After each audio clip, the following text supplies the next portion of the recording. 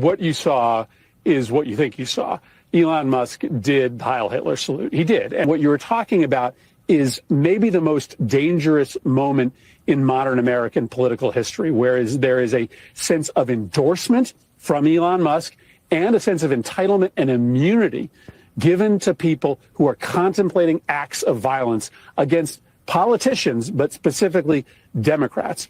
And so all of our lives got put in jeopardy by what Elon Musk did on Monday night and what Donald Trump did the next day with those pardons. He sounds like a human being to me, a human being who made mistakes, recognizes them, and is very open about it. But yeah, certainly, I'm looking forward to sitting down and talking to him about it.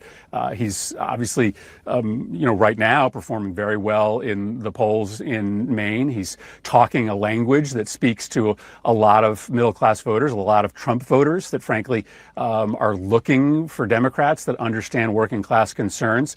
And I'm looking forward to hearing from him. Wow, isn't that interesting? That when it's a Democrat, it's always different when it's a Democrat. Always different when it's a Democrat, isn't it? Isn't it? Isn't it always different when it's a Democrat? How's everybody doing tonight? I wasn't sure if I was going to stream tonight. I was like, should I, shouldn't I, shouldn't I? And I said, screw it, I'll stream because, why not? So here we are. I'm going to say hello to Mr. G.S. Harkman, or Mr. G. Sharkman, depending on how you say that. He says, hi, Jim, and hi, Bella. We'll Call Magic says, hi, and howdy. Sharon Tyler says, hi, Jim, and Jim Somniacs. Terry says, hey, what's up, Jim? Good evening, Jim and Jim Somniacs. None of your business says, hello, Jim, in chat. Hi there, Jim Somniacs from Sharkman. And Terry says, hey, Sharkman. And we got Vanilla Gorilla 2024. What's up, Vanilla Gorilla? Howdy. How you doing? Marjorie, how you doing? Sharon Tyler, hello. Catherine K, what's up? Jim and Jim Somniacs. Linda, how you doing? Great to see you. Like, share, subscribe. That's right. Please hit the like. Hit the like button. Hit the like button. Mr. SB Farmer says, wave. Tim Larson says, good. I'm great. Tuckweek, what's going on? That's right. Mr. SB Farmer, hit the like, hit subscribe, hit the notification bell, select all. That's right. Now, I don't know if you guys have noticed, I made a slight tweak. No Jabsky, how you doing, buddy? Slight tweak to the goal after last night when people were kind of complaining about it having to go all the way to $75 to get Bellavision if there was no individual donation, $25. So I tweaked it a little bit to try it because I'm here to make you guys happy. I talked to Bella. She said, let's see how it goes. Maybe we'll try this and see if this works out and everyone's happy. And so it's still $25. Any individual donation of $25 or greater automatically activates Bellavision. But instead of waiting until we get all the way to 75, otherwise, we drop that to 50. So now, once an aggregate of 50 comes in, Bellavision will be activated. And then once we get to 75, it'll be an extra hour. And then each 75 is an extra hour. And that's across PayPal, Cash App, YouTube Super Chats, Rumble Rants, gifted memberships, everywhere and all that good stuff. So that's where we're at. All right. That video was pretty funny. That was some hypocrisy. And Marjorie says, "Thanks, Jim," with a heart. Well, we'll see. We'll see if it works out. I don't know. So, I guess without any further to do, we'll get into some news. Hey, Woodtick Mike says, "Hello, all." Okay, how's it working? Why am I not? Okay, it is. I'm working. So I have Rumble working. Is Twitch working? Looks like it's working. It says yes. Let's see. Is Kick working? No.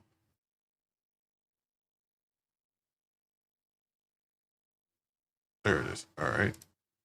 YouTube is working. Okay, yes, please hit the like. Please subscribe. And please remember that to tip your wait staff. They're here all week.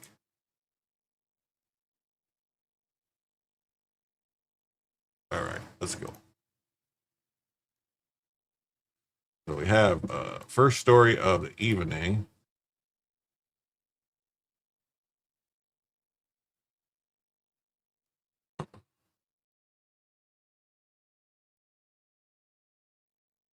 Oh, there we go. Much better.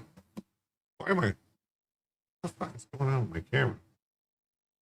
Oh, weirded out again?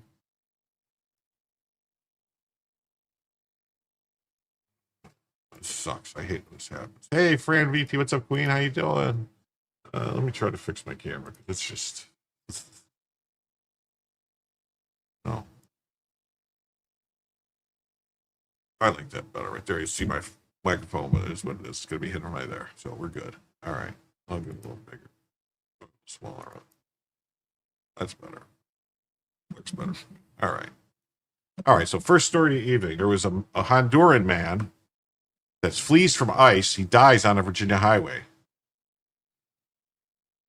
What the hell?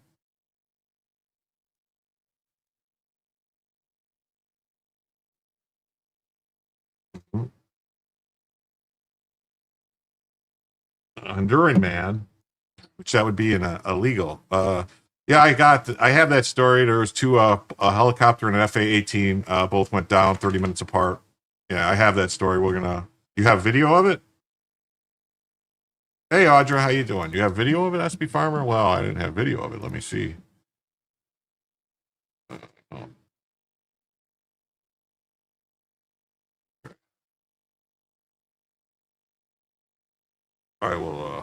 I will keep this off to the side when we get to that story, and I will remember to where is it at here? Let's go for shutdown. No.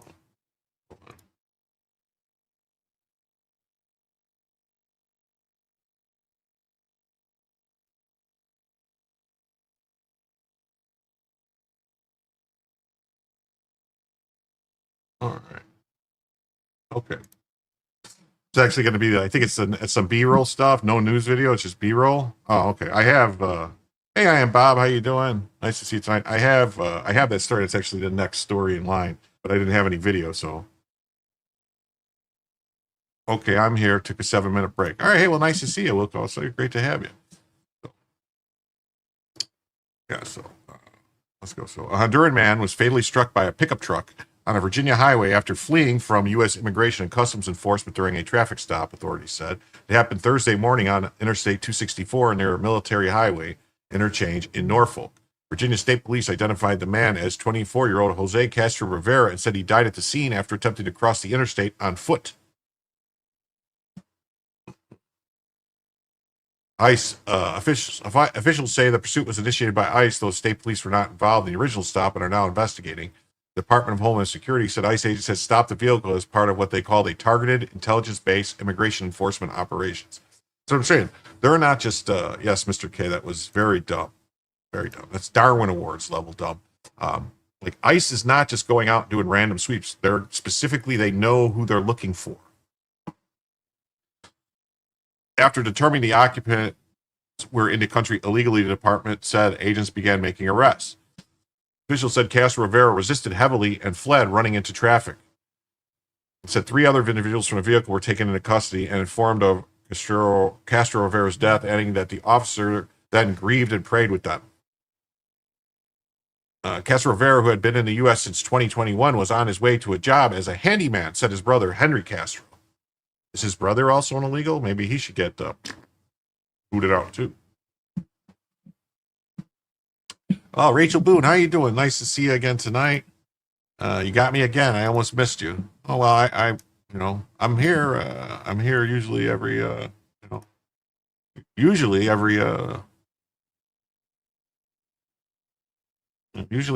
night at 10. I'm here.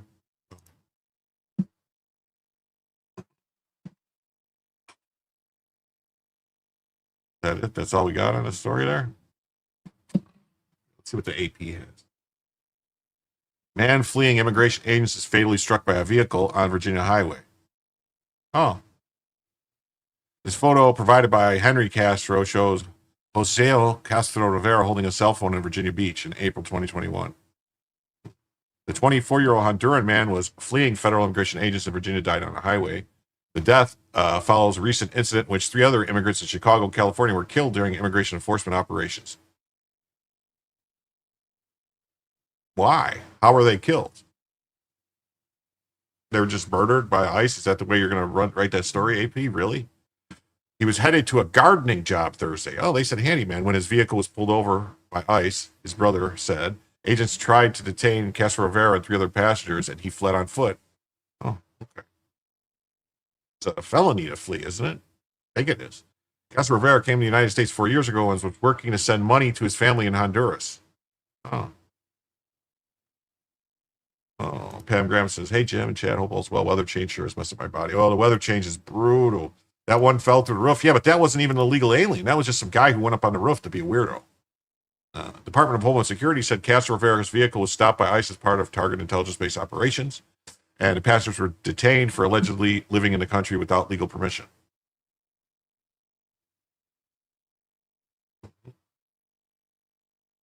DHS said he resisted heavily and fled. State police said officers responded to report of a vehicle pedestrian crash around 11 a.m. Thursday on eastbound I-264. The crash remains under investigation. Federal authorities and state police gave his first name as Jose, but family members said it was Hazua. DHS and state police did not explain the discrepancy. Oh, maybe his fake ID had Jose on it.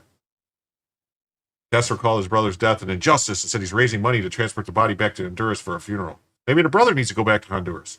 He didn't deserve everything that happened to him. DHS blamed Castro's death as a direct result of every politician, activist, and reporter who continues to spread propaganda and misinformation about ICE's mission and ways to avoid detention. That's right. All these people saying, oh, you can resist, you can do this, you can run away.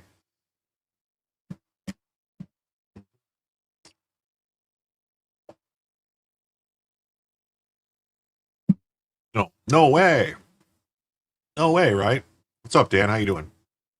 Western Union reports fewer U.S. dollars being sent home by migrants. It's possible because maybe they're using remittances because that's tracked by the Fed. You know what I mean? All the remittances and stuff like that. That's no way, Jose.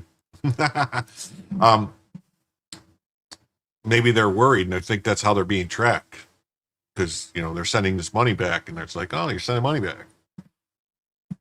That's what illegals do. Just saying. Similar deaths amid immigration operations elsewhere have triggered protests, lawsuits, and calls for investigations. Last month in suburban Chicago, federal immigration agents fatally shot a Mexican man during a traffic stop. You're talking about the man that was running them over?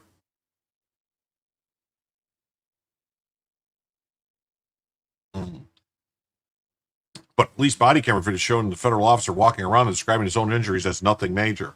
So his injuries but the injuries were nothing major. You don't have to wait until you're injured. You shoot to stop yourself from becoming injured. In July, a farm worker who fell through a greenhouse roof during a chaotic ice raid at a California cannabis farm died of his injuries. And in August, a man ran away from federal agents onto a freeway in the same state and was fatally struck by a vehicle. Yeah, that's right. No one is above the law.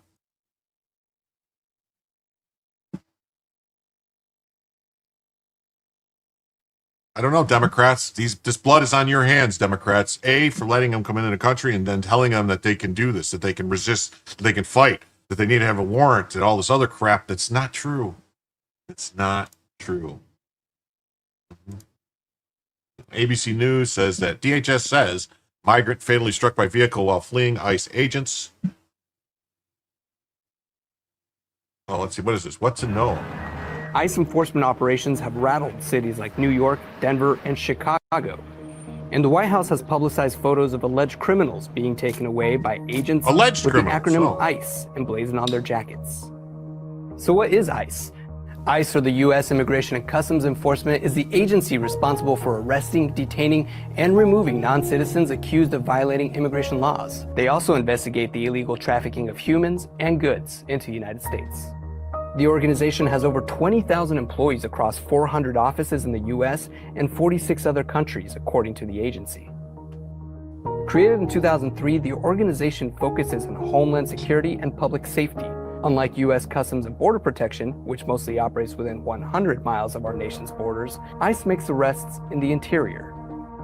ICE has an annual budget of approximately $8 billion and is used to fund different components, we got to bump that up, including homeland security those are rookie investigations numbers. and enforcement and removal operations.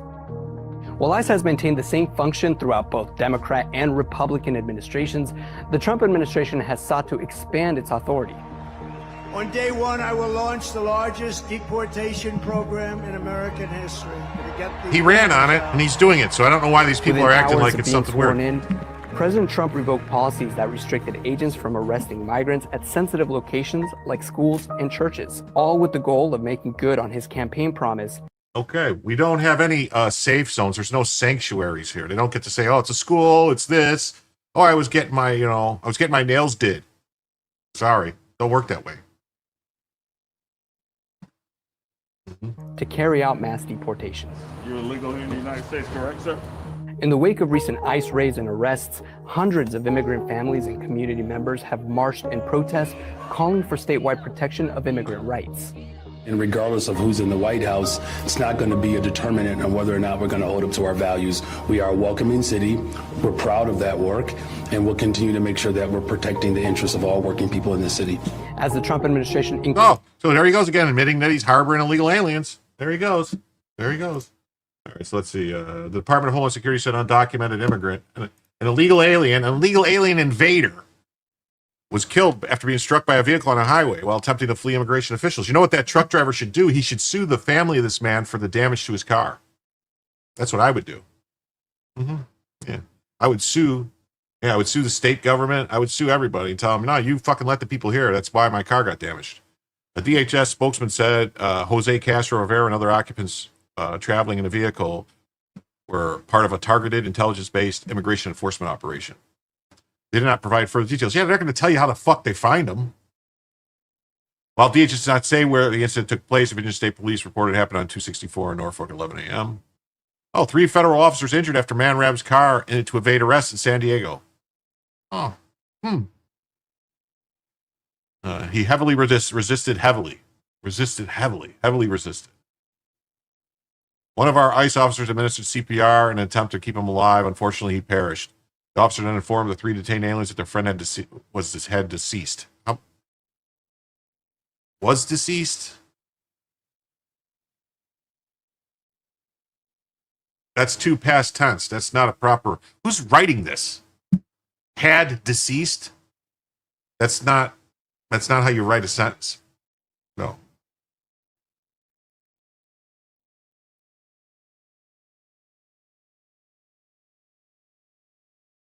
That's like saying he had gone left. He then grieved and prayed with them. It's unclear what happened to the other occupants of the vehicle or the driver to pick up. Well, they all got deported. That's what happens. Virginia State Police said its preliminary investigation indicated Castro Rivera was fleeing from ICE pursuit when he exited a vehicle and tried to cross the interstate. It said it was not involved in the pursuit and it's investigating only the resulting incident. DHS blamed Castro Rivera's death in part on those who spread misinformation and ways to avoid detention that it says has emboldened people to resist its agents. Yes. Sadly, this tragic results of such resistance. This is the tragic results. It's how you write it if you are Spanish. Oh, okay. Sponsored by Tabulo. Whatever that crap is. All right. So this is next story.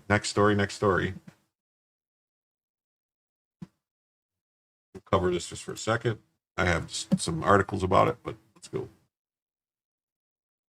We have some breaking news on a developing story out of the South China Sea as a U.S. Navy helicopter and a fighter jet have crashed in separate incidents. And I want to put this up here on Live Now from Fox News, talking about this, that U.S. Navy helicopter and a fighter jet from the aircraft carrier, the USS Nimitz, crashed separately, only 30 minutes apart in the South China Sea, according to a statement from the U.S. Pacific Fleet. And that is this statement as October 26, 2025, at approximately 2:45 p.m. local time, a U.S. Navy Seahawk helicopter assigned to the Battle Cats of Helicopter Maritime Strike Squadron 73 went down in the waters of the South China Sea while conducting routine operations. They go on to say, from the aircraft carrier U.S. Nimitz, search and rescue assets assigned to the Carrier Strike Group 11 safely recovered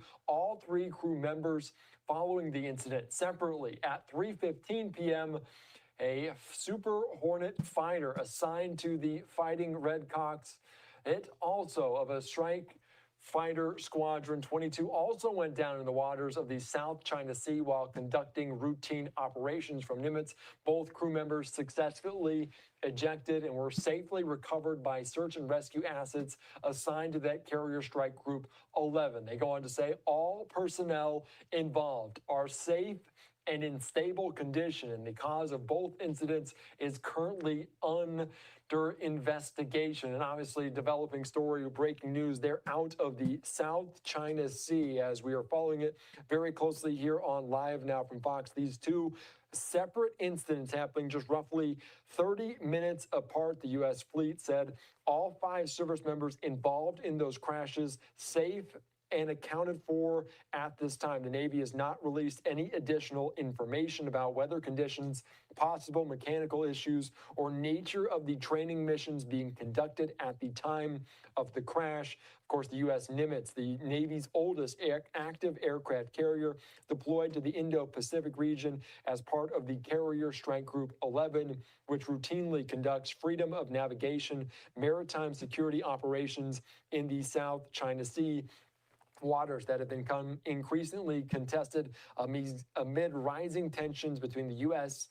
and China. And also notable that President Trump is overseas. He was in Malaysia over the weekend, soon to be heading to South Korea. He will be meeting with the Chinese leader Xi Jinping. So obviously all eyes on that region already, and these two incidents happening separately. A U.S. Navy helicopter, a fighter jet crashing into the South China Sea, although all personnel are safe and in stable condition.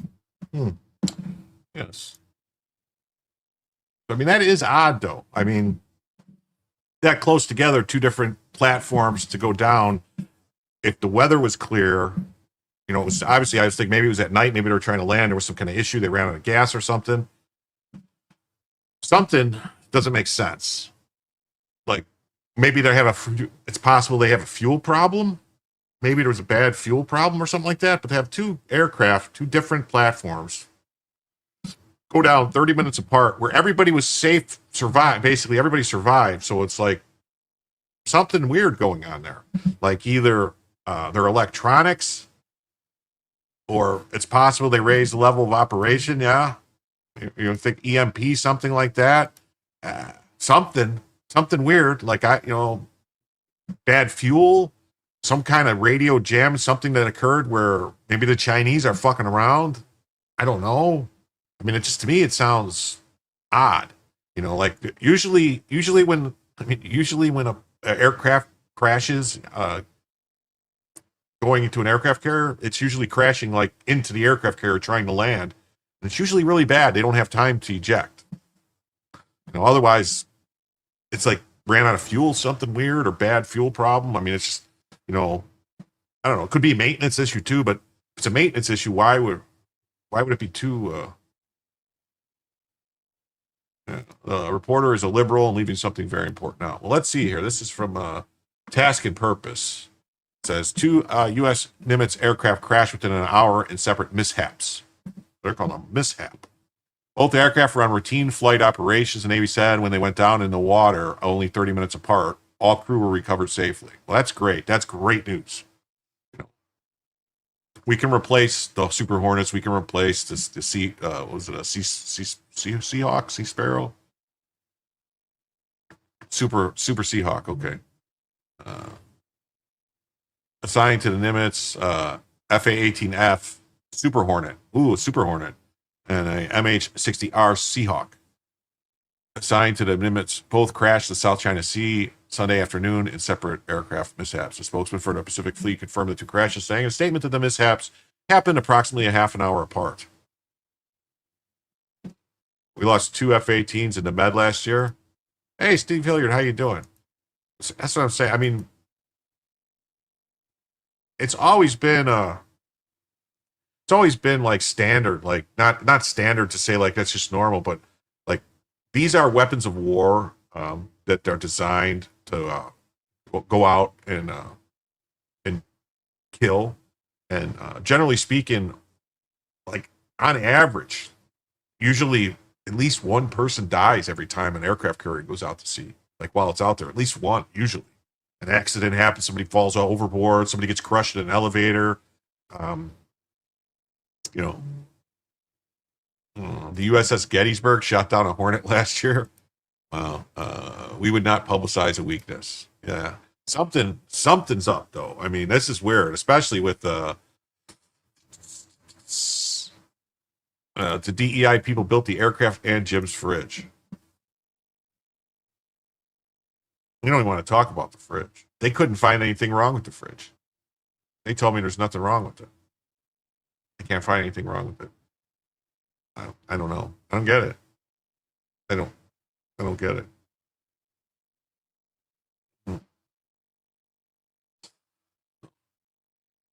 All 5 Navy personnel involved in the 2 mishaps were safely recovered and are in stable condition. Both the Super Hornet and Seahawk were conducting routine operations after taking off from the Nimitz on Sunday afternoon. Does it say what the weather was like? The South China Sea can get pretty hairy, the weather. You can get 30-foot swells and stuff like that. South China Seas. AMD on AWS was down also. Yeah, there's been a lot of cyber attacks. But I mean, now, yeah, China is hacking all Jim's electronics. Maybe it is China. Maybe that's why my new computers kept not working.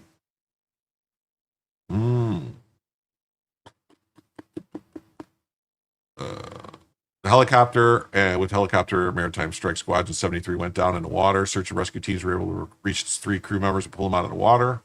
30 minutes later, a 2-seater F-18F Super Hornet from Strike Fighter Squadron VFA 22 also suffered a mishap. Both crew members were safe to safely eject while the Super Hornet crashed into the sea. The Navy didn't know how close the 2 incidents were.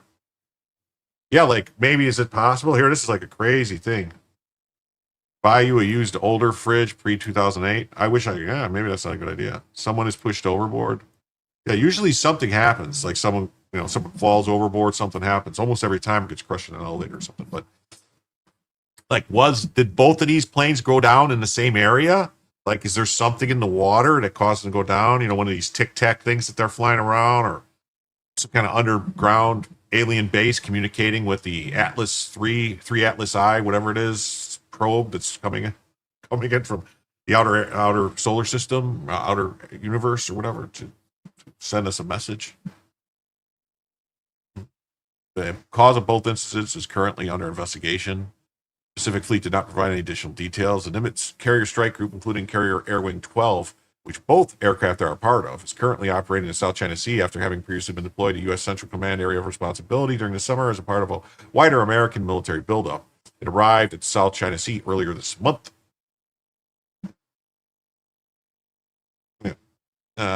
There are nearly 6,000 people on a carrier. Odds are pretty good that one of them isn't coming back. Yeah, that's usually what happens. Seriously, like someone usually at least one person dies every time it goes out to sea and comes back. F-18 is old technology. The Super Hornets are newer, though. The Super Hornets aren't as old.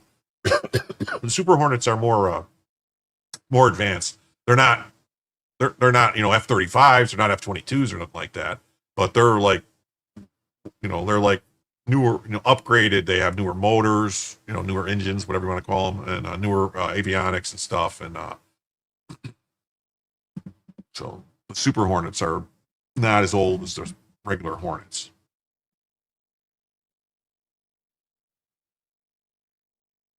Yeah, the Super Hornets replaced the Tomcats, which the Tomcats were great planes, man. They were just old. But those things, man, those things could... Whew. NASA confirms the solar flip. Okay, well, maybe that's what it is. It could be. Who knows? Maybe there's something going on. Incidents involving the F-18s are rare, but not uncommon. In the summer of 2022, heavy weather blew an F-18 off the deck of the Harry Truman as it sailed through the Med. The plane was eventually recovered a month later. In December 2024, the Navy accidentally shot down one of its own Super Hornets during combat operations in the Red Sea. One crew member suffered minor injuries, and both were able to eject safely.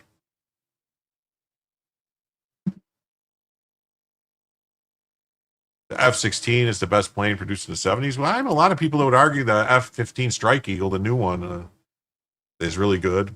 I don't know. I mean, F-16 is, I don't know, was a very cheap plane. The F-16 was a plane that we built basically to be able to sell it to everybody because it was the cheapest one on all of them, and it was like sold off to everyone. But yeah, it's like very nimble and everything, but it doesn't have the flight time really to be a combat air patrol type aircraft, to be like up there, you know, like in a... That's what was great about the F-14s. They had huge tanks. They could fly really, really fast. They could go supersonic and like Mach 2.5 or something like that, I think, and really get to where it needed to go. And they could reach out, stretch their legs and go. It's just they had huge engines. And they were, you know, basically like burners.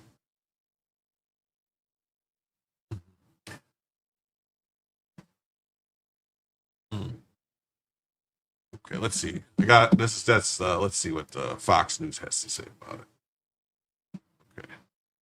Okay. U.S. Navy Seahawk helicopter and F-18F Super Hornet fighter go down in separate incidents.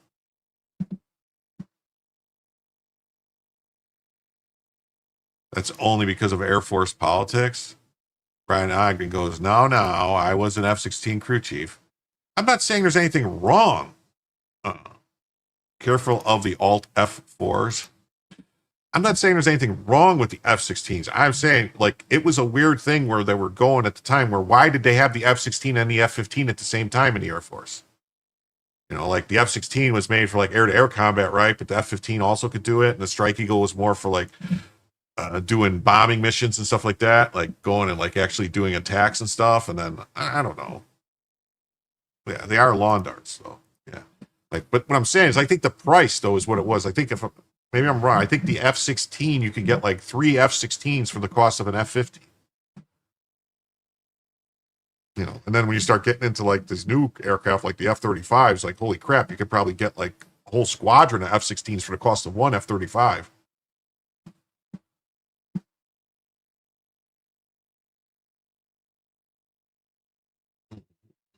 Oh, let's see. U.S. strikes in the Caribbean.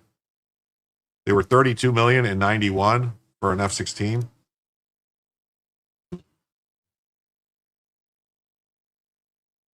Here's what U.S. Navy ships resources from the Pacific and Middle East to the Caribbean. Wait, this is not the article. I do want to watch this, though.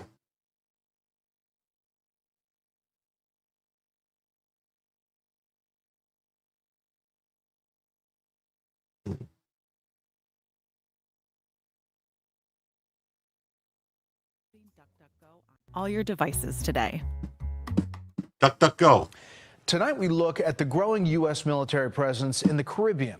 For years, most of America's military might was split between the Middle East and the Pacific.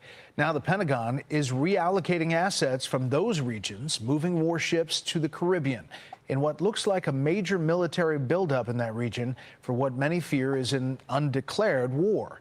Chief National Security Correspondent Jennifer Griffin tells us where they are tonight. 14% of the Navy's fleet is now in the Caribbean, according to IEJ Media, including a buildup of 10,000 Marines and sailors, a dozen warships, a nuclear-powered fast attack submarine, a special operations mothership with drone capabilities, 3 guided missile destroyers, and the USS Iwo Jima with an amphibious ready group on board. The USS Lake Erie, a guided missile cruiser with 32 Tomahawk missiles, was pulled from the Pacific and is now focusing on Venezuela, where the U.S. sent 3 B-52s escorted by stealth F-35s on a show-of-force mission. 10 F-35s have been based in Puerto Rico since September 13th. Live fire and flight operations across the Caribbean have made the buildup look far bigger than a counter-narcotics push, yet not big enough for an invasion. The focus appears to be disputed Venezuelan leader Nicolas Maduro and now Colombia's president Gustavo Petro. He's a lunatic who's got a lot of problems, mental problems. President Petro called President Trump rude and ignorant. Humanity has a first option to change Trump. If not, remove Trump. 7 U.S. airstrikes against small boats. Okay, see how she just kind of overlooked that? Where the guy just said, if not, remove Trump? That's talking about killing Trump, the president of Colombia.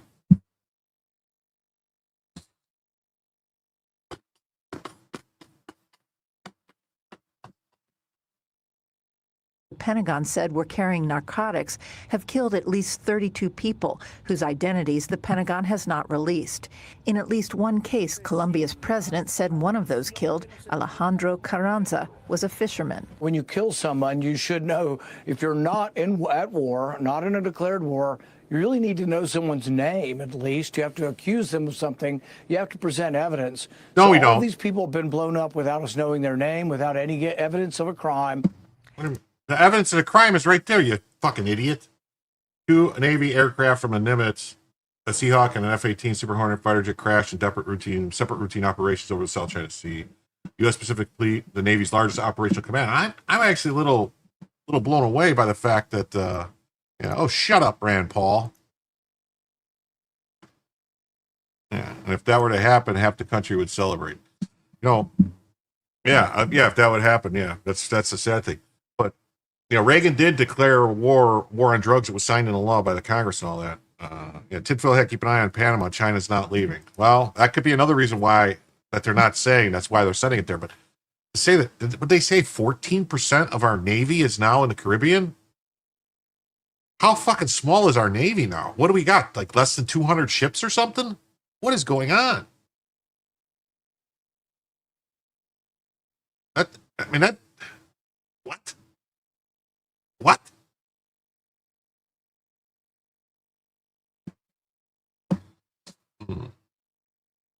U.S. Pacific Fleet, the Navy's largest operational command, said in a post around X that the Seahawk helicopter assigned to the Battle Cats and Maritime Strike Squadron 73 crashed in South China Sea. Search and rescue got them all. Navy calls up search for missing sailor assigned to USS George Washington near Australia. What? So see that someone got lost near Australia on the USS George Washington. What's false? So 14% of our Navy is in the Caribbean? I mean, that's what they just said on Fox.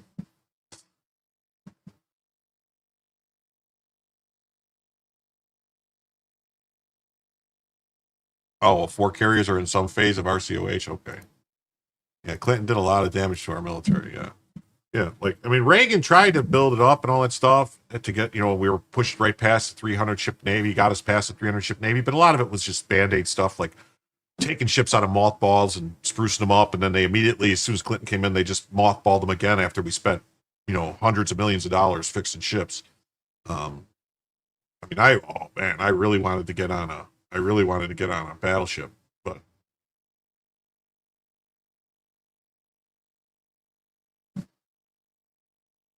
we have 4 carriers in the beds.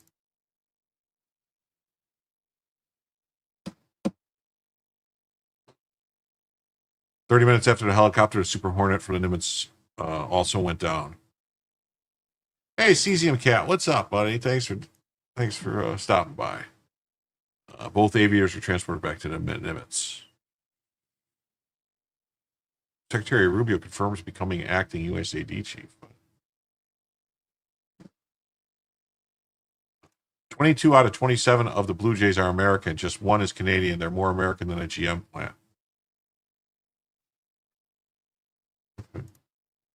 Global war on terror funding priorities not focused on shipbuilding and wasting money on Zumwalts and LCSs. Yeah.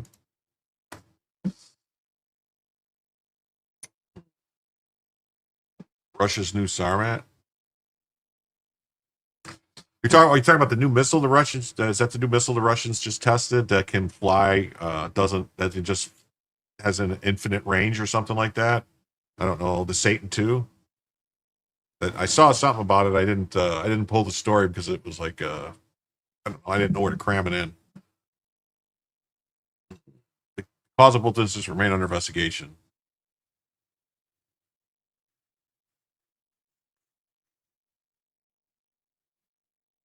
$15, 9,000 miles. I don't know. I mean, I just read the headline. It's something about had unlimited range or something like that. And it doesn't seem that the left understands nor wants to comprehend the ramifications of what will happen if we don't show strength against these forces. We have no choice but to make America great again. That's right. We have no choice. This is not optional. It's not optional. Nimitz, the Navy's oldest aircraft carrier, is serving as the centerpiece of Carrier Strike Group 11, which routinely conducts freedom of navigation, and maritime security operations in South China Seas. Waters that have become increasingly contested amid rising tensions with China. The incident comes as the Nimitz undertakes its final deployment, capping off more than 50 years of service since commissioning in 1975. The carrier was previously involved in Operation Eagle Claw, the failed 1980 mission to rescue American hostages in Tehran. Why do you got to throw that in there? That was just Jimmy Carter being an idiot. The crash has also coincided with President Trump's visit to Asia. The president spent Sunday night in Malaysia, located along the southern edge of the South China Sea. He was expected to depart for Japan on Monday.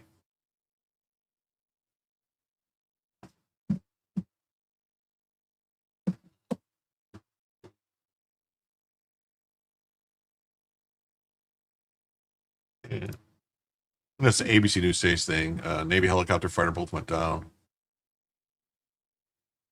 Hello, I'm Andrew Dimbert. Here are some of the top headlines we're watching at ABC News Live at this hour. Tropical storm Melissa gaining strength in the Caribbean. No.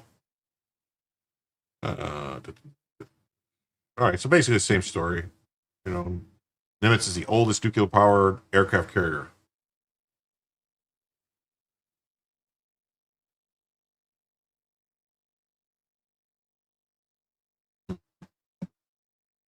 All right, on to the next story. You guys remember we were talking about the all the stuff about the illegal truck drivers and everything. Did I not make it to that story last night? Maybe I didn't make it to this, or the other night. Maybe I didn't. I don't know. So, Transportation Secretary Sean Duffy weighs in on government shutdown and its effects on air travel. I'm sorry, this is about air travel. Wow, there's another story he's in. So yeah, he weighs in about the effects on air travel. Controllers are wearing thin, and again, they're taking second jobs. So yeah, so right now, what we're seeing a bunch of delays at airports. We're seeing air traffic controllers doing sick outs and pulling crap and blue flu type of thing where they don't come in, and it's odd. Considering that they haven't missed a paycheck yet. Their paycheck that they're going to miss is going to be the 1st of November. Is the first paycheck they would miss, but yet they're already pulling all this crap. Makes you wonder who's telling them to do it. Is it their unions? Mm-hmm. Makes you wonder, doesn't it? Makes you wonder who's telling them to do sick outs. Who's telling them to take second jobs? Makes you wonder. It really does.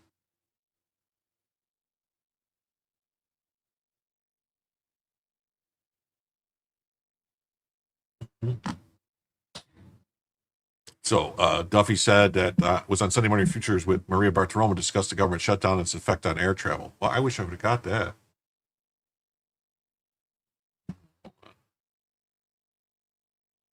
Oh no, Sunday Morning Futures, that's Fox Business.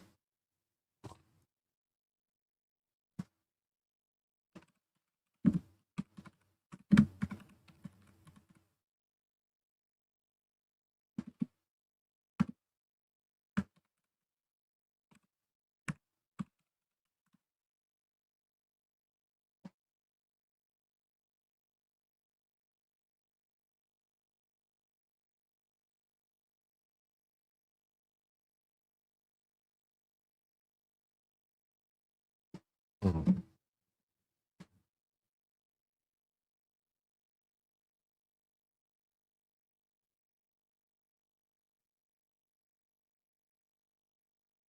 Sorry. I got the clip, just waiting for the stuff. So he explained the federal government would hold millions of dollars in funding. Wait, what?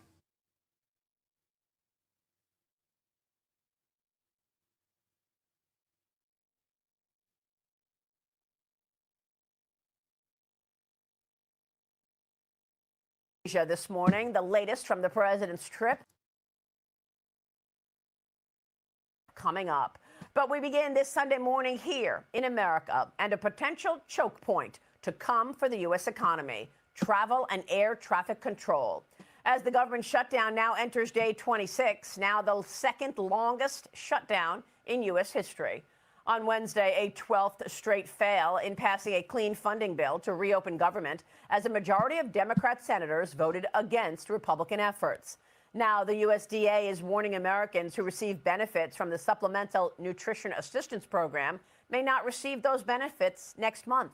While the Department of Transportation is warning air traffic controllers who are required to work during the federal government shutdown, nearly 11,000 federal employees, they will be missing their first paycheck this upcoming Tuesday. The issues of this stare down remain the same. Yeah, why, if they haven't missed a paycheck yet, why are they taking second jobs? Why are they refusing to go into work? Why are they pulling the shit? They haven't missed a paycheck yet. They haven't been working for free yet. It's weird. Same, as President Trump told us right here last weekend. They want $1.5 trillion for health care for illegal aliens that come into our country. If we do that, it will jeopardize the health care of the citizens of our country. So we're not going to do that. Joining me now in this Sunday Morning Futures exclusive with the very latest is Transportation Secretary Sean Duffy. Secretary, good to see you this morning. Thanks for being here. Hey, thanks, Maria. Good to be with you.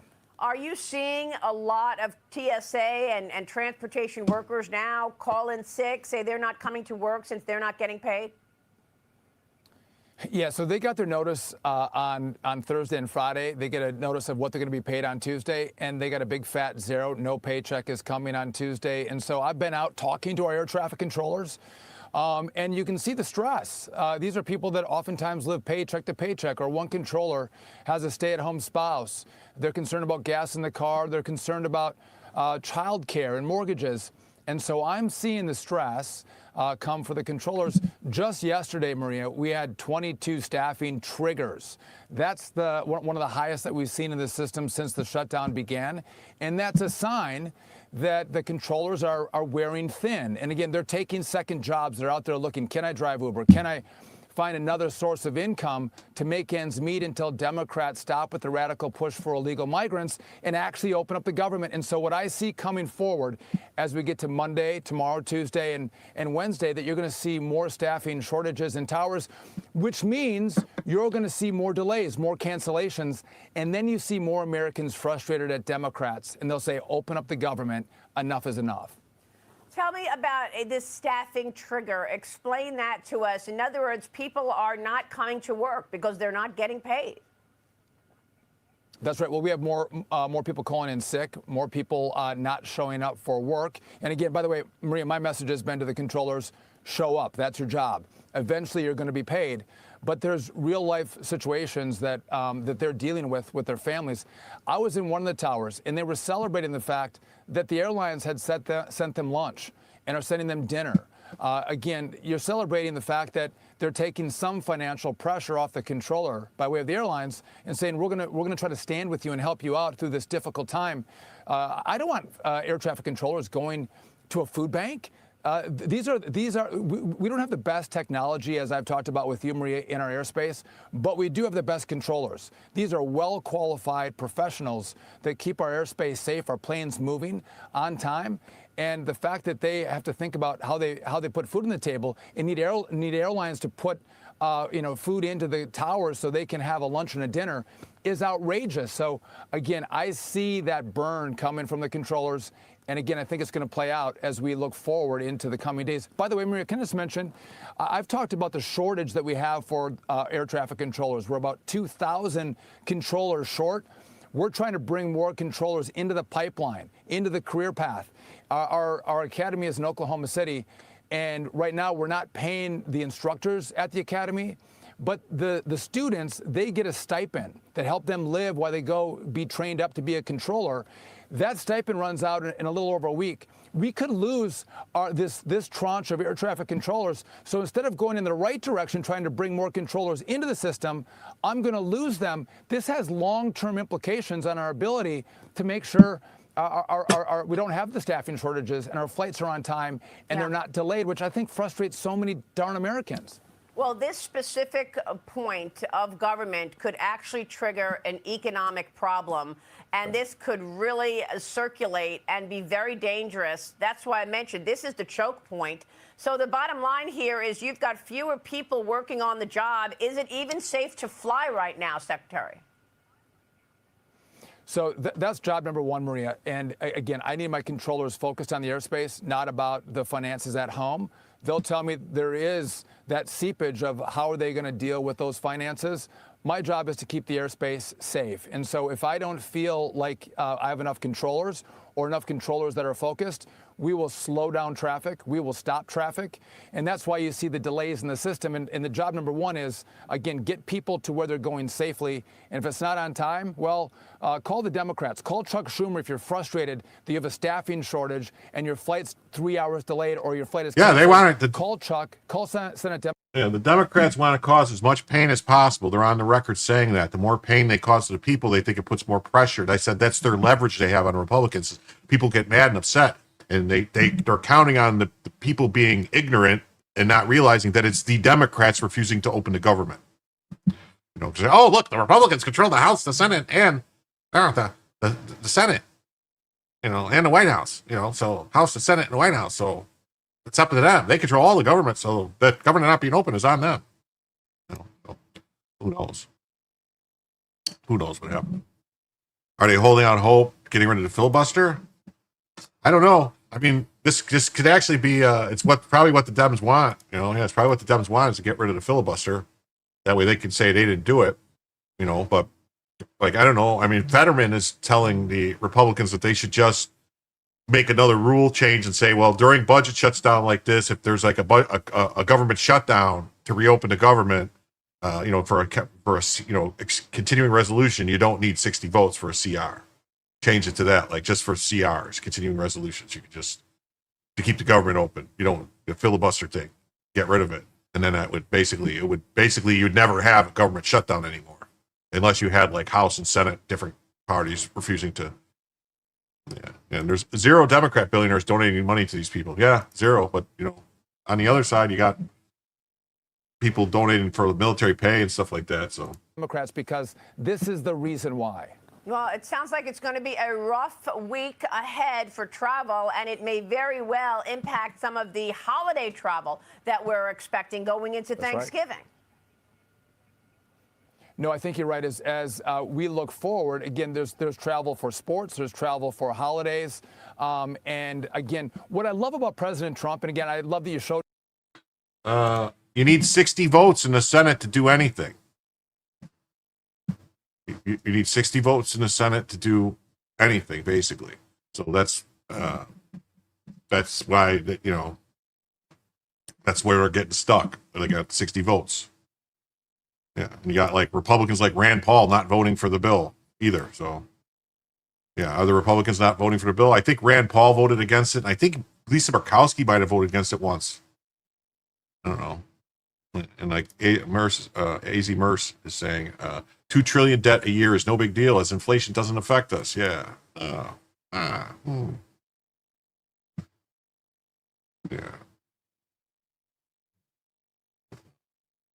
Philip Coggins says that a lot of the ATC is funded by the airlines through user and landing fees. Yeah. But that still goes through the government, and then the government has to spend money, and it's like a weird thing. And, you know. Him dancing, having a good time. President Trump cares about the American people. He's tried to minimize the impact of Democrat shutdown on the American people, but there are certain things you just can't stop, and I can't stop the frustration of air traffic controllers. I can't find money to pay them. And again, you mentioned SNAP and you mentioned Obamacare subsidies. These are real pains that Americans are going to feel because of Democrats.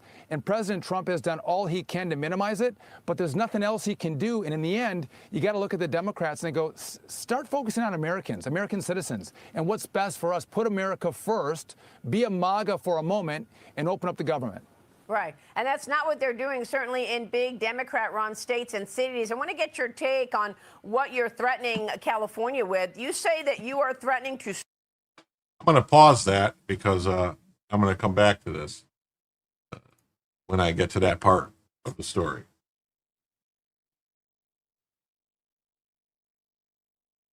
So that's what's going on. That so we got major U.S. airports face ground stops and flight delays amid the ongoing shutdown.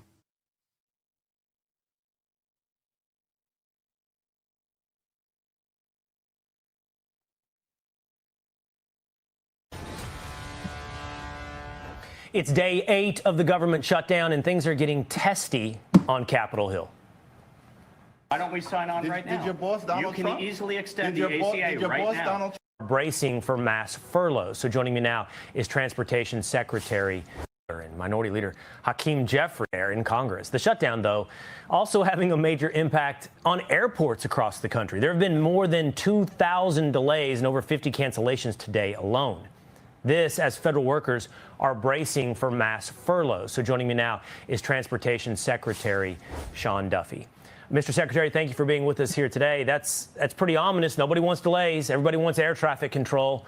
So how much time do we have? How dangerous is it getting when it comes to when we fly? Will, I want you to fly on time. I don't like your delays. I don't like cancellations. Historically, there's about a 5% of delays that is attributed to staffing issues in our towers. In the last couple of days, it's been 53%. And so my message to the air traffic controllers who work for DOT is show up for work. You have a job to do. Oh, are you? And by the way, those who have shown up, I'm grateful for them. Talking to Spuds, their I think. service. All right. But the bottom line is these controllers are stressed out. And they're rebelling on this shutdown because they may not get paid. They're working 6 days a week. They're keeping America operational, and they're not guaranteed a paycheck, and they're frustrated by it. And so they're not coming into work. But when you talk about safety, we make sure safety comes first. And so if we don't feel like it's safe, we will slow down traffic. We will stop traffic. That is the first priority. Yeah, and I take it that if you're at 53% today, that's only going to get worse day by day as we linger on in this shutdown. And well, it begs the question for what? And again, you see this sparring between the two members of Congress. But again, Chuck Schumer has all the power, right? Every single vote for the shutdown was from Democrats in the Senate. And again, that they want illegals to get health care on an issue that doesn't expire until the end of the year. They're willing to have a shakedown instead of a shutdown of the American people. I think that's incredibly frustrating. And so I hope they'll open it up and make sure our controllers, our military men and women get a paycheck. But again, as this ripples on, I think there's going to be mass rejection of the Democrats' position because, again, put America first, not illegals. There's a conversation that you and I have had on an ongoing basis, and an issue that you have stayed focused on, and that is CDLs and truckers. Another one. I'm going to have to save this one until we get to that story. So, yeah. So here it says that I want to say because they're saying that air traffic controllers could miss their first paycheck, threatening airline security. So they're doing all this shit and refusing, sicking out, having sick outs, and doing all this stuff, and they haven't missed a paycheck yet.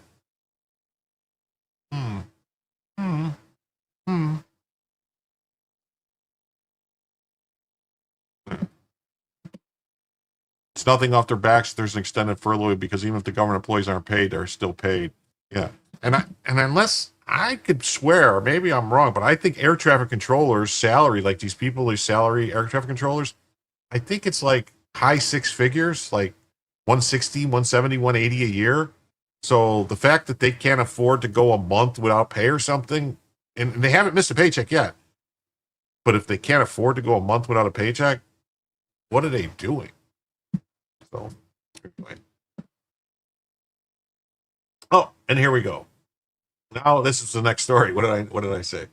So we got this. So Duffy to pull 160 million from California over non-citizens license. So now we'll go back to that. To this. Come back and let him talk about it. To what extent are we putting commercial driver's license into the hands of illegal immigrants or people that simply shouldn't have these driver's license due to language deficiency skills or whatever it may be, Mr. Secretary? There's a new report out by the Daily Caller. It says a Chinese government-tied network trained illegal immigrants to drive big rigs in the United States. I mean, how do we get a handle on this? We've got to control these CDLs. So this is mass fraud and abuse. And what you have is our states, there's 8 of them that weren't verifying the legal status of people who are applying for CDLs. They weren't verifying that they can actually speak English, all required by law. So what I've done is said, listen, if you don't comply, we're going to take significant action. All 8 of those states, including California, are now complying. They've actually stopped issuing non-domiciled CDLs. But it's not just danger on the roads, Will. So if you get an illegal license, a CDL in California, you're going to drive across the country. So that risk is not just in California. It'll come to Texas. It'll come to Maine. It'll go to Wisconsin. It goes all over. So that's problem number one. But the fact that you can't speak English. Another Jay problem, Schwartz, nice to see you tonight. The problem is we have truck drivers and trucking companies that have been inundated with foreign drivers, and they're losing their jobs. Being a truck driver is a great American salary that supports your family. And they're losing those jobs because these foreigners are coming in, living in their vehicles, undercutting wages, and driving Americans out of the industry. So we're going to go back to common sense principles, safety first. If you're not a legal citizen, if you can't speak the language, you don't get a CDL. Right. I believe, I'm not sure on this, but I believe you're joining me from Alaska today, and there's a reason for that. It's because President Trump on Monday ordered the approval of a 211-mile road through the Alaskan wilderness. And this is designed to, I think, give better access, right, to mining copper, cobalt, gold, and other minerals up in federal lands in the U.S. Okay, you got to love President Trump, right? I mean, the fact that he puts America first, that you have all these critical minerals that flow through China, that he says we have critical minerals in Alaska, let's go for them. The Biden administration shut down road access to the mine. So we here at DOT helped fund, we actually did fund most of it, 211 miles to actually give us access to the mine and make sure we get those critical minerals that stay in America, making sure that we're not leveraged at the behest of China and critical minerals that, go into every electronics, they go into to batteries, to cars.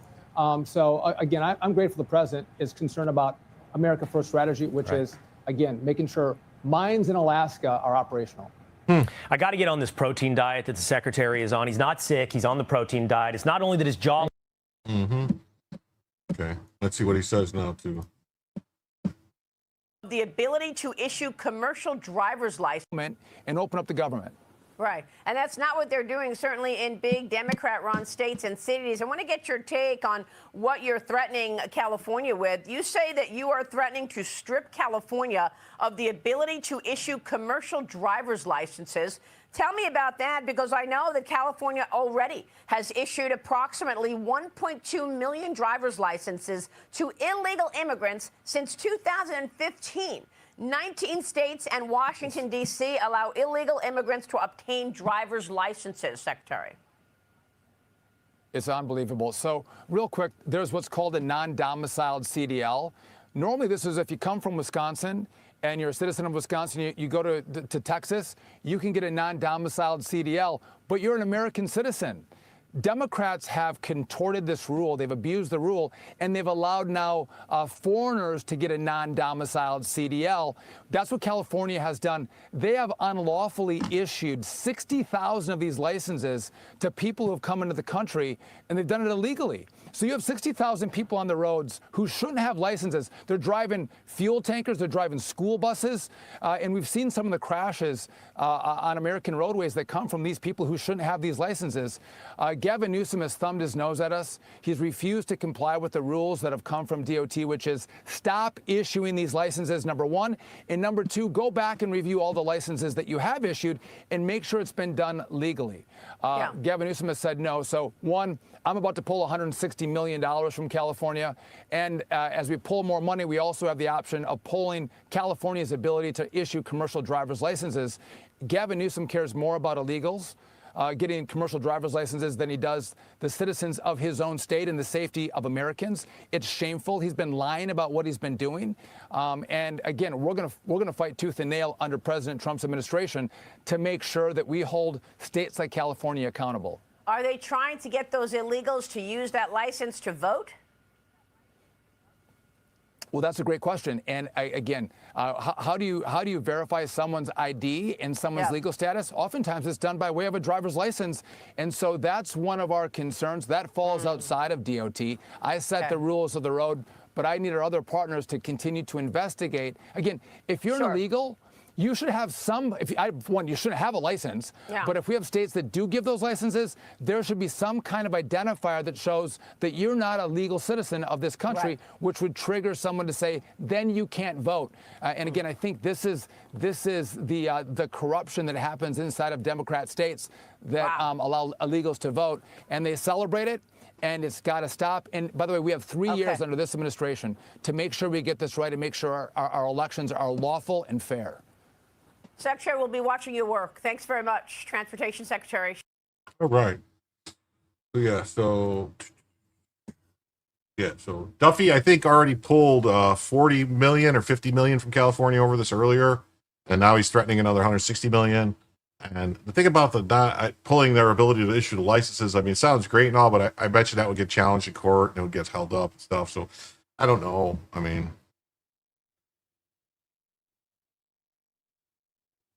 Secretary Duffy warned on Sunday that he's about to make good on a threat to revoke millions in federal funds for California because he said the state is illegally issuing commercial driver's licenses to non-citizens. In an appearance on Fox News Sunday, Duffy said California Governor Newsom has refused to comply with Department of Transportation rules that require the state to stop issuing such licenses and review them those already issued. I know in Florida what they're doing is they have Florida Highway Patrol state troopers at every way station, and whenever a driver pulls into the way station, they walk up to the truck and they hand them like a book, like a children's book, like a little children's reading book, and here, read this. And if the guy can't read it, or whoever, woman, guy, person, can't read the book, they take their license from them immediately and say, you're not driving anymore.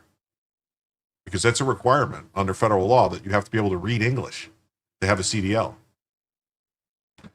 Yeah, forget CDLs, even regular license are given illegals without a road test. Yeah, they just said that. They said 1.2 million or something, or 1.4 million licenses were issued to illegal aliens in California since 2015. So 100,000 a year. That's a lot of illegals.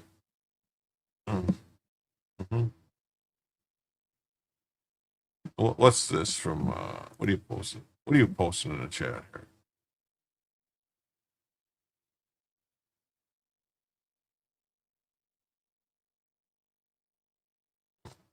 Okay, I'll hang on to that. I've got some stuff for that set up a little later in the show. I'll keep that off to the side.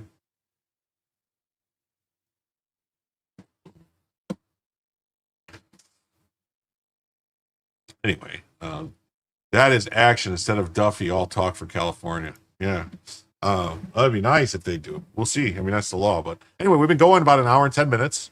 It seems that there's 110 people here watching on YouTube.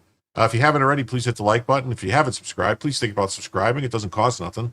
And also remember, if you want Bellavision, I changed the rules, tweaked the rules a little bit for Bellavision so that not only is it the $25, any $25 donation, gifted memberships or whatever, 5 gifted memberships or single donation will activate Bellavision immediately.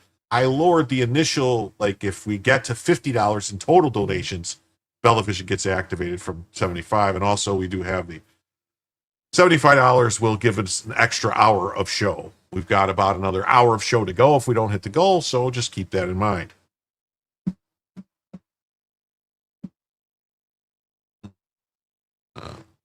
So I'm about to pull 160 million from California. Newsom's press office did not immediately respond to an email seeking comment. Duffy threatened to revoke funds last month, and a spokesperson for Newsom dismissed the attack and noted that CDL holders from California have significantly lower rate of crashes than both the national average and the Texas average, which is the only state with more licensed commercial drivers.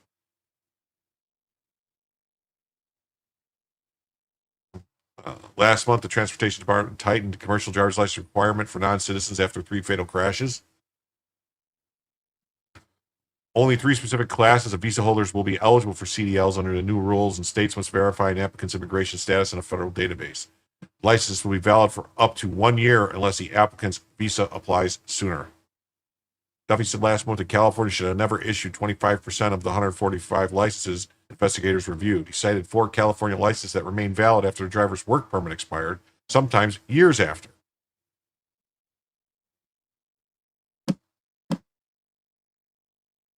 Oh, thank you, Sunshine.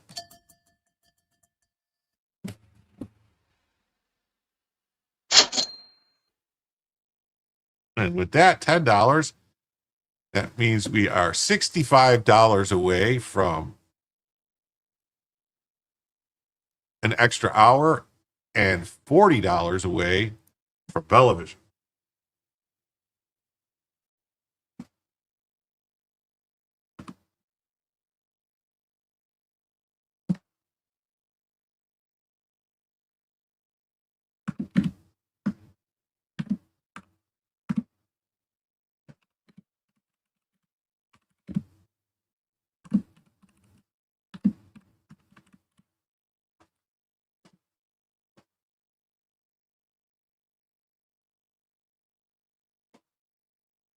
Thank you. Eric says thank you. A nationwide commercial driver's license audit began after officials say a driver in the country illegally made a U-turn and caused a crash in Florida. Oh, I think we saw that video. If found, licenses that were issued improperly in California, Colorado, Pennsylvania, South Dakota, Texas, and Washington. Duffy said on Sunday that California has issued tens of thousands of these licenses. So you have 60,000 people on the road who shouldn't have licenses. They're driving fuel tankers. They're driving school buses. We've seen them, some of the crashes on American roadways that have come from these people who shouldn't have these licenses. Duffy said earlier this month that he would withhold $40 million from California because it's the only state failing to enforce English language requirements for truckers. California defended its practices in a formal response, but the federal officials were not satisfied. The investigation launched after Florida crash found that what Duffy called significant failures in the way that California is enforcing the rules. It took effect in June after one of President Trump's executive orders. California has issued the drivers a commercial license, but these English rules predate the crash. Yeah. Oh, thank you, I am Bod. Second contribution. Second contribution. Thank you very much. And with that, we are $55 away from an extra hour and $30 away from Bellavision.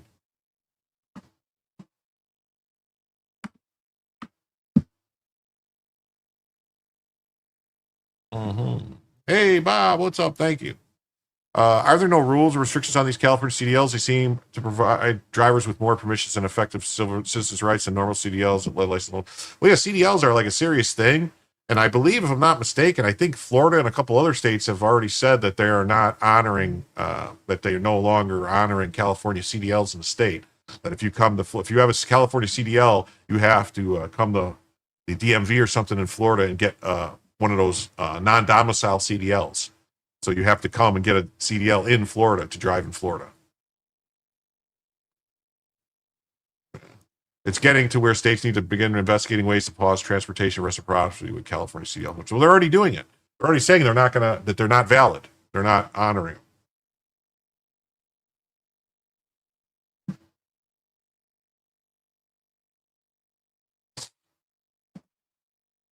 There once was a truck from Nantucket who carried so much it was a bucket. And when he went through it, it's all he could do was not get his tires stuck in. Hey, Muffin Rando, nice to see you tonight.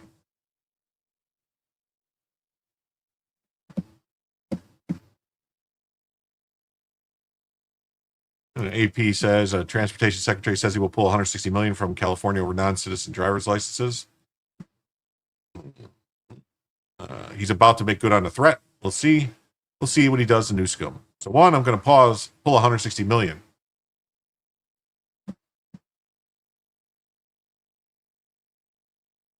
Yeah, compounding the problem in California is that they're building Amazon logistics warehouses everywhere, and it's filling the road freeways with big rigs. Yeah, well, there was also a story like, I don't know if you saw, DoorDash is under a lot of scrutiny because DoorDash was allowing people to be drivers for them without even checking anything.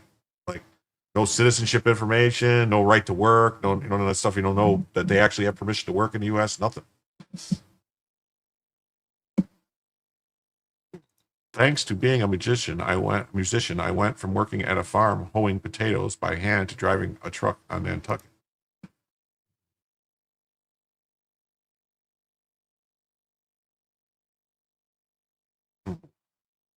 You wish Governor Ivey would do the same? Maybe if the normal states stuck together, California would backtrack? Maybe. Eva Spiegel, spokesperson for the California Department of Motor Vehicles, said the Trump administration has no legitimate basis to withhold federal highway transportation funds. I think they do. I think they do. I think they gave you the reason. The federal government previously allowed commercial driver's licenses for asylum seekers and refugees, and on September 26th announced emergency regulations to cease the practice that went into effect September 29th. Yep. But prior to that, the reading English part was always a fucking thing. And they always had to be legal residents or, be here legally. Yeah, so what they're saying is the Biden administration was allowing them to let anybody into the country be a CDL.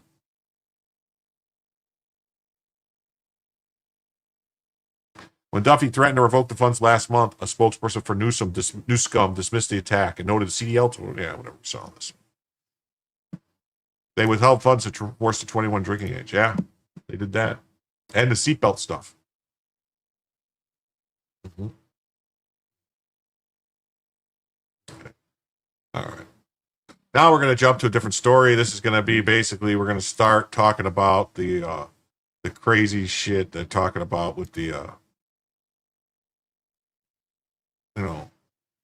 with the White House stuff, because you got what's his name, Fartwell. Fartwell says don't even think of seeking the Democrat nomination for president unless you pledge to take a wrecking ball to the Trump ballroom on day one. So this guy is wanting people to pledge to destroy the ballroom that's being built at the White House on day one. What? That is asinine. This guy is a fucking retard. CDL requirements vary from state to state. No, CDL requirements are set by the federal government, Steve. Commercial driver's licenses are set by the Department of Transportation federally because they travel across interstates. Mm-hmm. Yeah, but this guy wrote a little 1 minute, 32-second breakdown by a legal immigrant who knows more about America and the American history of the White House, and it's strictly for Swallowwell and the others who are clutching their pearls. Yeah, he's from Cali, Jim. Oh, I know. Hey, Trumpeter, nice to see you guys. Great to see you guys. Yeah, California does not deserve another penny. Swallows well. Yeah, that's it. Swallows well.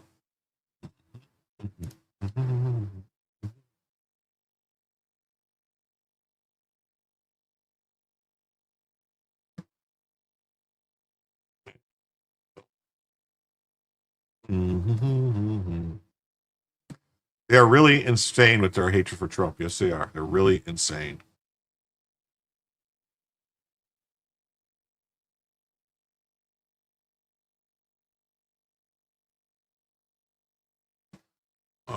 Okay, hold on. Wait. You live in Missouri. Hold on. You live in Missouri, and you had to get different standard requirements for Arkansas. Well, the department, it's a Department of Transportation certification. There's a minimum standard. Like, there's a minimum standard, and they have to meet that minimum standard. States can require higher standards, but they have to get at least the minimum that the federal government establishes for the CDLs to travel on interstate highways, which are funded by the federal government.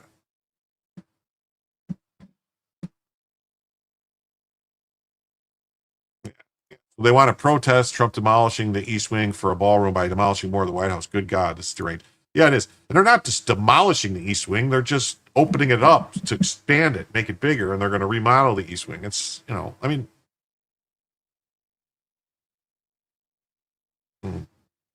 Seems they are illegal and on drugs according to the last accident. Yeah.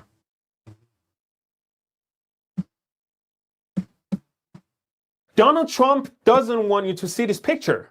He's literally destroying the White House. Well, if you zoom in on the same picture, you will see the White House in the background not being destroyed. Here's another one. What is that? That's the White House in the background, standing tall and well. Here's a bird's eye view, and if you look closely, you will see that the building that's being demolished for renovation is the East Wing, which has undergone renovations and expansions under, wait for it, 3 presidents before Trump. In fact, the White House, the main structure, including the West Wing and the East Wing, has undergone at least 9 significant renovations or expansions before Trump. Like this one, or this one. Here's another one. This one happened under Truman. Here's another one, here's another one. You can go on and on.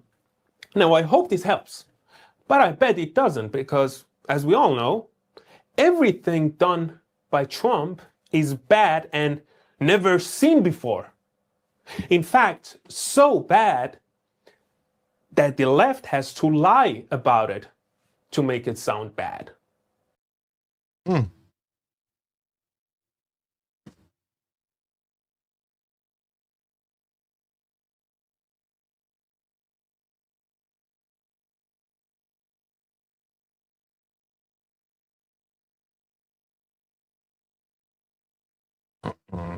Oh, Bella Fund, yay! So thank you, Terry. With that Bella Fund donation of $5, that brings us to $50 for the first additional hour and $25 away from Bellavision. So we are we're halfway to Bellavision and a quarter or 1/3 of the way to an additional hour. Yeah, if you recall, Truman's renovations were the most significant and substantive. Yeah, because I think when Truman was president, that's also when they put the bunker and everything in. What's the bell? Bell? Cowbell? Tenenbaugh? More cowbell? Yeah, and you had to have a K on your license. Orange Man Rad, in my book. I bet the East Wing was full of surveillance bugs. Now he can have a somewhat secure ballroom. Sure. It's the Bella Bell? Yeah, that's the Bella Bell. That's right. Trump's builds, Dems destroy. We all see it. That's right. So we don't believe what the CCP spy screwing Swalwell said. He wants done. Dems are truly lost. There's a lot of wind coming out of Swalwell's ass. Oh, that was on live TV. Anyway, Trump derangement syndrome. A lot of wild Trump derangement syndrome. Reactions to the construction of the White House ballroom. From Hillary Clinton to Senate Minority Leader Chuck Schumer. They don't seem to care about the need for space or that so many presidents have passed and done numerous renovations to the White House complex. All they care about is using it as an attack point. I thought Hillary's response was the worst, given that in many ways her family did the White House wrong. But it seems the Democratic rep Eric farting ass on TV Swalwell, who screws CCP spies, wants to challenge her with his entry. He wants to make it a litmus test for the 2028 Democrat candidates for president. They will pledge to tear down the ballroom. Don't even think of seeking the Democrat nomination for president unless you pledge to take a wrecking ball to Trump ballroom on day one.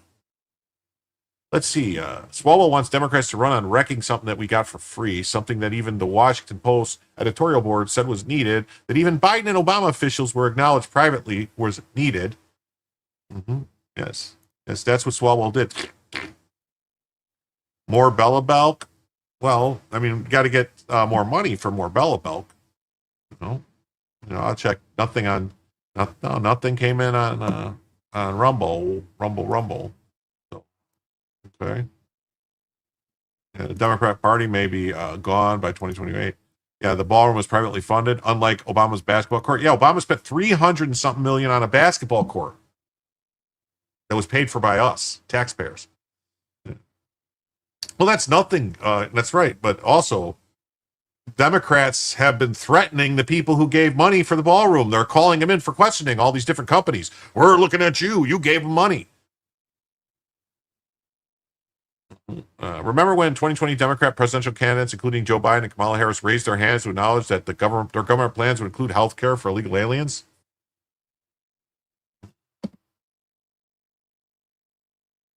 Yeah. Swallowwell has over 17,000 likes, so he can't be wrong. Yeah. Monica Lewinsky, big balls room. 40% of the people in this country will always be Democrat? Maybe. Okay. Raise your hand if your government plan would provide coverage for undocumented immigrants. Look at them all. Okay. Let me Wow. raise your hand if government. So they all did. They should do it like the 2020 debate question so it can come back to haunt them when they do something so stupid. Notice who was the last character on the right agreeing to that stupidity? It was Eric, CCP spy screwing Swalwell.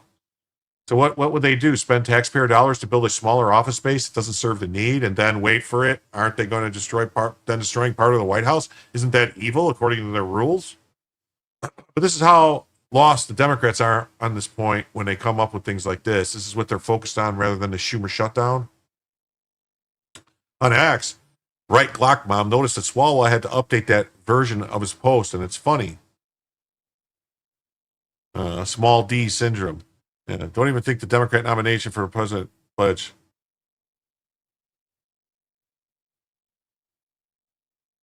What did he update? Don't even think of seeking the Democrat nomination for president unless you pledge to take a wrecking ball.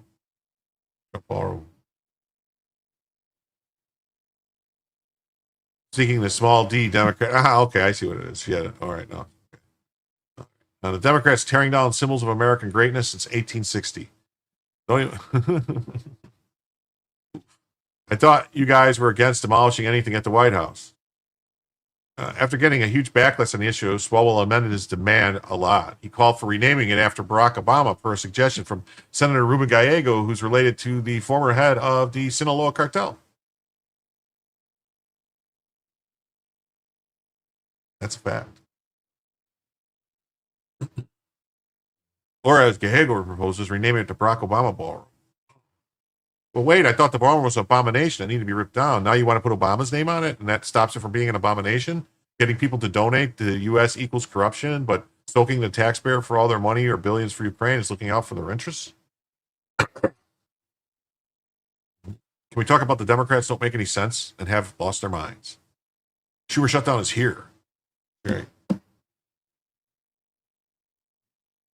Now, Breitbart says Eric Swallowwell wants the candidate litmus test, must pledge to demolish the Trump ballroom. Eric Swalwell has become the latest to succumb to what Trump supporters are now calling BDS, ballroom derangement syndrome. The Northern California congressman wants a pledge from any Democrat presidential candidate he or she will demolish Trump's big, beautiful ballroom or not bother to seek the party's nomination. Yes. If it weren't for double standards, the Dems would have no standards.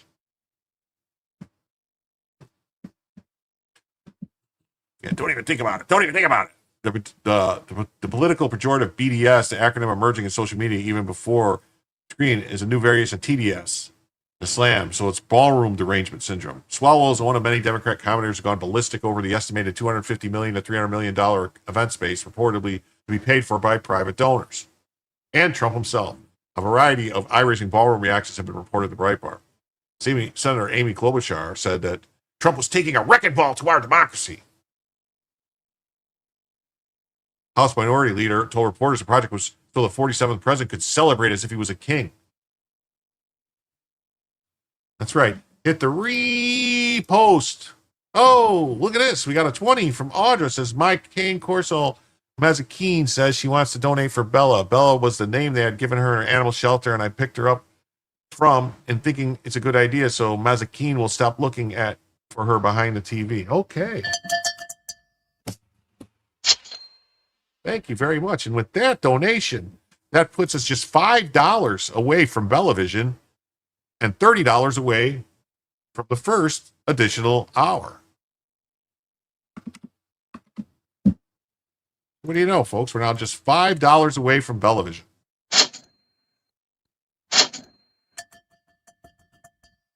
Thank you very much, Audra. Mm-hmm.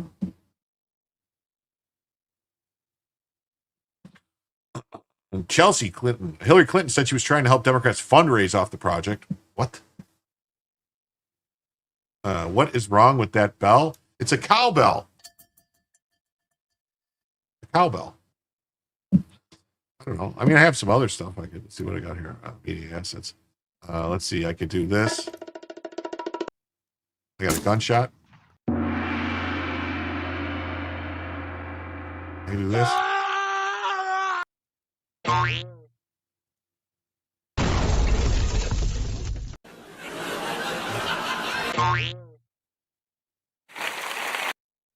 You know, I got a bunch of stuff there. Oh, and Trumpinator comes in with the 5 and says, Bella, Bella, Bella, Bella, Bella, Bella.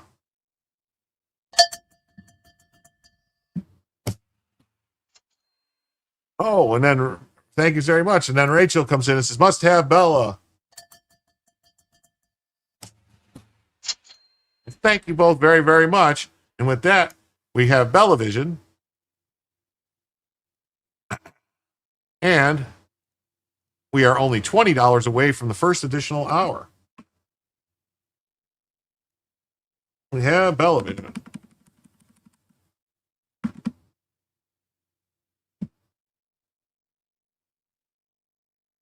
Thank you very much. Thank you very much, Renee. Thank you very much, Trumpinator. So we have Bella. Let me fix her. Oh, God, you can only see her butt. That's not cool.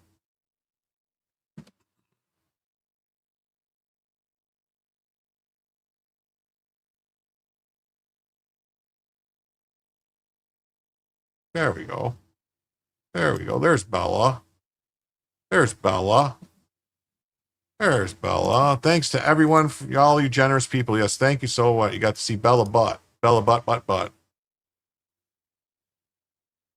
The last few nights, their soundboard only plays a fraction of the sound on our end. Oh, that's weird. Yeah,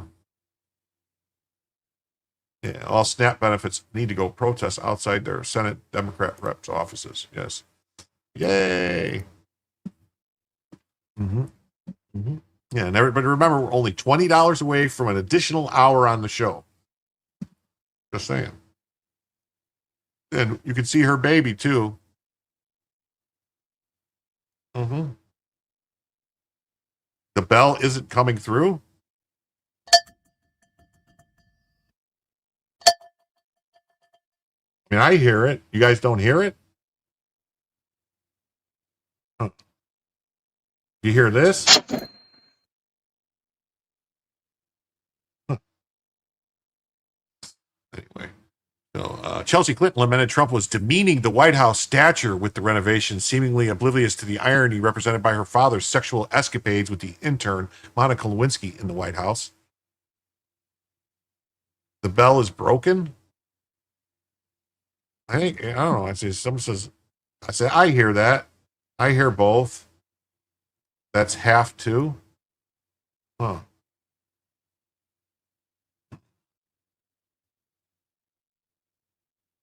The first was only a clunk? I don't know. That's weird. All right. Well, how about this? Tell me, do you hear this?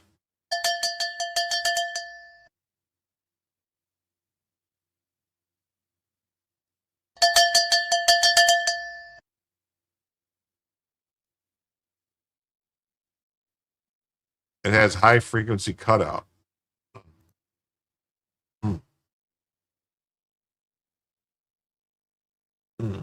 That one's okay. I have it in two places. I have it on my soundboard, and I have it in StreamYard also. But all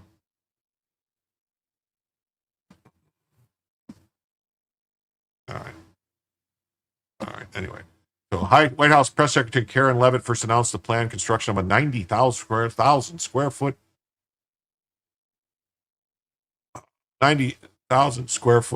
ballroom in early July. The ballroom will accommodate approximately a 650-seated guest and will stay true to the classical design of the White House.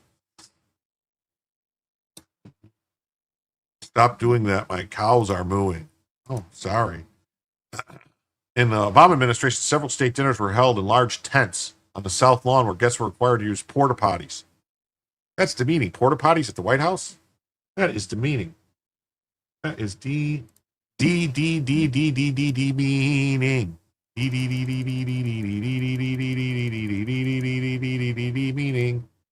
Demeaning. Demeaning. There we go. That's better. I feel better now. All right. Demeaning. Yep. Jim tells you the news until the cows come home. I don't know. Could be StreamYard. Could be I don't know. I don't know. It's no Benny Hill song, but that will work. Yeah, better than pissing on the lawn. Yeah, I don't think I have it in here anymore, do I? Oh, here.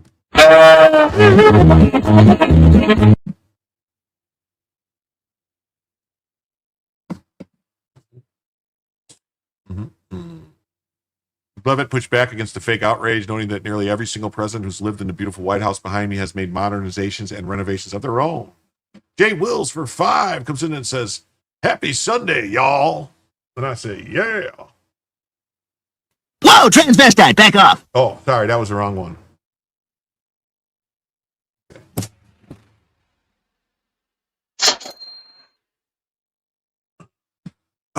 All right, thank you very much. And with that, we are now only $15 away, just 15 simoleons, $15 away from an extra hour of the show.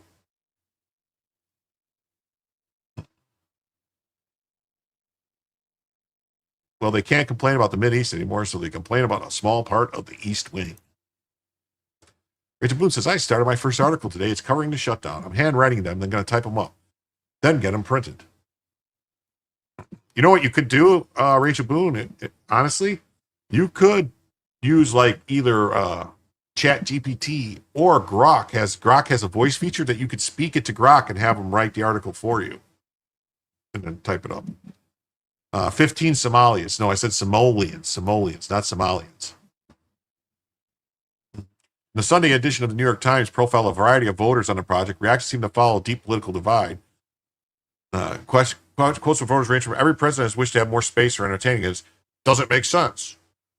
Yeah, they're saying it doesn't make sense that they're spending this money that we don't have. And even though they don't realize that it's not being paid for by the federal government. Even Mediaite has to say that Eric Swalwell calls on 2028 Democrat nominees to pledge to destroy Trump's ballroom, monument to corruption ballroom. Yeah, Truman gutted the main house, including the floors, leaving only the facade standing, and rebuilt the whole thing. Yeah, that's when they put in, if I'm not mistaken, during Truman is when they put in the bunker, I think. It's either Truman or Kennedy they put in the bunker. And propose a stiff litmus test for any Democrat hopeful for the 2028 presidential nomination to destroy Trump's ballroom. And a follow-up tweet, he added that they should rename it for the Barack Obama. Yeah, name it the Barry Sortero. Trump could really troll him. Name it the Barry Sortero LGBT ballroom.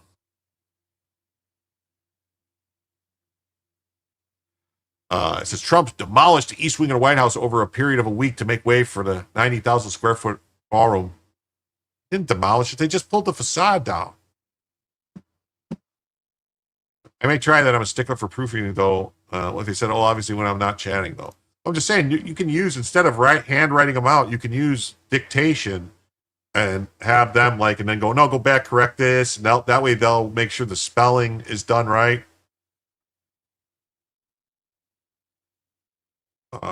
JFK installed the Situation Room. FDR did the bunker.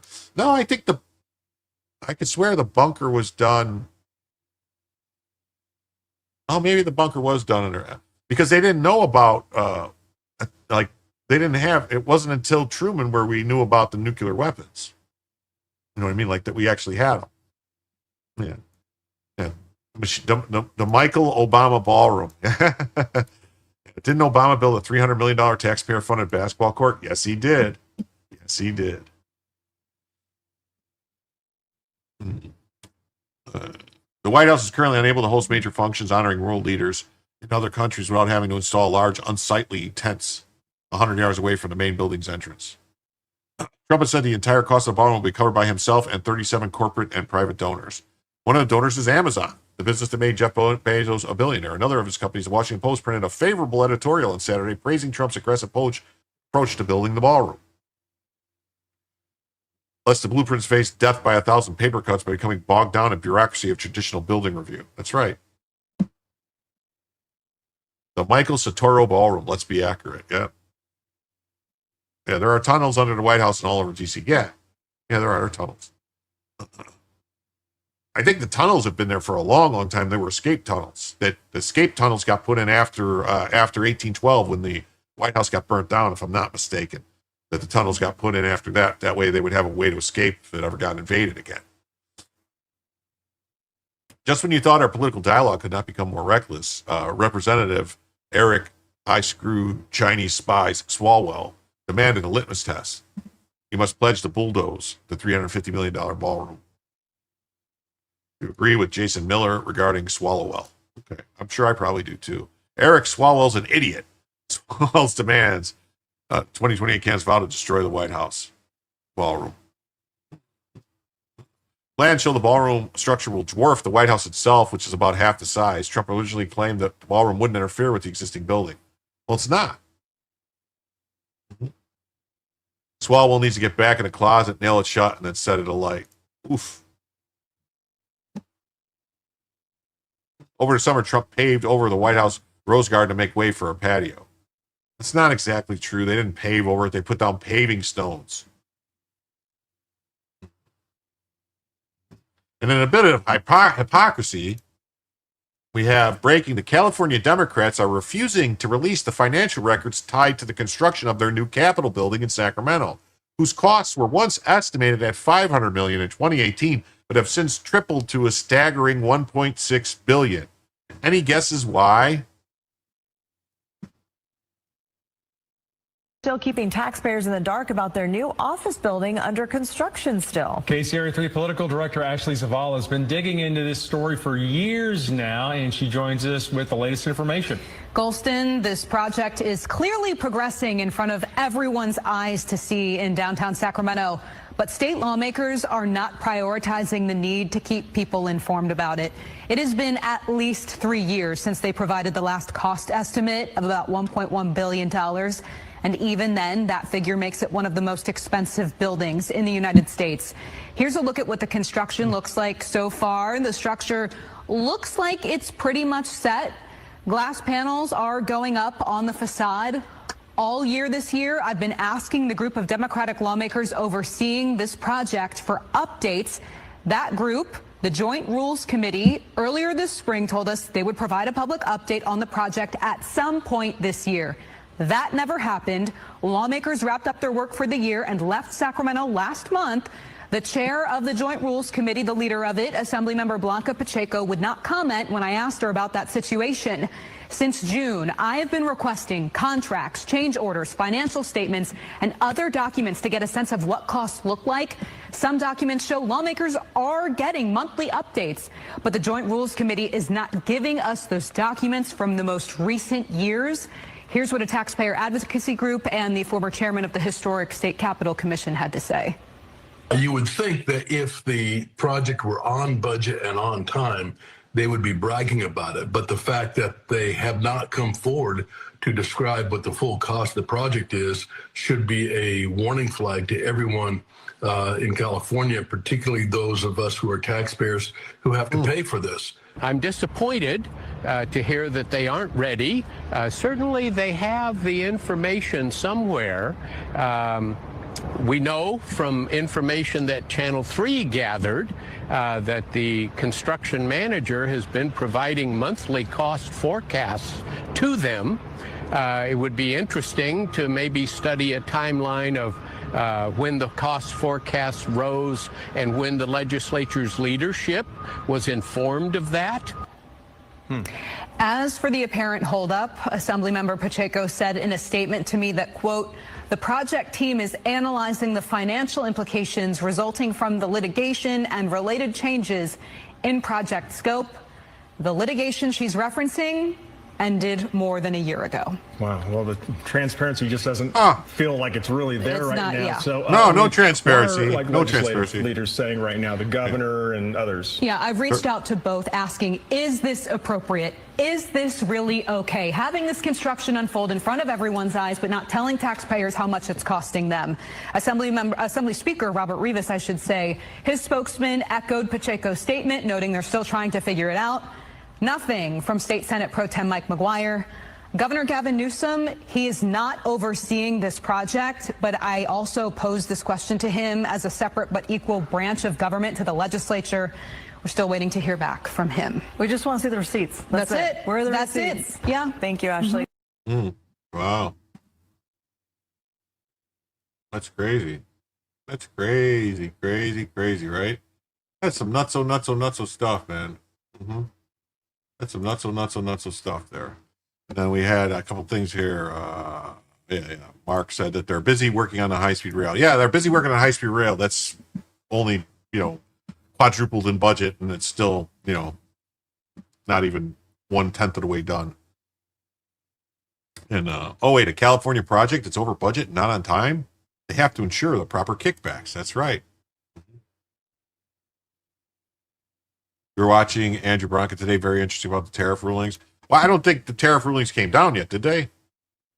I don't think the ruling came down yet. We was just making predictions, right?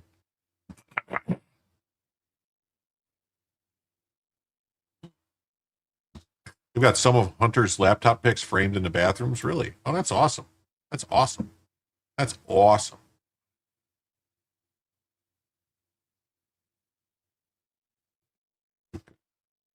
All right. Bronca. All right. We're going to jump to the next story now. But before we do, we've been going an hour and 45 minutes. So it says on the goal on YouTube that there's 15 minutes left on the goal, but that's just because I can only set it for 3 hours, as long as you can set it for, and they don't give you like 3.5 hours, which would be great. But I just want to say though, we're only $15 away from adding an extra hour. So let's keep that in mind. If you guys want to go an extra hour, because we're getting close.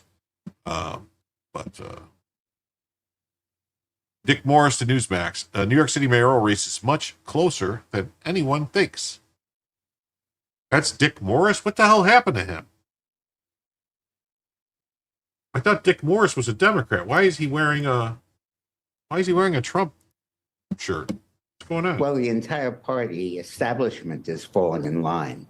The question is, do the voters? And until now, the conventional wisdom had been that Mamdani was going to win, and the only one who could stop him was Cuomo. But the latest polling is showing that Cuomo is flatlining, and that the guy who's gaining is the third candidate, Chris Sliwa, who is the Republican. And the conventional wisdom is that he can't win because he's a Republican. Well, I don't think Mamdani can win in conventional wisdom because he's a Muslim. But I think that Sliwa is coming on very strong, and we have to stay tuned to Election Day. What do you think about where Schumer is in all of this? He hasn't endorsed a candidate. I'm hearing some people saying that he might be endorsing Mamdani. Is this reflective of the Democrat Party? The Democrat Party that my parents knew, the grandparents. No, they're not the same party anymore. They don't exist. They're not the same party. That want lawlessness. I don't even want to say communists anymore because even communists want law and order. This guy Mamdani wants to decriminalize almost everything aside from, say, murder and shooting someone. Yeah, he basically wants to close the prisons so that when somebody's arrested, they are not only not given bail, they let go completely free. So I think that it's a new departure for the Democratic Party. But look, Lydia, from the beginning of this election, I've told you my theory that when Democrats lose an election, they always move to the left, not to the center, but to the left. And you saw that in 1980 when Jimmy Carter was defeated and they nominated McGovern. When in the 1970s, when Ronald Reagan won, The Democrats responded by naming Dukakis and Mondale as their candidates. And inevitably, when the Democrats lose elections, the first thing they do is move to the left. And you're seeing this in aces in the case of Mamdani. Now, the predictive markets that give Mamdani a 92% chance of winning this race, Andrew Cuomo at 7% and Republican Curtis Sliwa at 2%. What do you think about this? Well, I wouldn't take any bets if that's the purpose of the predictive market. This race is very volatile, and it's going out right to the wire. And it's very significant that despite a long campaign and lots of ads, neither Cuomo nor Mamdani have moved up a point, not 1 point. They're right where they were in early September. And in the meantime, Sliwa has doubled his vote share. So we need to watch this play out. Generally, races in New York close at the very end because people only pay attention at the end. And usually they shake things up pretty decisively. And I think here you're going to find some unexpected results. Mamdani still might win, but I think Sliwa's going to finish second or first. And I think that it's going to be much closer than anyone thinks. Yeah. Sliwa's problem, I'll say, I guess, is Sliwa. Hold on. So we're going to read the story too, but hold on a second. I want to go. So Sliwa spent too much time attacking Cuomo. Yeah. Sliwa's problem is he's not really a Republican either. He's like a 80s Democrat. He's like a Democrat, really, because he said he was going to refuse to work with ICE. He's not going to let, do anything to help. If the National Guard were to come, he wouldn't let the police work with them. He was for like keeping all the illegals. Like Sliwa's not a good candidate. I mean, you got to. That's the problem is you can't win as a Republican if you're not a fucking Republican and you're not actually going to put forward MAGA principles. Sliwa is not MAGA at all. He's not. He hates Trump. So, I don't know. Yeah, he needs help with his campaign. Yeah, well, he shouldn't have attacked everybody and gone fight with everybody. Like a lot of people are saying that basically, where did I hear that, Trim? Out of Sliwa's own mouth. Out of Sliwa's own mouth. He said, "Oh, I won't. No, I'm not gonna. Not gonna work with ICE. I'm not gonna do this. I'm not gonna help. Oh, no. So, what's the difference? Why would you vote for him? For what difference? What did Sliwa say at any of the debates that was any different? He said on the news he voted for Trump. Well, he can say what he wants, but I mean, it's been a long. Him and Trump have not got along for years. They've had a problem for a long time because Sliwa did a bunch of shit where he like falsely reported that his car got shot up or something like that. That yeah.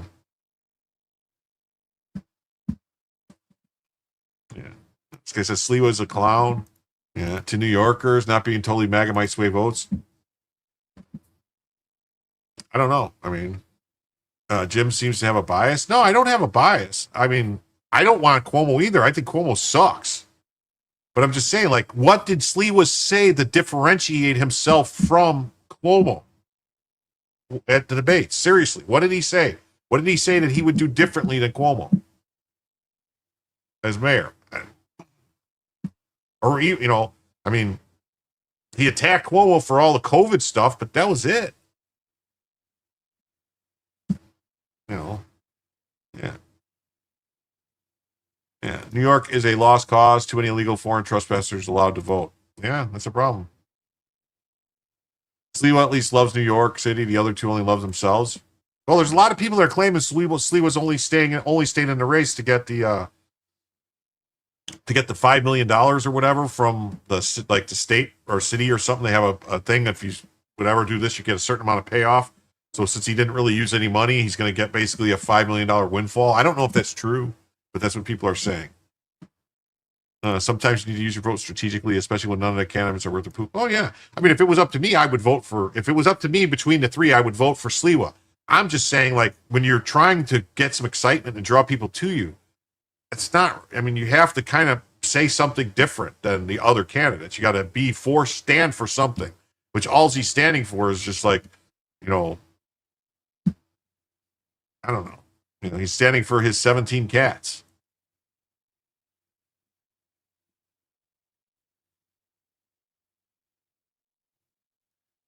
Cuomo and Adams staying in a race after losing primary is a sore loser thing. Most states do not allow you, if you lose a primary, to go independent. Yeah.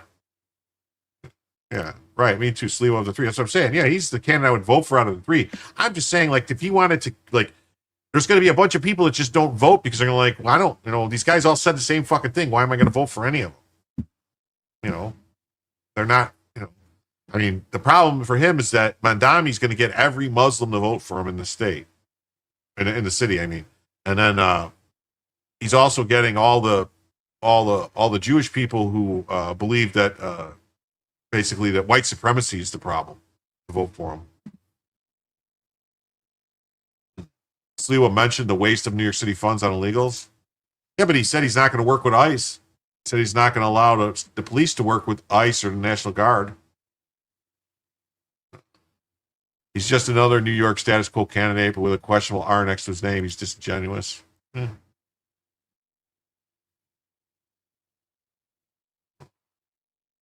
Muslims don't vote in huge numbers. Oh, they will this time. If this was a two-person race instead of 3 to 4 person, could have one against him instead of an all-out fight. You got to remember how many of these people that are Democrats would go pull the lever for a Republican for Sliwa. It might actually work I think Sliwa would eventually work for Trump. Yeah, I mean, unless it works for Sliwa's advantage that, it was in the debate. It was in the debate. They asked all of them if they would work or what they would do if the National Guard came, if they would allow the police to work with the National Guard. They all said no. Yeah.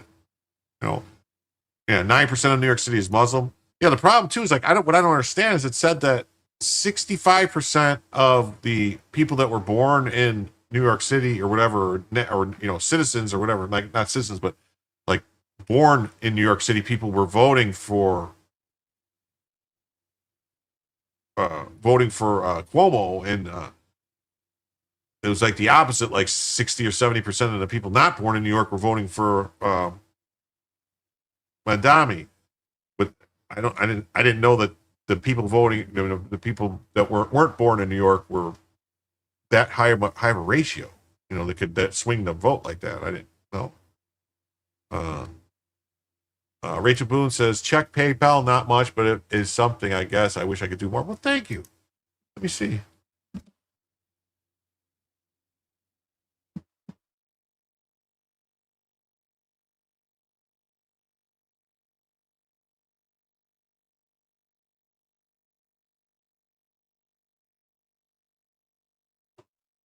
Oh, thank you. Thank you very much. And with that, folks, $3. That puts us at $12. You're just $12 away from an additional hour, folks. Just $12. Just $12 away from a whole extra hour of Jim telling you the news. Yeah, they said there's 1 million Muslims, and why didn't Hillary run? Yeah, I don't know. Hillary probably didn't run because she actually doesn't live in New York anymore. She lives somewhere else. She's running away from New York.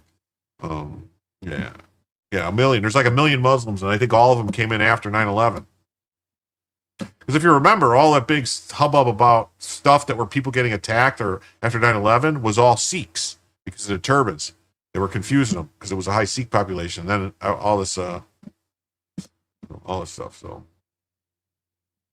and then Bill Maher has some thoughts on this race. Yeah, you didn't know that. Yeah, she doesn't live in New York City. She lived in New York State. She couldn't pass the whiz quiz. Yeah. Forgot about that. You wouldn't think the Jews would vote for the Muslims. Well, you got these things called Reformed Jews. They're called Reformed Jews, where they don't really believe in anything, and you know they believe all this crazy stuff about white supremacy. They think that like white supremacy, you know, like that white people are the problem, and that Muslims are actually their brothers, and they need to help the Muslims against the white supremacists. That's what they believe. These Reformed Jews. It's a very large majority, actually, of the Jews are these Reformed Jews that believe that. You know, like Orthodox is like a very small minority of, you know, like of Jews, and then you know even Hasidims Hasidims are actually even less. Well, Bill Maher says the issue now that Andrew Cuomo is bringing up in New York is that Zandani is a Ugandan citizen. Uganda is a country where they kill homosexuals. Kate Bagenfield, someone who is a dual citizen can't be mayor of New York? He says, well, if I was a dual citizen with a country whose government policy was to kill homosexuals, yeah, I would renounce that citizenship. Okay, but I think that you're buying into a fear framework that's not good for the country. So basically, she's calling him Islamophobic. That's what they're doing. Anyone who doesn't like Mandami, they're just calling you Islamophobic. And you shouldn't be afraid of that. You shouldn't be afraid of people that want to kill homosexuals. I mean, the issue now that Andrew Cuomo is bringing up in New York is that he is a Ugandan citizen. Uganda is a country where they kill homosexuals. Yes, Uganda is a country that they kill homosexuals. And Mandami's from there. But see, he's practicing takia, where he's claiming that he doesn't, that he likes homosexuals because he hates them. Mandami would throw them off buildings. So somebody who is a dual citizen can't be mayor of New York, or I would renounce, if I was the dual citizen with a country whose policy, government policy, was we kill homosexuals, yeah, I would renounce that citizenship. I don't, and he also. I think that is buying into a fear framework that is not fear good. Of killing homosexuals. It's not good for the country. It's not good for the country. You shouldn't be afraid of that. And I think the way that Cuomo is closing out this race and really race baiting and really race baiting. That's not right. No, you know what? Just because I don't think that's good for the country. I understand, but just because something is done by people in Africa doesn't mean it's always okay. I mean, the issue now that Andrew Cuomo. That's right. Doesn't mean it's always okay just because it's done. Yeah. Good Logic refers to Jews living in New York City as ginos, Jews in name only. Yeah. A cat will attack a snake. Yes, they will. They will. Yes, they will. Dave Rubin says, wow, Amy was warning about Mandami 5 years ago. Red Alert, New York. Democrat Socialist of America leader Zoran Kwame Mandami is a Muslim immigrant from Uganda who's running for New York State Assembly District 36. So let's see. This is what he was saying when he was running. I was actually born and raised in Kampala, Uganda. And yet, even though I was actually born and raised in Kampala, Uganda. And yet, even though we had returned, even though there was a new president, I inherited these same questions of self, these same kind of legacies of trauma and the question of who am I. Oh, look at that. Jay Will says, someone split the difference with me.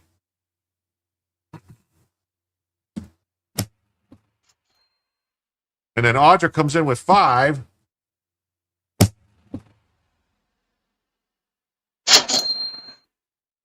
And so that means we are $1. We are $1 away. $1 away from the first additional hour. Just $1 away. Wow, that's crazy. $1. $1 away from an extra hour. As a straight man, I wouldn't touch a liberal woman, but I wouldn't touch a liberal woman. Dealing with their BS is draining, yes. And then John Mosley comes in and goes, here's 10. Just take 10. And with that, folks. Tactical assessment. Red Chinese victory. Impossible. America will never fall to communist invasion. Communism is the very definition of failure.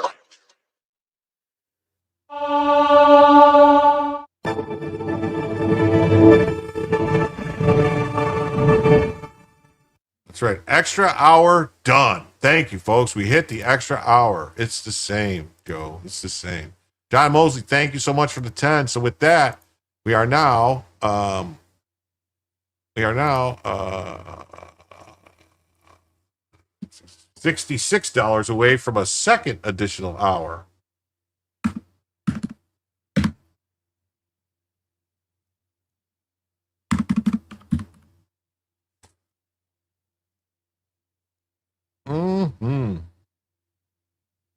What's up, East Winds? Thanks, everybody. I wonder if I'm related to John Mosley. That's my mom's maiden name.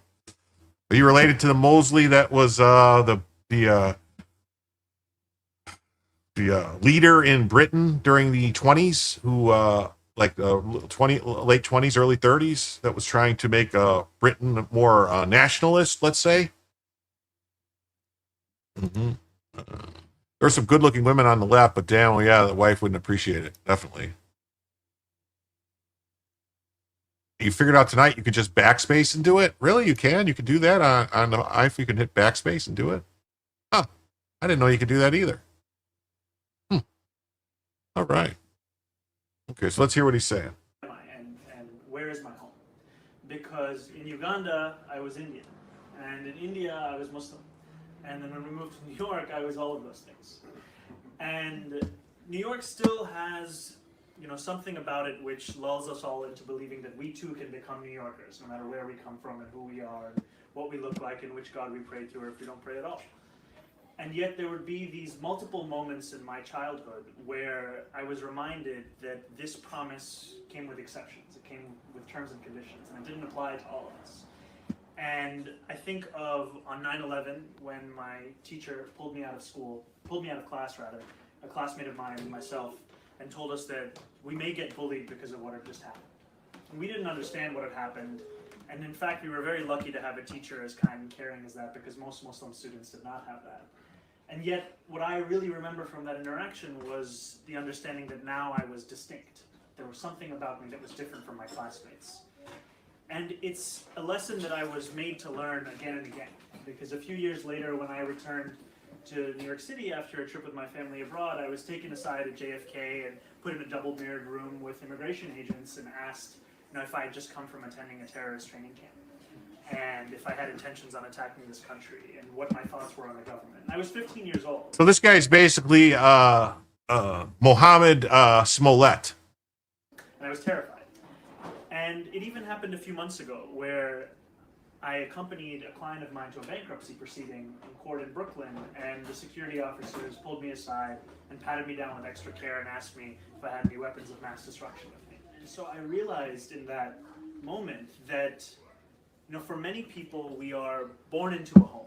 Some people find a home, and then there are others of us who are forced to fight for a home. And I realized that that was what I had to do. I had to fight. He had to fight. Oh, so he's fighting. He's trying to conquer. He's here to conquer. That's why he does Takia, to conquer. Mm-hmm. She should have many more followers. A true warrior. Yes. Yeah. They got breaking news. You got the sitting Democrat governor of New York, Kathy Hochul. Yes, he lied about his auntie. Those bookshelves are so cluttered, it's distracting. Yeah. Sitting governor, Kathy Hochul, is rallying with a devout Islamist communist, Zoran Mandami. Islamist communist, Zoran Mandami. And the crowd is feverishly chanting, tax the rich, tax the rich. Yeah. Boo-hoos, I'm on the quiet skies list too. Yeah, aren't we all? Yeah. He's a blamer. Everyone else is messed up. That's right. Good job, chat, saving Bella from a mundane life of fetching slippers for a living. Absolutely doomed. So here it is. Here's the crowd. Ready? This is Kathy Hochul.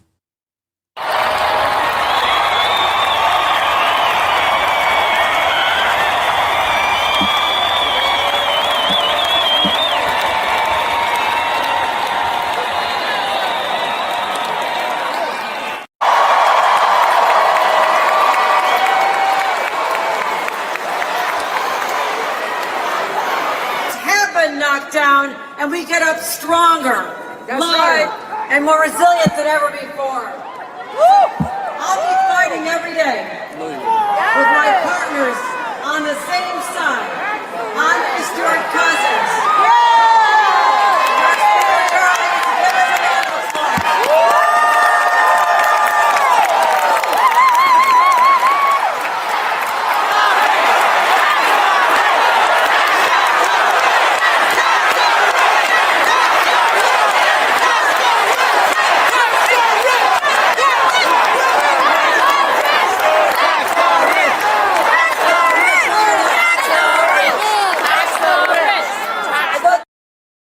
Tax the rich.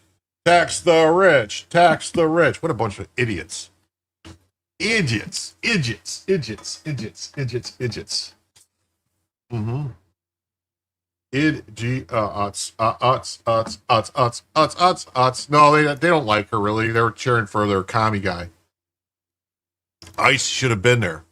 Tax the rich like Jim. Hey, I'm not rich, man. I'm not. Not at all. I live on a fixed income.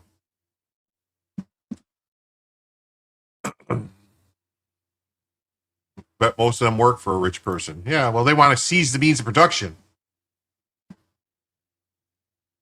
Mm-hmm. Yeah, so someone says that DeSantis, because when cities like New York elect leftist jabronis like Madami, it affects my state. Yeah, Madami insists 114 billion in income vanishes from New York City as 125,000 residents flee for Florida. Now, why are you worried about a local election not in Florida? And he says that's why. See, that's why. Mm-hmm. The breaking news: it has been revealed that the aunt that Zoran Kami Mandami shed fake tears over, claiming she stopped riding the subway after 9/11 because she didn't feel safe wearing her hijab, neither wore a hijab nor lived in New York City. She lived in Tanzania. Yeah. I hope when they like it when they redefine rich to be anybody with an income of 50,000. They'll define rich with anybody who has any private property. They'll say that's bourgeoisie or bourgeoisie, whatever it is, bourgeoisie.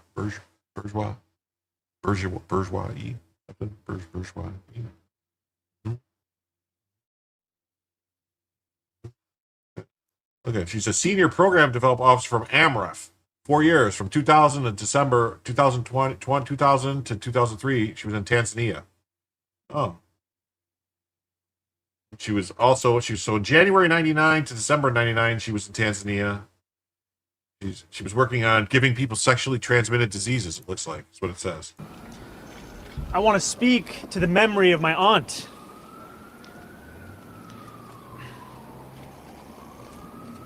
Who stopped taking the subway after September 11th because she did not feel safe in her hijab.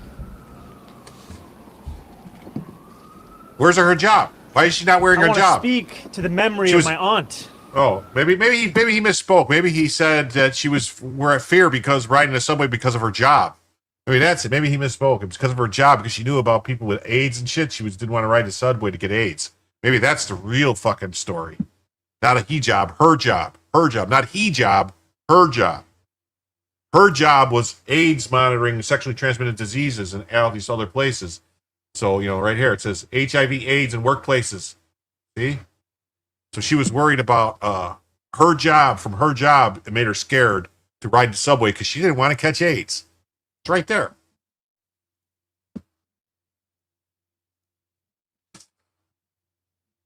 Yeah, Dems are always terrible liars. Oh, like Gavin Newsom today claiming that he was poor when he grew up? Yeah.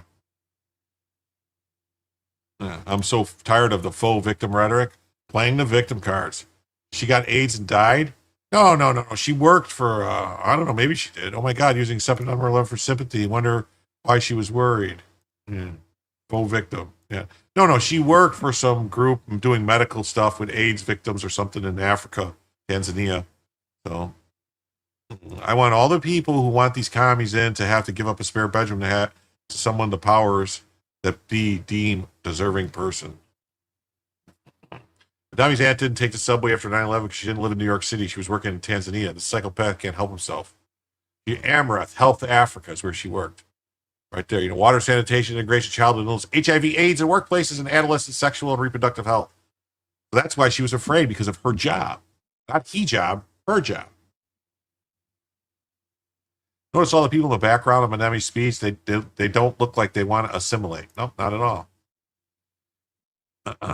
He's such a victim himself, but he is rich, and his family is rich, and he's probably not paying taxes. Yeah. Viva has candid. I don't know what that means. Viva has landed? Maybe the truth always comes out. Any story is bad. What do you mean? Is that Viva has landed? Where did Viva land at? Landed here? Did he? It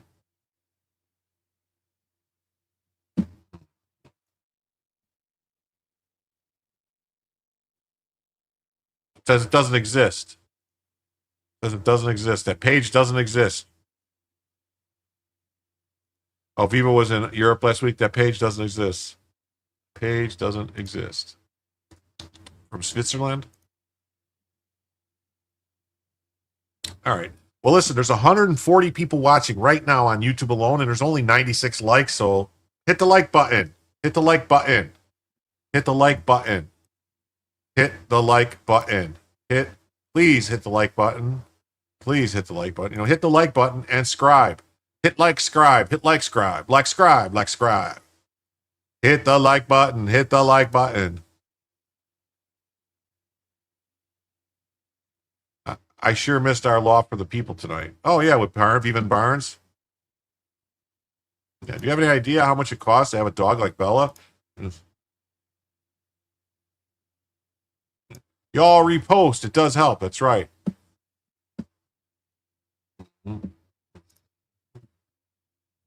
Yeah. Breaking 911 says now New York City is screwed. At the Bernie AOC Mandami and New York City rally, the crowd is chanting tax the rich, and Kathy Hochul acknowledged them. I hear you.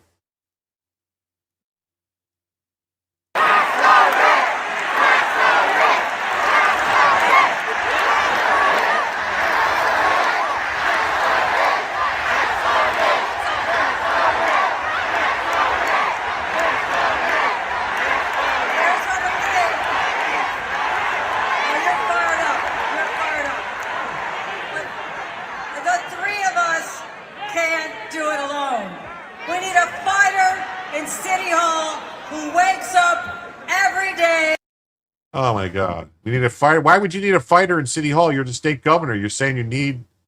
Why would you need a fighter in City Hall? That doesn't make any sense. And then let's go. We're going to jump over. We're going to jump to Minneapolis, to mini Somalia, and see what's going on there. Because you got this. Rents have stabilized or dropped in Minneapolis due to them allowing building. In St. Paul, right next door, they tried rent control. Building collapsed while it boomed in Minneapolis. How stupid do you have to be to see a twin study and pick the treatment that killed the patient?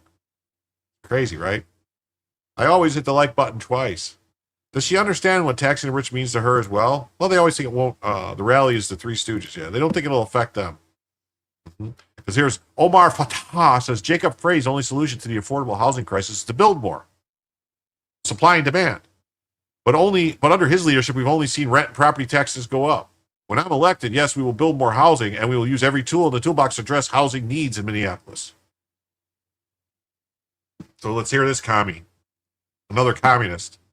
For the last 8 years, we've listened to a mayor answer questions around affordable housing with only one answer: build more and more and more.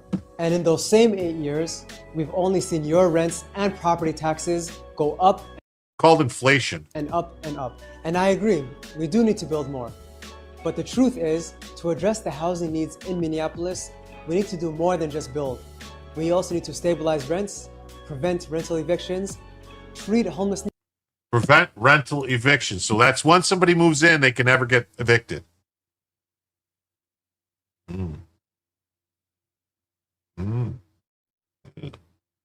This guy is so creepy, yeah. The rich will be leaving. Oh, yes, they will. Yes, they will. I have a feeling if Mandami is elected, that the New York Stock Exchange is going to leave New York. The NYSE is going to leave New York. Now, that ain't a face you can trust. That's right, Mark. That is not a face you can trust. Believe that. This as a public health emergency and create pathways to homeownership. And when elected, I'm committed to using every tool in the toolbox to address the problem. Because we deserve a mayor that's committed to solutions, not just sound bites. Well, who's taught these people to keep doing this when they talk? I don't understand it.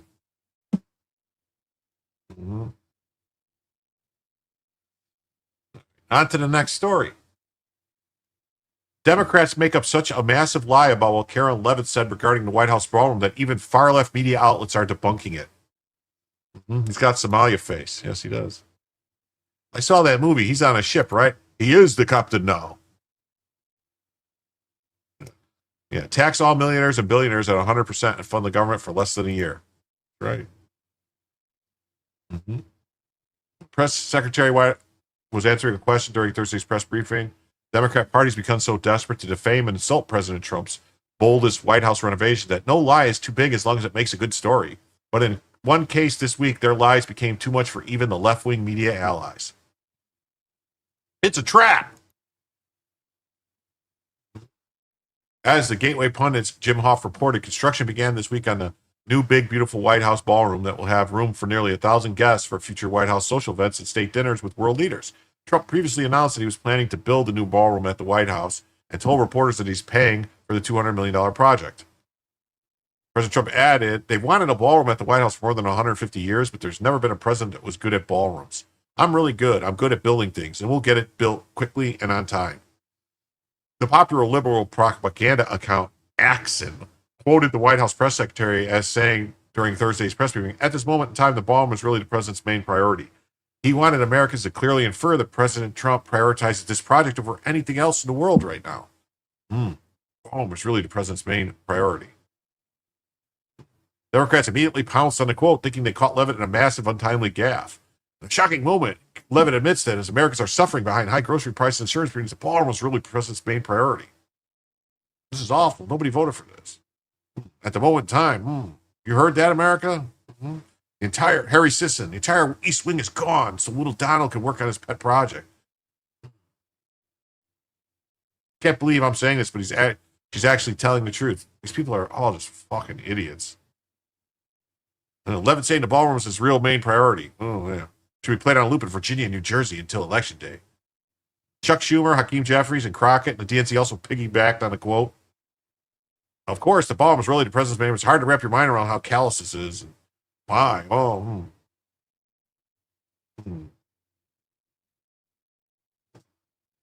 Yeah. Oh, here's Slavey Crockett. The White House press secretary told the country that this ridiculous ballroom is the president's main priority, not reopening the government, not lowering the cost of groceries, not lowering the cost of housing, not lowering the cost of healthcare. No. However, the whole quote of Leavitt's statement was related to a reporter's question about other projects at the White House. In the video below, you can hear Leavitt clearly saying the ballroom is his top priority in relation to any other projects at the White House. Carol Leavitt was asked, is the president looking at any other renovations at the White House? Carolyn Leavitt answered, at this moment in time, of course, the ballroom is really the president's main priority. This is how easily Democrats lie about stupid stuff.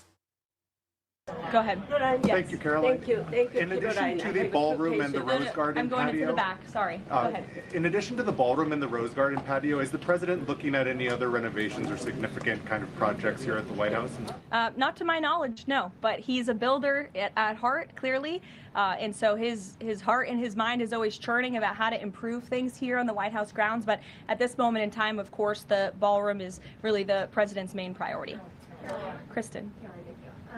Last week, President Trump. Yeah. Thank you. In addition to the ballroom and the Rose Garden patio, is the president looking at other projects? Yeah, not to my knowledge. You may be seeing this in circulation on social media, especially on Democratic X accounts, seizing on this quote at the moment in time, the president's main priority.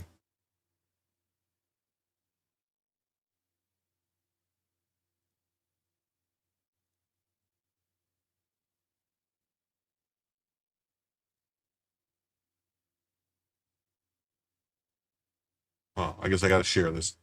Is the president's main priority? The quote is being taken out of context. I was sitting next to a reporter that asked the question. He asked the president, has any other projects the White House expects to take on? He said, no, that the ballroom is the priority. Now, politicians do this to each other for quick clicks, but context matters. And who's this from? This is from Kelly Myers News. And she is White House correspondent for News Nation.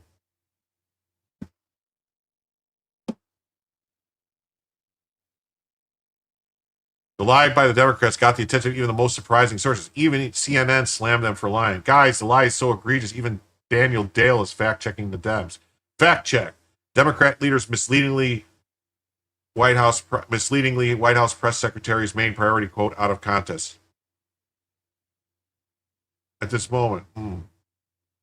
This tweet is out of context. Leavitt was specifically asked the president was considering any other renovations. The clip of Leavitt's statement is real, but Jeffries and the House Democrats, even PolitiFact says the clip is real, but Jeffries and the House Democrat caucus clipped her comments in a misleading way that removes the context. Leavitt never said the ballroom is more important priority for the president than inflation, healthcare, or ending the federal government shutdown. Yeah. Auto pen, dance, ballroom. Maybe instead of ballroom, he should have said we were making the White House bigger. Well, he is making the White House bigger. It's part of the White House. But I mean, the White House is actually really small in comparison to other,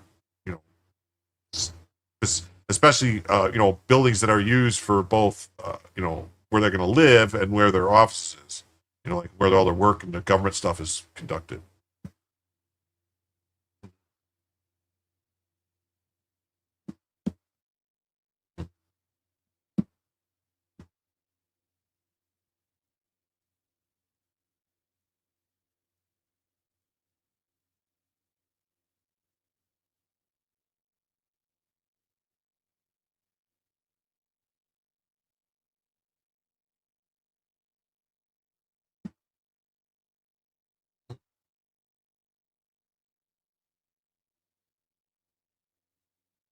Mm-hmm. PJ Masons says Democrats got caught lying again. Yeah, the Brandon Room. We need a Trump Tower, largest in the world, in the West Wing. That would be funny. Yeah. Look at this. Look at this stuff. Doesn't that just look like the face of fucking evil? Look at that. That looks like an evil monster that wants to steal your kid's soul. Top Democrats in both the Senate and House wasted no time twisting the truth on Thursday. They seized on a single quote, ripped it out of context, and used it as ammunition in blatantly dishonest attacks. This move fits a familiar pattern with the left, distorts what he said, spread it through friendly media outlets, and hope the lie sticks before anyone notices the facts. Yeah, the same stuff like,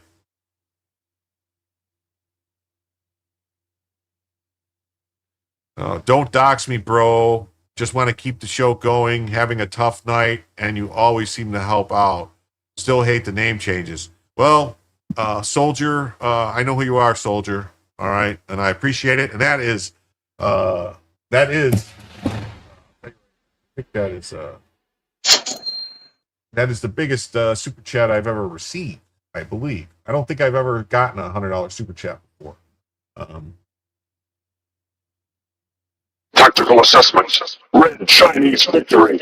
Impossible. America will never fall to communist invasion. And I believe you're asking me not to put it on the screen. So I'm not going to put it on the screen.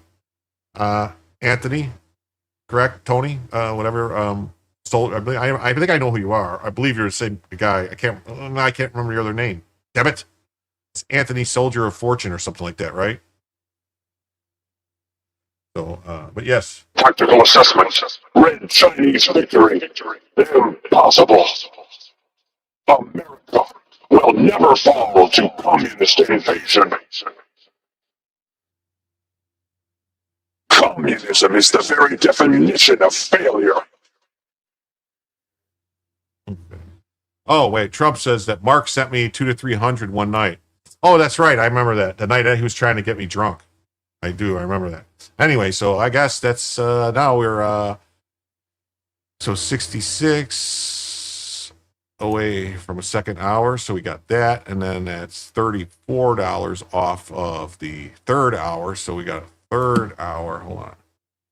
I got to fix this. Third hour. So 34 off of 75 is $1, right? 41, 51, 61, 71. Yeah. 41. So we're $41 away from a third additional hour, everyone. $41 away. Yeah, very nice. Very nice. Thank you. Yeah, Soldier of Providence from Rhode Island. It's funny. Okay, yeah. Soldier of Providence from Rhode Island. Okay, yeah, that's it, right. All right. Yeah, I remember you now. Okay. You didn't want me to put it on the screen, I believe, so I didn't. No doxing, bro. No doxing. I don't know why it's doing that with the you forgot to carry the bum. What does that mean? Actually.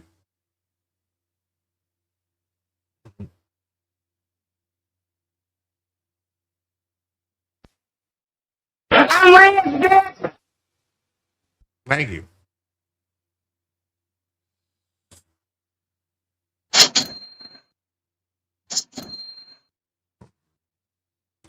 Hope tomorrow brings you better times. Definitely, definitely, definitely.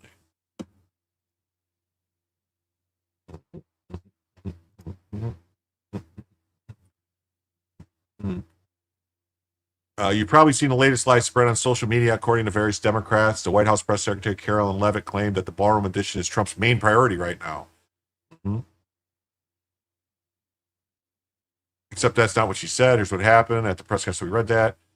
They asked, is any, in addition to the ballroom, is there any other projects the president's looking at doing, any renovations or other significant kind of work projects? And they said, no, it's just a ballroom. So sounds pretty perfectly reasonable unless you're a Democrat on social media. It's a textbook example of how the left manufactures outrage. Takes a benign answer, edits it just to sound absurd, and then floods social media with its until casual viewers assume it's true. The dishonesty is so blatant, it's almost impressive.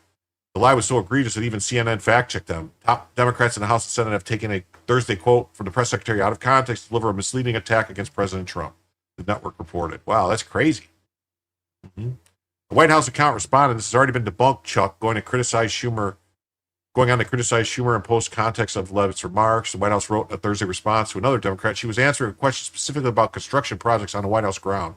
Leavitt also used the phrase main priority at another point at the same Thursday briefing. When she was asked about Trump thinking on H-1B visas, she said, the president's main priority has always been to put American workers first and to strengthen our visa system. Mm-hmm. The sad truth is that the left completely lost its mind over the new White House ballroom, treating it as if it was some kind of impeachable offense. Their outrage has gotten so absurd that even CNN and all outlets had to step in and correct the record. And that's saying something, because we've grown used to the liberal media covering for Democrats no matter what. Remember, these were the same people who spent most of Biden's presidency insisting he was sharp, energetic, and mentally fit, right up to the moment he became impossible to keep pretending. That's par for the course. When CNN suddenly decides to fact-check a left-wing narrative, you know it's bad. Schumer's shutdown is still ongoing, and polls are now showing Americans are increasingly blaming Democrats for this mess. We can't let them spin their way out of it. That's right. It's the Democrats' fault. All right. On to the next story. It says French police arrest suspects in the $100 million Louvre crown jewel heist. That's right. The Louvre crown jewel heist. Let's see. Bella moved a little bit. She moved a little bit.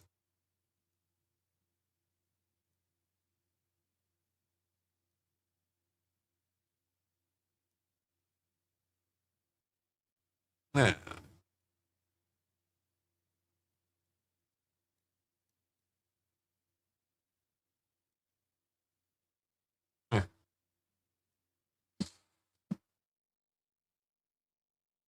French authorities announced Sunday that multiple suspects have been arrested in connection with the daring theft of crown jewels worth more than $100 million from the Louvre Museum in Paris. It was James Bond. Actually, I think it was Thomas Crown. He wanted the crown jewels, Thomas Crown. It was his affair. The arrest came just a week after thieves executed one of the most brazen heists in modern French history, raising questions about the security of the world's most visited museum. Right. Thank you for your service, Patriot. That's right. Thank you. Thank you. The arrest comes just a week after thieves executed. Paris prosecutor Laure Bacquerau confirmed the arrests were made on Saturday evening, including one suspect who was detained at Charles de Gaulle Airport as he attempted to leave the country. Dershowitz says he'll fight to block Democrats from government. What? What? Oh, that's weird. She declined to provide exact numbers or confirm whether the priceless jewels have been recovered. French outlets BFM TV and La Parisien reported that at least 2 individuals were taken into custody. It would be interesting if it was Lupin. Mm-hmm. Ocean's 15. The theft, which occurred October 19th, shocked both France and the international art world.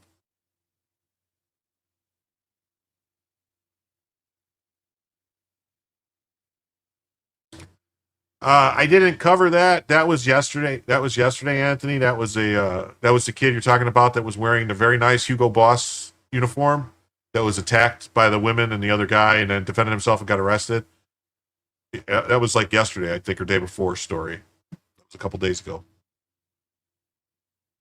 It was very nice and sharp Hugo Boss lines. Like I didn't even think like that had to cost some money because that looked like a legit uniform. In less than 8 minutes, a skilled crew scaled the facade of the Louvre using a basket lift, forced open a window, smashed display cases, and escaped with jewels tied to European royalty.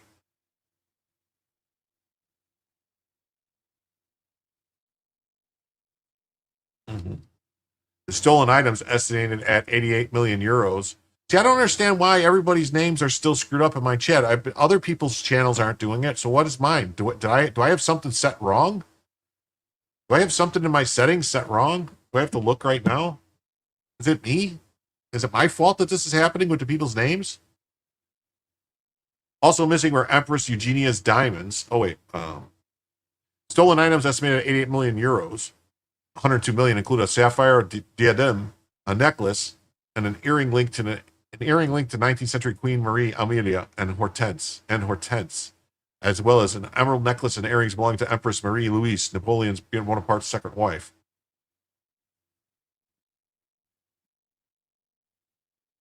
Thoughts? Freedom of speech? Oh, I totally think it's freedom of speech. I think the people who attacked him for what he was wearing should have been arrested, not him. He was defending himself. I don't have any problem with people wearing Halloween costumes, dressing out whatever they want. I mean, I wore some pretty crazy Halloween costumes back in the day. I'll just say. They hate my guts, what he's saying. It's not your fault. I think it's a YouTube thing. Yeah, I didn't know if there's something in my settings. The other guy says, my channel's been doing it for 2 weeks. No clue why. We just blame StreamYard for everything. Hey, Dick Parker. How you doing, buddy? Nice to see you. Glad you came back. It's not me. It's YouTube. Okay. I was wondering why I'm Cesium Cat now. I was Taylor N2 accounts. I don't know what's going on, Cesium Cat. I don't know what's going on. That's the thing. But it's in, if you in YouTube, it's on YouTube too. It's not StreamYard, from what I can tell, because it's also on YouTube is what I'm seeing. So it's not like a StreamYard thing. It's a YouTube thing.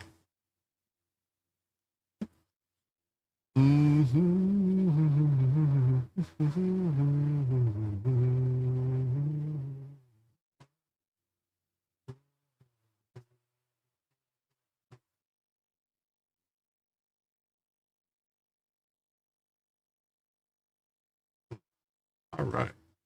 Yeah, so it's a YouTube thing because Prince Harry was wearing a Nazi uniform. Yeah. YouTube didn't change your handle. Yeah, no, they added 47 at the end, Trumpinator. I didn't think it had 47 at the end before.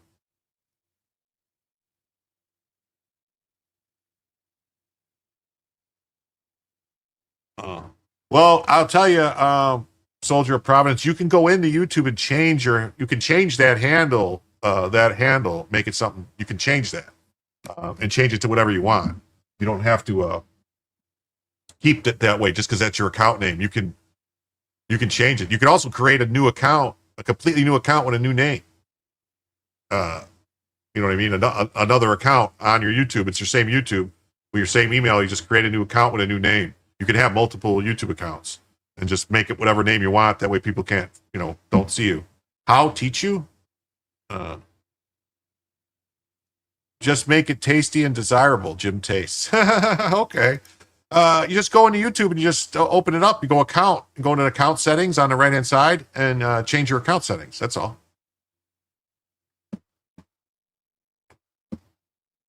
Here, like this. All right. I'll do this real quick. Where are we at here?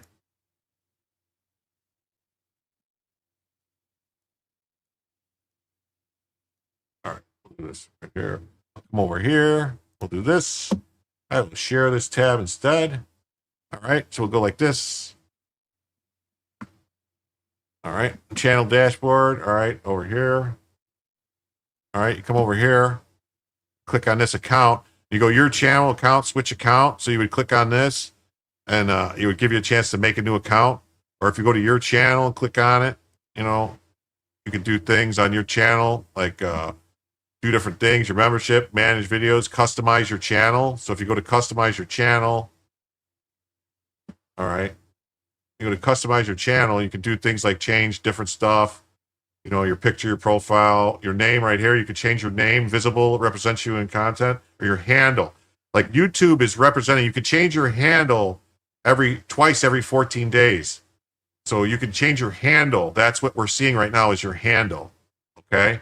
So if you go into your profile and change your handle, that's how you're changing. I mean, it's up to you if you want to change your handle or not instead of your name. But I would just create a new YouTube account and use that for donation stuff if you don't want to change your handle. You understand? Hmm. Wow, Jim, that's what I call help. Yeah. You had the 4 digits on my name go away before coming back a week later. Yeah, I don't know. With something with YouTube, and it has something to do with the I think it has something to do with the the leaderboard thing or whatever. But I tried shutting that off and it didn't fix it. So I don't know.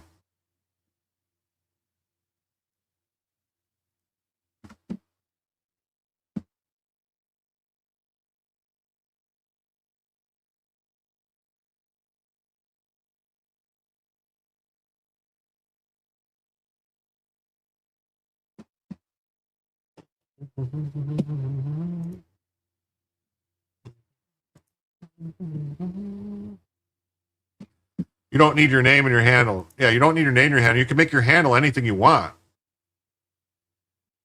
You've had the same handle forever. You're not changing it. Okay. Yeah, what I'm saying, your handle could be whatever you want. You don't have to have your name. You can just put whatever you want in your handle. And then, you could have a different screen name than handle, but, like, it's like your handle is going to be like,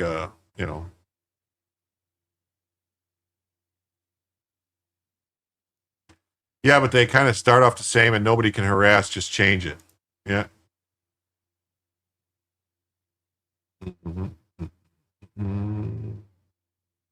Let's go. Brandon says, let's see what we have on this one. I don't know what that means. We're just talking about.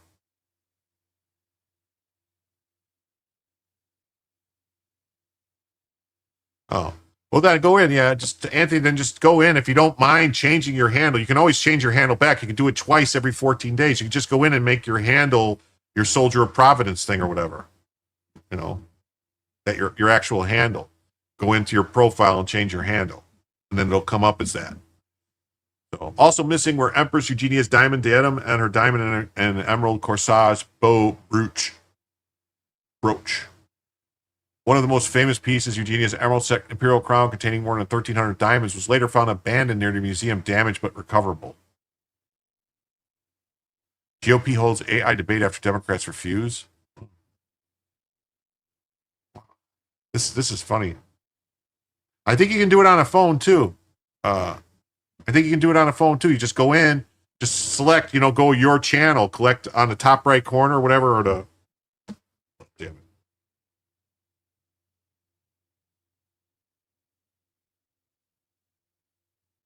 Like if you look at on the YouTube app, all right, and you click on the bottom here where it says you click on that, it'll take you in there and you can go through the same screen. You feel like you've tried? Well, you don't change screen name, you change your handle. It's going to be in your channel settings. So you go to up here in security. You'll hit this thing and then you see like general, switch account, all this stuff on your phone. All right. And then you'll go to general. Oh, no.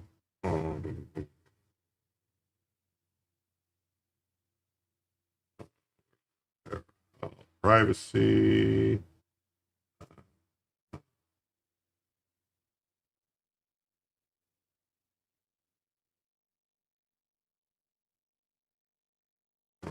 Anyway.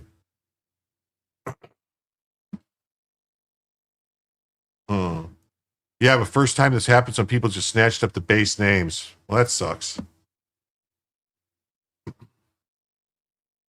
I've got a handle. I was drinking a handle the other day. No, I'm just kidding.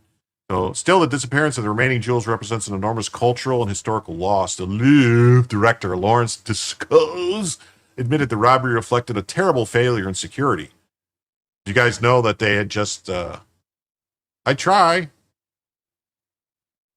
Jim goes above and beyond for help. I try to help. Tech support with Jim. I try. I don't know. I mean, do you guys know that they just had a female head of security? Not saying that's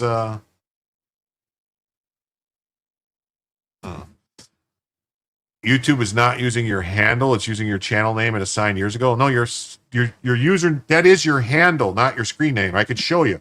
It's two things. That's your channel name or whatever you want to call it. That's your handle.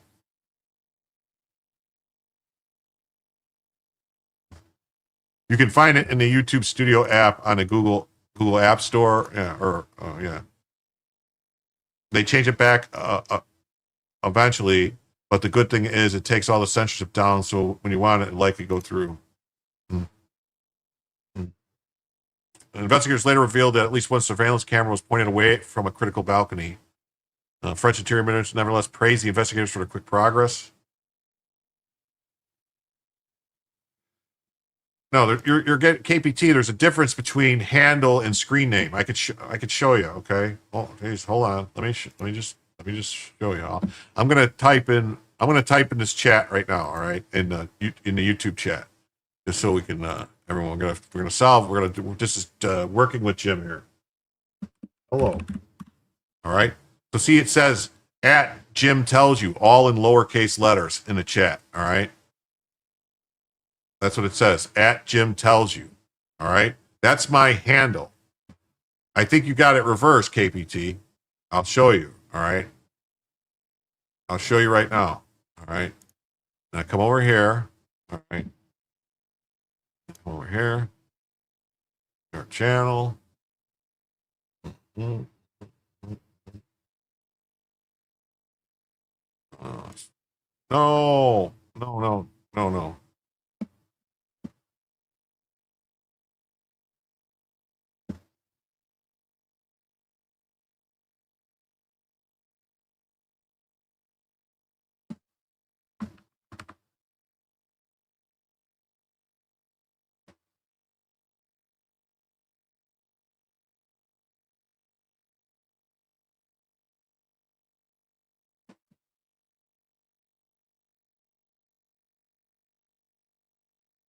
Mm-hmm.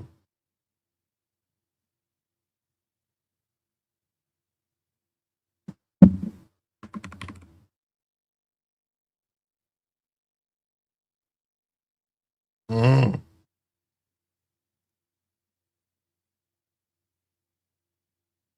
That got me signed out. It signed me out for some reason. That was weird. I hit the wrong button.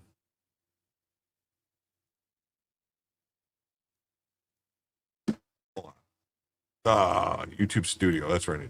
My bad. I'm looking at the wrong thing.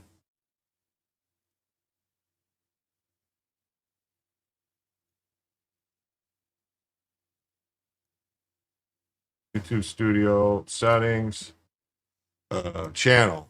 All right. Basic information. No. General. No. Damn it. I had it a minute ago. Oh, customization. That's it. Customization on your channel. All right. Here we go. You got customization on your channel. All right. All right, you go to your channel. You gotta go to YouTube Studio, which you can get YouTube Studio on your phone. And you come here and you go to profile on your channel settings. All right, channel customization. All right, and you come here, your name. Choose a character name that represents your content. Changes made to your name and picture are visible on YouTube and not other Google services. You can change your name here twice in 14 days. And then you go here to handle. Choose your unique handle by adding letters and numbers. You can change your handles back in 14 days. Back within 14 days. Handles can be changed twice every 14 days. So that's what you're seeing right now is the handle. You see how it's lowercase, the handle? That's what came up. This is what should come up. It's just Jim tells you. That's what my channel name is. But if I'm here, that's what's showing up right now. You know, Jim tells you. For whatever reason, that's what's screwed up. So, all right.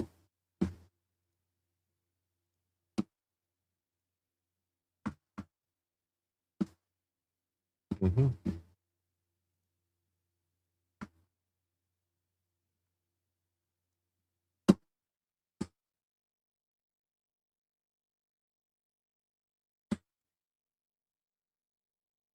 Yes, thank you for your service, Anthony.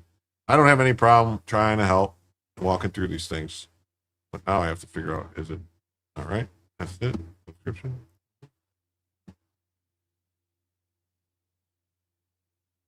Okay. All right. All right. Cool. All right. All right. All right. All right. All right. All right. All right. All right. All right. All right. All right. So authorities have not ruled out the possibility of an inside job or the involvement of a private collector who may have been commissioned the theft.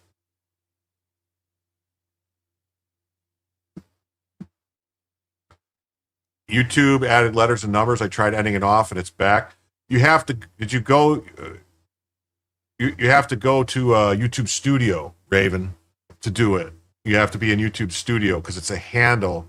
It's not the thing. Like if you're just in your YouTube channel trying to change your name for your channel, it's like, it's a weird thing where you have to change it in YouTube Studio. And it's the handle portion of it.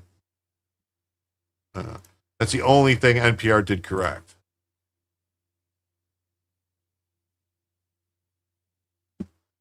The handles didn't propagate on all YouTube servers. Okay. The police continue to search for additional suspects and missing artifacts. France is reckoning with how one of its most iconic institutions suffered such a spectacular breach.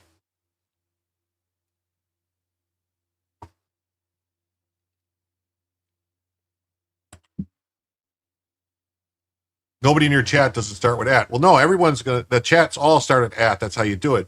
When you go to the handle, you don't have to type in @. You could just type in the name. You don't put @. I don't think maybe it's too late for me to think about this. Thanks for trying to help me. No problem, KBT. I was trying to help Anthony too. But it's that right there. You could change it. That's what's coming up right now. You can mess with the chat XP some. Sometimes I stop at 50. I don't know how to do that. I haven't seen any way to change that. I know that there's you get points for every super chat you do, and you also get points for just regular chats, but you only get credit for regular chats. I think you only get credit for 2 or 3 an hour on YouTube, I think, or I don't know if it's a half hour. There's a certain amount of time limit.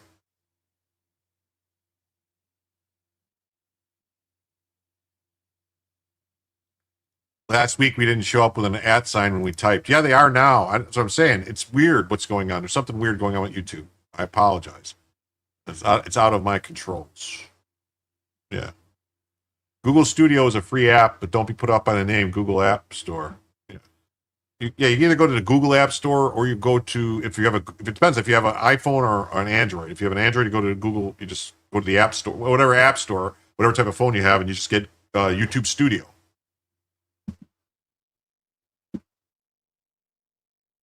You know, if banned, you get 0 XP. Yeah, if you're banned in the chat, you don't get any XP when you talk. But then again, if the way you could tell if you're banned, Potato Biden or anybody else, is write a message in top chat and then switch it to live chat. And if your thing doesn't appear, that means you're banned and your comments aren't appearing in people's chat. For now, the world's wait to see if these jewels of the royal heritage can be returned. Yeah. No, I understand, Anthony. I'm trying to help you change it if you want to change it. Yeah, this is a rolling YouTube thing. It will correct itself eventually. Yeah, I've seen other people's channel where it doesn't do it. That's why I don't understand. It's something weird. I think it has to do with servers, maybe. I think it's a server thing, like wherever my servers are, the servers are for where I'm going to, and then the servers other people are using are different. I think that's got to be it. Yeah, shadow censoring, illusion you communicating. Yeah. And then Just the News has, suspects arrested in connection with the theft of the crown jewels at Paris Louvre. Authorities in Paris arrested suspects linked to the theft of crown jewels. Paris prosecutors Laura Becue said the arrests were made Saturday evening. ScrewTube 666 is a-ho. That's right. I said that. Oh, you said that, Sharkman? Did you?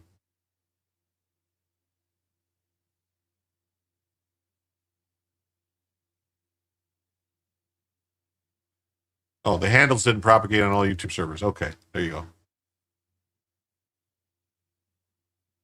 Okay. The heights and full. Okay, so we all know all this stuff. So yeah, so that's that. All right, this is a great story. Here we go.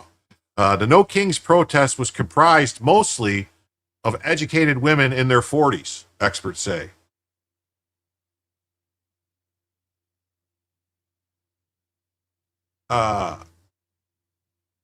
Anthony, I don't know why everyone else is. If they've some people have fixed it, some people haven't.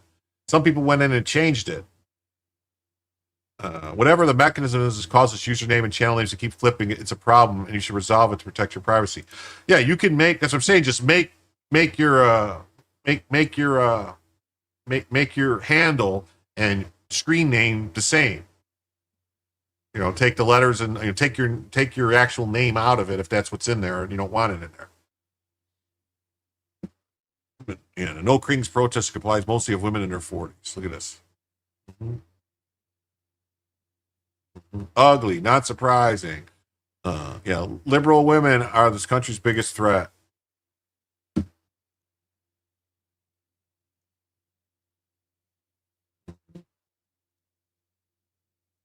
Grok says the No Kings protest was around 650,000 people total all over the country, and the legacy media got caught using several fake videos to cover up for its total failure. No correct count is possible without aggregating all events, but scaling from available images, small in most, moderate in a few, suggests the lower end is more realistic, around 650,000 total, as higher claims rely on disputed old recycled footage, e.g. the 2017 Boston protest misattributed to this event. And I guarantee all the No Kings gals have fur babies. Yeah. Yeah, you change your handle to the name you want to use. Yeah, just change the name. It's my name, Jack. Yeah. Do the 90% solution. Restart. I might change my name to Peen Meterson. Oh, that'll work.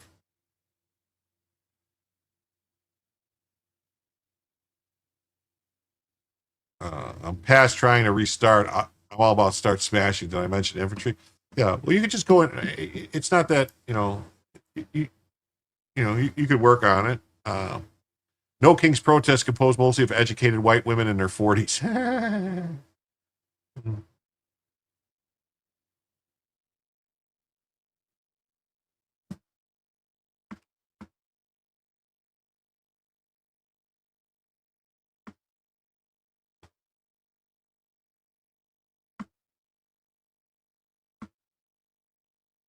At last week's No King protest, educated. Yeah. But what they mean by that is they were all teachers. At last week's No King protest, they were all from the teachers union. Inflatable chickens bobbed above the crowd, according to demographic research, was made up mostly of educated white women in their 40s. Psychotherapist Jonathan Alpert said the No Kings protests were a snapshot of an era when emotional catharsis and civic activism began to blur. What we're seeing is a kind of group therapy playing out in the streets, he told Fox News Digital. The protest, which grew thousands to the nation's capital, had similar rallies across the country, was aimed at denouncing what participants described as President Donald Trump's kingship and blatant authoritarianism. According to researchers at the American University who track protest movements and whose findings were first reported in Axios, the typical DC attendee was an educated white woman in her 40s who learned about the demonstration through friends or social media. Yep, there you go. See, that's who makes them all up. That's who makes them all up. Makes them all up, all up, all up, all up. Snuffle up a cup of kiss. Yep.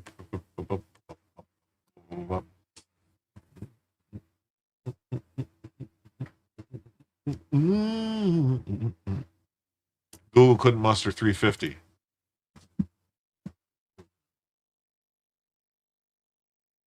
The No Kings movement allows people to feel belonging and community.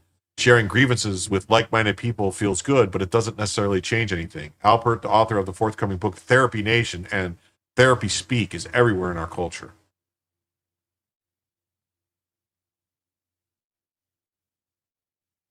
Therapy Speak is everywhere in dating apps, on the news, and even in political rallies. People start labeling each other as narcissists or traumatized when those aren't clinical diagnosis. Alpert sees that hunger for connection as central to the No Kings phenomenon. AIPAC's largest American donor is the owner of OnlyFans. Huh, that's interesting. Yeah, so majority Women's March alums, including the ones in nursing homes nearly 10 years, one from 2017. Yeah, 10 years on. That's right. We all know who Choosy is. That's right. Right there. Exile the Knights of Malta now. People should change their names and get creative. Decide what you want to say. That's right. Therapeutic speaking is not a scam. It's a good life skill that most people don't learn. Colorado Mountain Girl says, I'm embarrassed being a woman these days because liberals don't speak for me or anyone I personally know. Educated doesn't necessarily mean common sense, Lady Bama. That's right. Lady Bama. See, now that's weird because I didn't think you could use capitals in your handle, but maybe I'm wrong.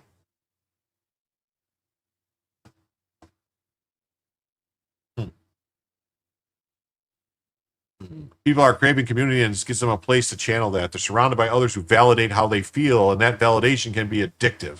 Some protesters equating the No Kings movement with the civil rights movement. In their minds, there's an equivalency, but there really isn't. They want to be part of something historically meaningful, and that longing can distort perspective. That's right. These people are distorted. These people are distorted. Look at that. We're going to blow Bulla up a little. Blow her up a little more. There we go. There we go, Bella. There we go.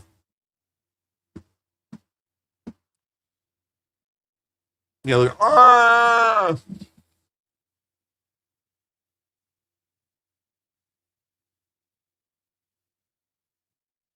have a feeling I'm not going to say it. Never mind. Their fleeting catharsis, Alpert added, can also mask something darker. A lot of times, these people are unhappy in their own lives. You don't say. These people are unhappy in their own lives. Tell me more, Doc. They may have anger or anxiety, and they project that onto others. That's partly what we're seeing play out at these rallies. During the No Kings protests across the nation last Saturday, individuals sporting inflatable T-Rexes, elephants, and other brightly colored costumes flooded the streets. Supporters say the inflatable costumes draw attention without violence. The tactic started in Portland, Oregon during protests against the U.S. immigration and customs enforcement operations. They want us to be violent, protester Claudia Schultz said, wearing an inflatable pig costume. Told the Miami Herald, you can't get any less violent than this. You think? Yeah, you think? Mm-hmm.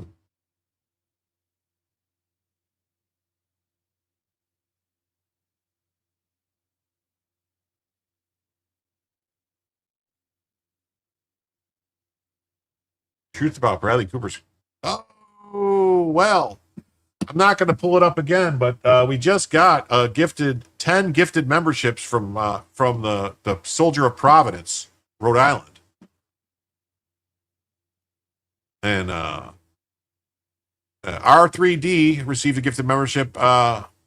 Dissident Porcupine, Newspin, Randy, Mike Moran, Aha, Ian, Albert, April Betts, Mussolini Diff, and Goody Two Shoes all received the gifted memberships from Anthony F., Soldier of Providence. Uh-huh. See, that's weird because it just came up on YouTube that's weird. Look at that, Anthony. See, that's something weird going on in the chat. Look at the chat right now, and where it says gifted memberships, it says your actual name, like your screen name, your other name, Anthony F., Soldier of Providence. That's what it says. And with that, that's another $60, Anthony. 10 gifted membership, that's $60. That means Tactical assessment. Red Chinese victory. Impossible. America will never fall to communist invasion. Communism is the very definition of failure.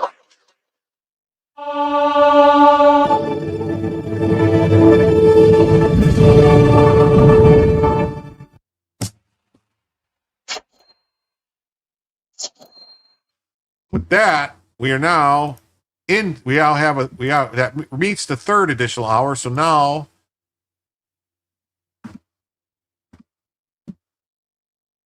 that means we are 41, 60, that's 19, 75, 65, $56 away. Yeah, $56 away from a fourth additional hour right now. Wow. Excellence in broadcasting. I'm trying.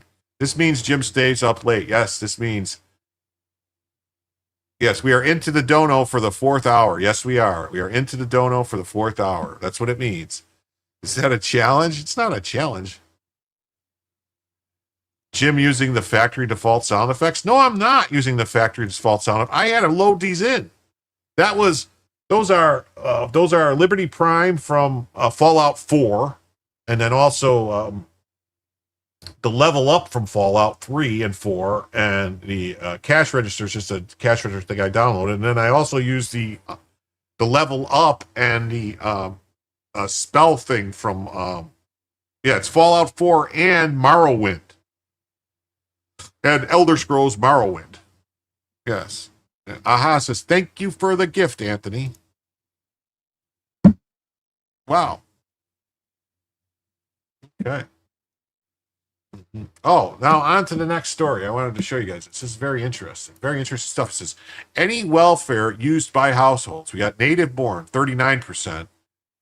39% of native born households use some kind of welfare. 52% of naturalized citizens use some kind of welfare program, and 59% of non-citizens use welfare. America has a major problem. All right, here we go. All right, look at this. Look at this. Any welfare, 59%, 52, 39. Cash welfare, so 18% of non-citizen households get. Actually, that says illegal headed households, 18%. Legal immigrant households, 23%. U.S. born households, 16%. Wow, that's crazy. Yeah, I thought they were here. You were trolling about the effects. Oh, okay. All right. I thought they were headed here. They were here for jobs. Yeah, well, clearly not. But I mean, look at this. Wow, 4% of illegal alien households get housing. 39% of legal alien households get Medicaid. Wait, they told us they didn't get Medicaid, remember?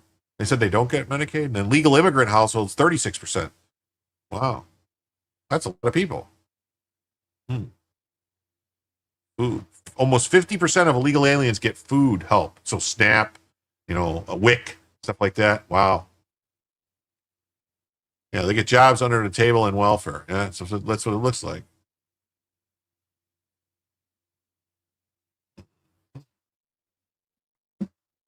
It's a parasite utopia. Yeah, it is. Non-citizens, especially the elderly, come here to retire on food stamps, SSI, and Section 8. I know plenty that never worked a day in this country. Wow. Yeah, they get both. They definitely do. Yep. Anthony says, I'm a disabled veteran. I live off what the VA gives me, and I make too much money. If I make too much money, they'll reduce my monthly payment. Wow. I thought it was against federal law for illegals to get welfare. Yeah, right? Funny thing. Yeah. Well, when the states are the ones that are distributing it and the states refuse to ask about immigration status, then that's how it happens. Tenenbra says, when I worked at Publix, I recall the vast majority of joint Medicaid and SNAP holders being Southeast Asians who didn't speak English. SNAP WIC holders were majority Hispanic. No one's following the laws. That's right. It's politics, man. Politics. Mm-hmm. Yeah, the money should definitely go to our vets before illegals. Definitely. I believe if there's one vet sleeping on the street because he doesn't have a place to live, no money for anyone else. Yeah. Lauren Chen says, wait, it's not just some illegal immigrants are collecting welfare. It's actually the most illegal immigrants are collecting welfare. Welfare by native and legal status. 59% of illegal headed households are getting some kind of welfare. So 60% of illegal aliens households are getting some kind of welfare. Wah wah wah wah wah wah wah wah wah wah wah wah wah. Yeah, and housing, it's likely way underestimated because there are subsidies paid to the landlord, not directly remittance to the illegals. That's right. So like Section 8 and stuff, that doesn't go to the legal, that goes to the landlord. Yep, 6 out of 10. 6 out of 10. It's actually probably higher because, like he's saying, Section 8 and stuff goes to the landlord, not to the people. 100% agree with that sentiment. You'd have trouble finding an honest American who wouldn't agree that vets should come first. Yeah, Soldier of Providence says, integrity is important to me. I won't work under the table. If I can and will survive, I was at least taught that. Matt Walsh says, we import the third world and force working class Americans to feed and house them at gunpoint. Civilizational suicide. Who's getting out? Who's getting their EBT cut? Let's see. The general says, who's getting their EBT cut? Food stamps by ethnicity. Percentage of U.S. households receiving SNAP benefits. 45.6% of Afghan households get SNAP. 42% of Somali households get SNAP. 34% of Iraqi, 34% of Dominican, 28.2% of Dominican, and then Native American households, 27.6%. You got Puerto Rican, 27.2%, Cuban, Black, so 24.9%. Arab, 24%, Haitian, Pacific Islander, and look at this, Italian, 7.6%, White, 8.6%. Oh, so Native is so American, so Native Americans. I'm sorry, I thought it was like the actual like. All right, so Jamaican, Arab. Okay, so Ecuadorian, Peruvian, Colombian, Israeli, Nigerian, Indian. So the Indians are the only ones that are like really low, like Italians. Why do they have Italians separate? that's a little messed up. Yeah, see, 42% of Somali households are on SNAP benefits. Yes, that graph is very interesting. Yes, it is. KPT says, we have a rental house around the corner with 9 cars parked outside and only one is older than 4 years. No English at all from any of them. Yep. That's how they do. That's how they do. Yeah, native, not native, yeah. Indigenous, they should have said, or whatever, They should have said American Indian. Or, something. Deport them all. This is crazy. And here's the study for the Center for Immigration Studies, CIS studies. It says, welfare consumption by illegal immigrants is inevitable as long as they're here.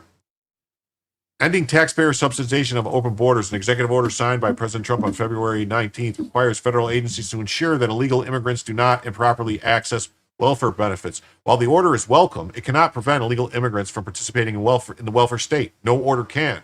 The reason is that illegal immigrants, although not usually eligible themselves, can access welfare through eligible family members such as U.S.-born children. The best way to reduce illegal immigrant consumption of welfare is not to construct new eligibility rules, but to reduce illegal immigration itself. You think the Native Americans get benefits under a different program as they reside under federal lands? Well, they get it's covered probably through different things. I'm sure they get SNAP and different stuff. They have separate things specifically for them on native lands, but I'm sure they get, the ones that are U.S. citizens also get benefits. A recent analysis from the center used a 2022 survey of income and program participation to compare immigrant and native welfare use. We expand on the analysis here to show how illegal immigrants who are heads of household receive welfare primarily through other household members. Figure 1 comes from the original analysis. Shows that 59% of households headed by an illegal immigrant use at least one welfare program, compared to 52% of legal immigrant households and 35% of native households. Illegal immigrant households are especially likely to receive food benefits and Medicaid relative to native households. Yeah, so see, illegal immigrants are more likely to be on Medicaid than Americans. Trump and Holman are working towards that. Yes, they are. 59% of illegal immigrant households are on some form of welfare. Boom. Providing the same household statistics as Figure 1, but it adds additional information. 59% of households headed by illegal immigrants receive welfare. Just 20% of illegal immigrant heads personally receive welfare themselves. So still 20% of the heads. Do I want to hear a joke I found funny? Sure. Soldier of Providence, tell me the joke. Other members of the household are usually legal residents, make up the difference. But the head of household distinction is especially noticeable with Medicaid, as just 1% of illegal households heads receive Medicaid, typically in emergency situations, but receipt by other household members pushes the rate all the way to 39%.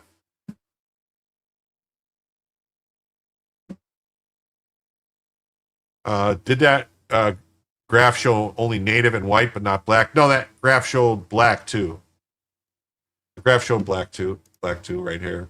This one you're talking about? Hold on. Open image tab. Blah, blah, blah. Shows tab.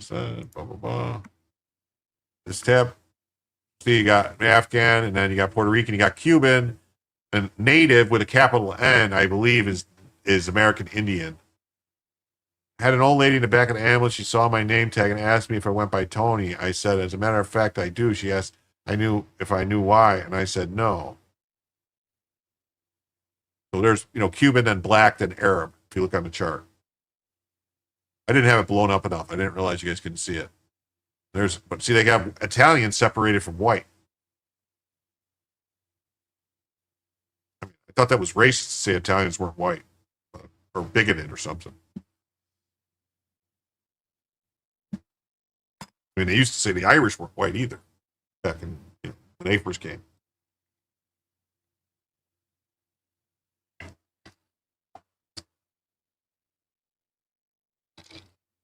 Oh, Pat, you're right. I wonder how they count all those white Hispanics.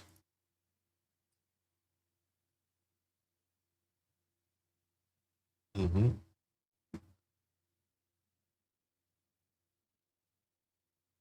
Oh, she told me when my mom put, damn it. She told me that when my mom put me on the boat, she put me to New York on my forehead. Oh, yeah, that's right, Tony, to New York. Gypped. I was doing so good. I screwed that up. I'm sorry.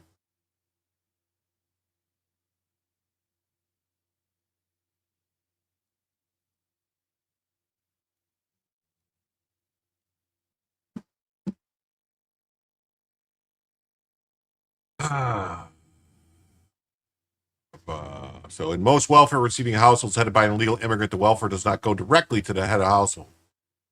So any member uses native legal immigrant. Mm-hmm. Look at that. So 20% of the head of household uses any welfare, and 59%. The top number of each bar is the percentage of households in which the members use welfare. The bottom number is the percentage of households in which the head of household personally uses welfare. Clearly, restricting the direct receipt of welfare benefits by illegal aliens will not stop most of the welfare that flows to the households that they head. Furthermore, since many of the beneficiaries in illegal immigrant households are natural-born citizens of the U.S., they're not natural-born citizens of the U.S. That's a fucking lie. All right? That is a lie. They're not. Their parents were not subject to the jurisdiction of the United States. They are not citizens. Time to shut the spigot off. Mm-hmm. Even if birthright citizenship was overturned, due to birthright citizenship, whenever benefits are available to children of Americans, must be available to U.S.-born children of illegal immigrants as well. Even if birthright citizenship was overturned, the political pressure to provide benefits to such children would be strong. Therefore, the most effective way to reduce illegal immigrant access is to reduce legal immigration in the first place. Methodology note, household or individual. Because a household level comparison involves welfare consumption by members who do not necessarily have the same nativity as the head, some immigration advocates have argued for an individual level analysis instead. Unfortunately, that approach leads to nonsensical results. For an illustration, consider an illegal immigrant head of household who is not herself enrolled in Medicaid, but who does enroll her U.S.-born children. The household level approach correctly concludes in this case an illegal immigrant accessing welfare. After all, a parent is legally obligated to provide medical care for her children. If she does not, and the taxpayer step in to do it for her, then the parent receives the financial benefit. By contrast, the individual level approach would assign welfare strictly to U.S.-born children. In this example, it would see only native consumption of welfare when the illegal immigrant mother treated as self-reliant. That view is divorced from reality. That's right. So that's what's going on. Nuclear family households headed by illegal immigrants receive relatively high amounts of welfare, but most of the welfare does not go directly to the household. So I think we covered enough of this. And, on the same kind of track here, we're going to talk about a little fraud. A little bit of a fraud going on. So Chicago grocery store owner sentenced to 3.5 years in prison for fraudulently redeeming SNAP and WIC benefits. This is the waste, fraud, and abuse that the Dems are protecting. Youssef Abu Alawala owned a grocery store in Chicago Lawn neighborhood on Chicago's southwest side from 2011 to 2019. Chicago Lawn, that's where I used to live. Ala Walla fraudulently redeemed or caused to redeem SNAP and WIC benefits for non-eligible items or cash, and redeemed SNAP and WIC benefits on behalf of stores ineligible to participate in SNAP and WIC. Ala Walla admitted a plea agreement with the government that he caused a loss to these programs of more than $8.3 billion. So what does the waste, fraud, and abuse look like in SNAP? Let me show you. So this was actually this year, August 26th. Chicago grocery store owner sentenced to 3.5 years in prison for fraudulently redeeming SNAP and WIC benefits. How much, you say? Redeeming millions of dollars in benefits under the Supplemental Nutrition Assistance Program. Yes, this is the fraud. Let's look at this person's name. You see that name? Okay. He owned a grocery store in Chicago Line and on Chicago's southwest side. So from 2011 to 2019, Al-Hawa fraudulently redeemed or caused to redeem SNAP and WIC benefits for non-eligible items or cash, and redeemed SNAP and WIC benefits on behalf of stores ineligible to participate in SNAP and WIC. He admitted in a plea agreement with the government that he caused the loss to these programs of more than $8.3 million. Millions. He pled guilty to wire fraud and tax charges. That's the waste, fraud, and abuse that the Democrats want to protect. And that is the waste, fraud, and abuse that our president is not trying to allow, and that Congress is trying to fight back against. $8.3 million could have helped so many American families that actually need it. But this person, Yusuf Abu Al-Hawa, decided to literally defraud the government and defraud the SNAP and WIC program of $8.3 million right here in Chicago. Have you heard Pritzker talk about that? Have you heard Brandon Johnson talk about that? No, you haven't, because they don't care. And this literally just happened on August 26th. 2025. You should go follow those types of proceedings, because then you'll truly understand what we're talking about. We're not talking about a Mexican grandma who's getting a little bit of SNAP benefits to take care of her family. We're talking about large-scale waste, fraud, and abuse that is occurring in the SNAP program that needs to stop, so actual people who need it can have access to those funds, and it's not being depleted by scammers like this guy. Awesome. Yeah, I see. That's great. That sounds good to me. Yeah, 3.5 years is not enough. No, that's a lot of money. $8 million? That's weird, right? 3.5 years for $8 million, but they gave George Santos 9 years? That's kind of weird. Kind of odd. Mm-hmm.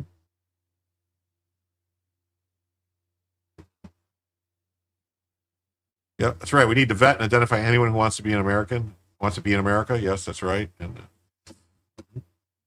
let's see this. I thought there was more. I thought there was another one. Anyway, so I thought there was more a welfare fraud one. I thought I saw more welfare fraud. So, I want to show you this on to this next story. I saw this was funny. This is these leftists, these leftists who think that they're on the same side as Islamists. So masked up Islamists is yelling Allahu Akbar. The leftist says, "We're on the same side, bruv." And the masked up Islamists, "No, we're not." This clip is absolutely perfect. It beautifully encapsulates how utterly stupid the left is. They really don't have a clue that the Islamist is going to kill them too.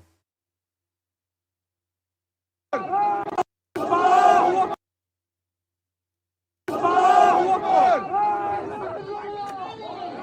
need for that. We're on the same side, bro. No, we're not. Yes, we are, bro.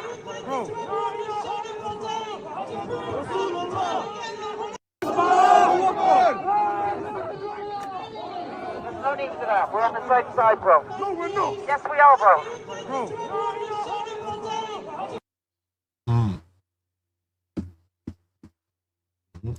That's right. Just remember that every Marxist movement needs their useful idiots, and the useful idiots are often the first ones executed after the invaders take power. Like this clown. There are trans kids to protect in Palestine, too.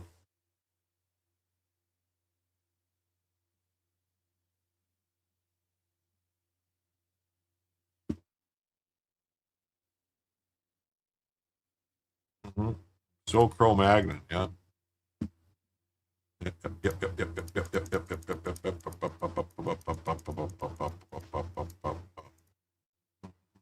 That's right. Just remember that suicidal empathy is killing Western civilization. Yeah, Trump is giving the best offer for $1,000 and a plane ticket home, and the offer only goes down from there. That's right. You're getting New York says, I'm getting a Prince Humperdinck vibe from that statement. I'm expecting the next line is, that's why I'm still alive. Maybe. Okay. Nothing on Rumble.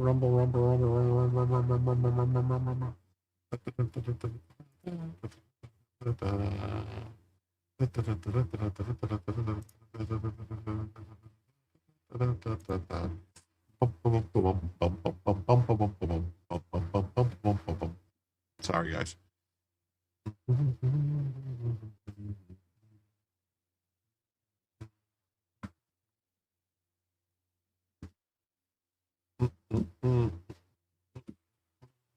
Why is it doing that? Why is it doing that to me? How many illegals in Canada? I don't know. Quite a bit, I think. And then these people are the reason why the world calls stupid Americans. They tell us that we're not the same team, and they still don't believe it. Yep. So, suicidal empathy is killing Western civilization. It is. It's killing Western civilization. It's good to have empathy, but we can't allow our empathy to be abused to the point of extinction. Suicidal empathy in many such cases. Swedish politician who fought for equality and open borders is beheaded in the Congo. The Congo, baby. We're going down. Zeta Catalan was a Swedish Green Party politician who believed in, and she was beheaded in the Congo. Who believed in open borders.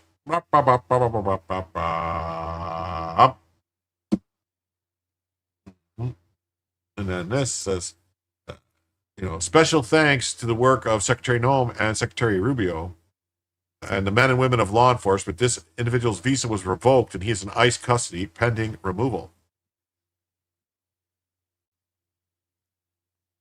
Empathy is what had us sending food to Ethiopia. Now we are letting them live in our homes and raid our fridges and ravage our families. Yeah. Well, there's actually, I saw a study and a report that said that the only reason Africa has been able to the population in Africa has exploded the way it is because of all the outsiders, do-gooders going in there, giving them food, digging them wells, doing all this stuff has basically caused the explosion in population in Africa, which now is spreading all over the world. And, let's be real and honest. They cannot survive on their own in Africa. The population in Africa would be like a quarter or a tenth of what it is. Something like that is what I read. If they if they didn't get any food aid and stuff coming in from outside.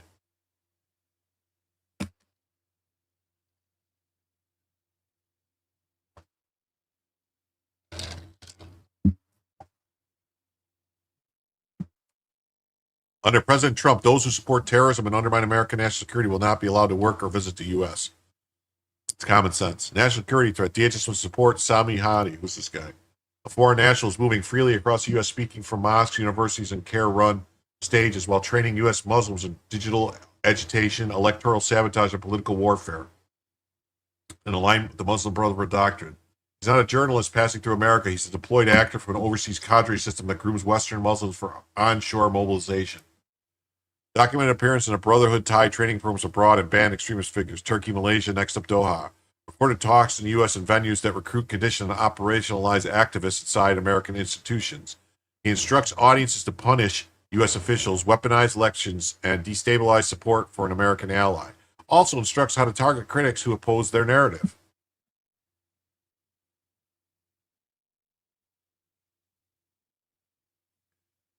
They use U.S. soil to expand a foreign political network hostile to American interests. After already becoming part of that overseas mobilization pipeline, Hamdi then publicly praised Hamas's hostage-taking as mercy and called the attackers victorious.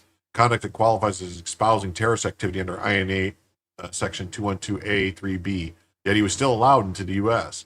DHS has banned travelers for decades-old drug admissions and paperwork errors. It can and must act when a foreign national trains operatives on U.S. soil, builds a political bloc inside our country aligned with militant narratives, openly endorses the action of a designated terrorist organization. Remove him, bar re-entry, enforce the statute. Hamdi is now appearing across the country alongside some of America's most aggressive Islamic agitators, militant imams, and groups with documented terrorist histories.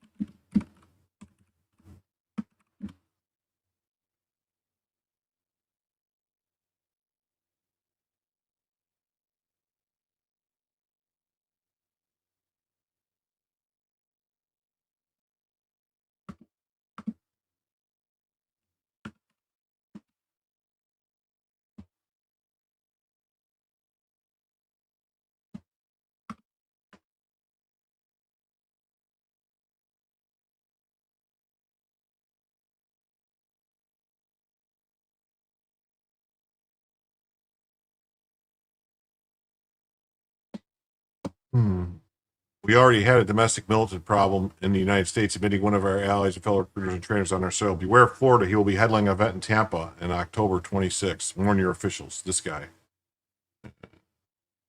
DHS will support this guy. National security threat. DHS will support him. Okay. This is breaking inside CARE's Tampa conference.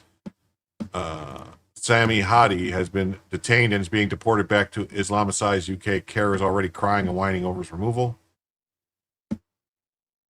Jim borrowed Joe's keyboard. No, sorry about that. This is typewriter. Brace yourself for a poor me Islamophobia video. The jig is up. No one cares, literally no one. By on CARE, they must be banned in America. The CARE conference. It condemns the ICE detention. Okay. Let's see. Keynote speaker was on his way from California, from San Francisco, to speak at our gala tonight when he was picked up and abducted by ICE. Abducted by ICE. These are particularly the moments that we have to stand stronger for, that we have to stand together for. This is our government's attempt to silence those who are speaking the truth, and history teaches us that every time governments try to silence truth tellers, the truth echoes louder. So I want to ask you for a round of applause for yourselves for being here to stand up for justice and for the truth, and not give battle to the fear that they are trying to put us under. Lawfully detained by ICE before boarding his flight to Tampa. A British citizen here legally in the United States, detained and Yeah, because he violated the conditions of his visa. He's here promoting jihadism, which we don't allow in this country. You're a guest. There's rules to being a guest. You don't get to foment revolution when you come here, violent overthrow or murder of people. That's the way it works. Believe me, I would like that to happen to the rest of us. arrested at an airport simply because he's criticizing Israel and because he's working with CARE. And I'm going to touch on that later. His only crime, if you can call it that, is that he spoke truth to justice. He spoke truth about Palestine.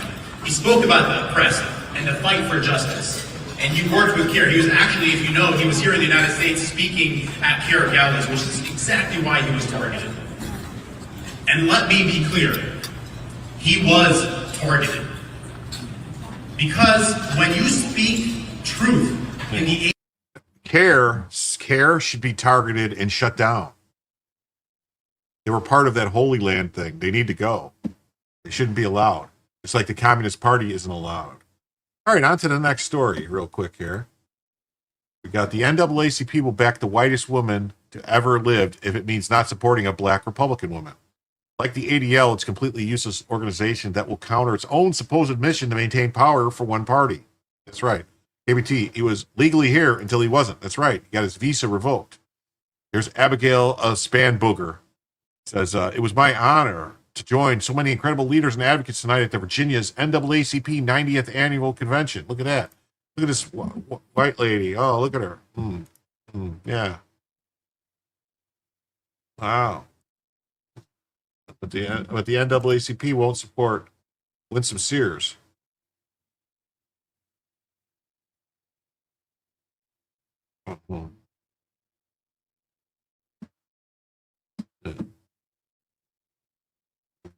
Now remember, then they got even Obama. Last year Obama chastised black men for not supporting Kamala Harris, whom he called black but is Indian. Yet he campaigned against Winsome Sears, a real black woman in Virginia. This isn't about color. It's God versus Satan. Virginians, please vote in droves for Winsome Sears.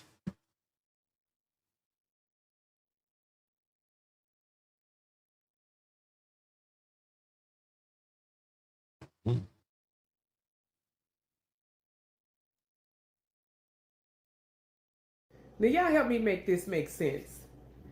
Last year, I saw Obama chastise black men saying, y'all not supporting this Indian woman. Remember Kamala, who wasn't black, is not black, is not. Okay, she's Hindu. She's Indian. But I watched Obama sit there and chastise black men saying, y'all don't want to support this woman, but at the same time, turn around, go to Virginia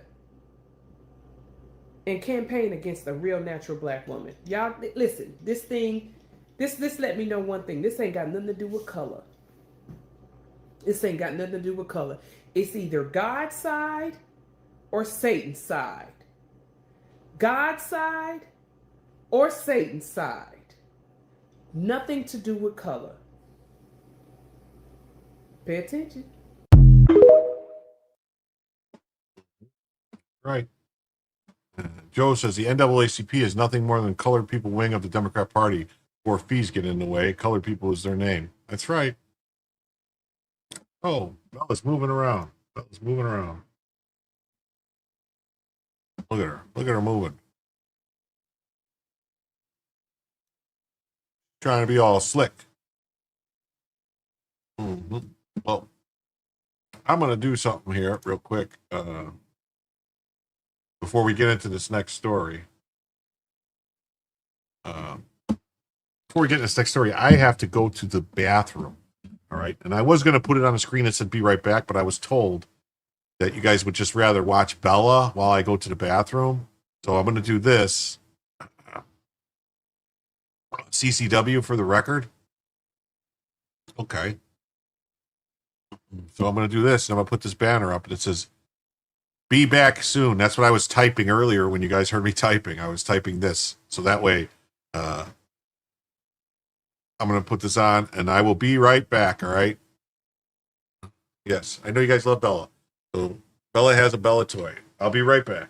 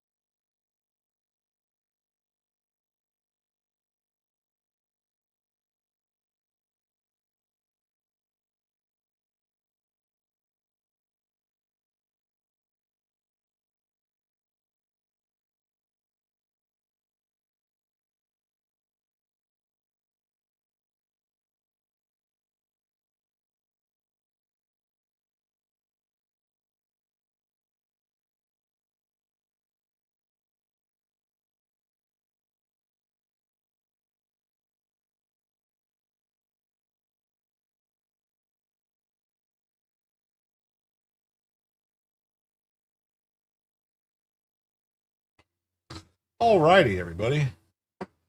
I'm back. Let's say, what did I miss? Hello, Bella. Smoke them if you got them. I was not. What are you talking about? I was going to the other way. I had to wash my hands, though, and everything. I wish I could move the camera around and see her pretty face. Well, get her to turn around. That's what we got to do. Must be a large house, long walk to the bathroom. That was a walk to the bathroom, yes, but it's not a long walk. It's just where it was, and then I had to wash my hands and everything. So that's all. Oh, wait. There we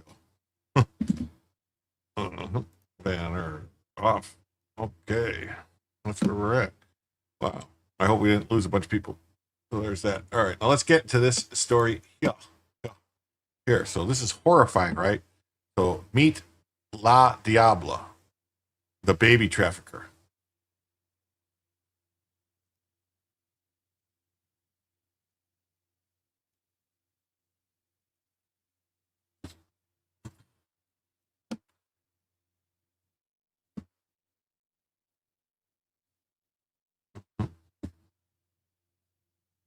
You have a door on the outhouse? No, I just went outside. Didn't the Navy issue me a pee bottle? No. Actually, I guess I could have peed in this, but that's gross. I don't. And then how do I wash my hands? I gotta go to the bathroom and wash my hands. I'm sorry. Bella moves. She does. She does move. She does move. An insidious predator who lured pregnant women on the premise of fake care, performed illegal C-sections, then harvested their organs and sold their newborn babies. Thanks to intelligence from the ODNI, Mexican authorities captured her. This is the horror that thrives under the Biden's border crisis. That's right, man. Did I see this? Let me see.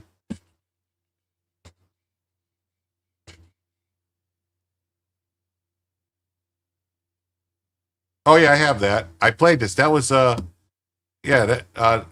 this was my opening video for the other night.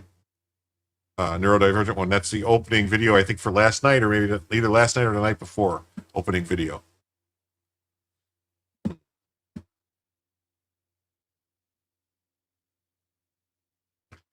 Wait, wash hands. Oh wait, Navy. That's right. Ever hear of baby wipes? Yeah. No, we always had sinks and stuff to wash our hands in the Navy. We never had to eat outside. We always got to sit down and eat our meals. Sorry. This is the horror that thrived under Biden's border crisis, and this is the evil that will end under President Trump's leadership.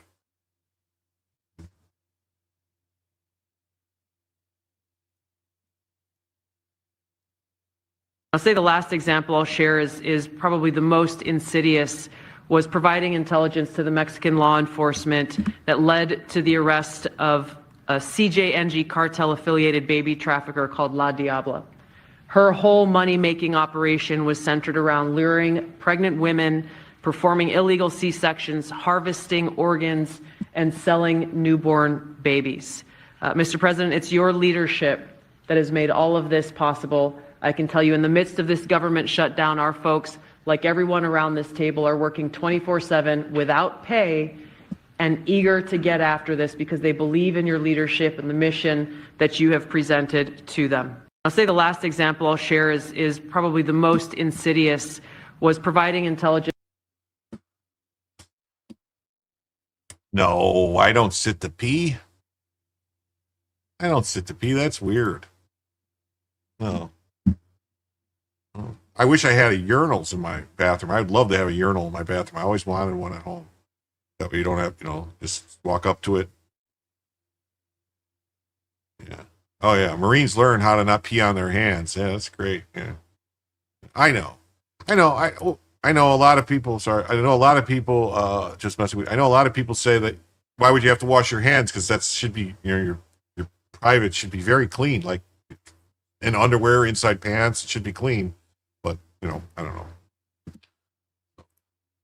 The Data Republican says that the note that La Diablo was a member of the cartel Jalisco Nuevo Generacion, the new generation cartel. Yeah, I know urinals are not complicated. You can get one. I know you got to have room on a wall and stuff like that. So it's like it's never got around to it. The Cartel Jalisco New Generation, along with the Sinaloa Cartel, is listed as an allied organization of the Revolutionary Army Forces of Colombia, FARC. That's right, FARC. The notorious cartel backed by communist factions and the Venezuelan government, Cartel de Soles. In the United States, communist-aligned anti-fascist groups such as the Alliance for Global Justice have extended support to FARC and its successor organization, FARC-EP. Follow the trail of the cartels and you trace the same network of CCP influence and Antifa-linked money laundering. It's all connected. They're not your ordinary drug dealers. Yeah, La Diabla, whose real name is Marta Alicia Mendez Aguela, sometimes reported as Marta Alicia Mendez Aguela or Marcia Alicia M., is a 44-year-old Mexican woman identified as a high-ranking operative and leader of a specialized criminal cell affiliated with the cartel Jalisco Nuevo Generacion. One of Mexico's most violent and expansive drug cartels, the nickname La Diabla translates to the she-devil in English, reflecting the ruthless nature attributed to her operations. Yeah, FARC is pronounced FARC. Not like fart, but with a K. FARC. Not fork. FARC.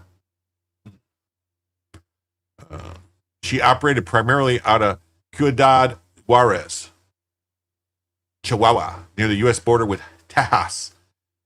They pronounce it Tejas, leveraging the area's proximity for cross-border activities.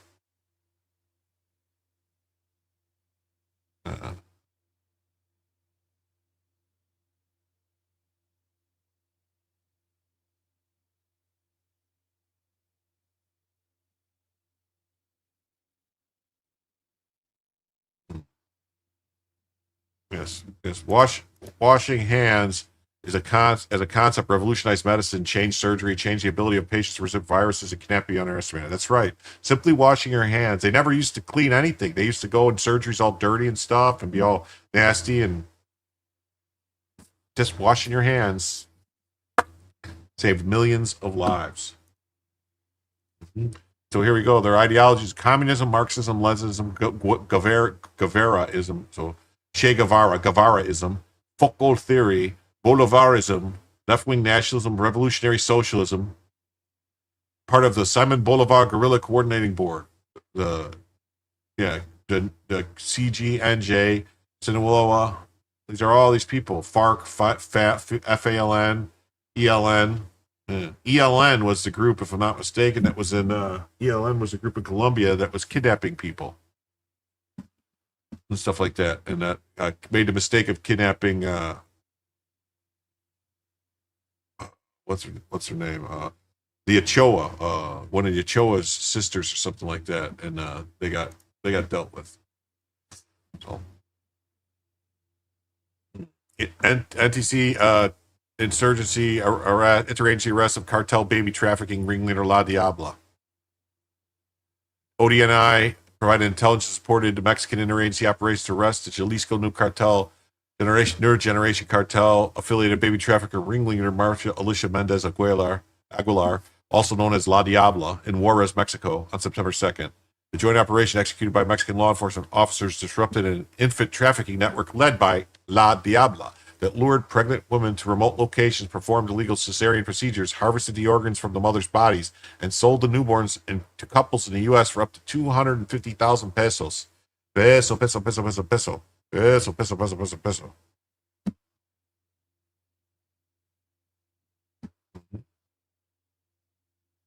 This is one example of what terrorist cartels will do to diversify their revenue streams and financial operations, said Joe Kent.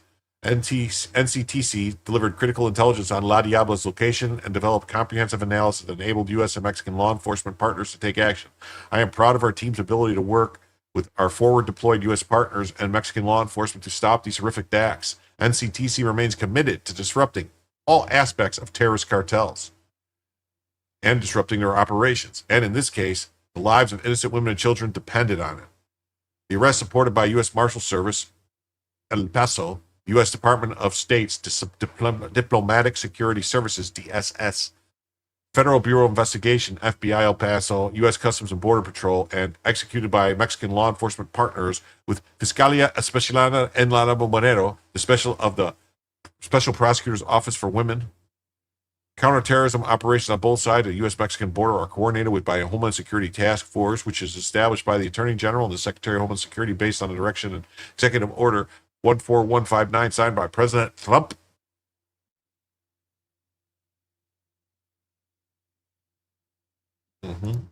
Bloody Mary recipes and MREs, otherwise Tabasco would be washed up. I think they stopped putting Tabasco in MREs. Now they just put it's like a little, it's not, they used to put the little bottles of Tabasco, and that's how you could tell how old the MRE was, by the color of the Tabasco sauce. The darker it got, the older the MRE was.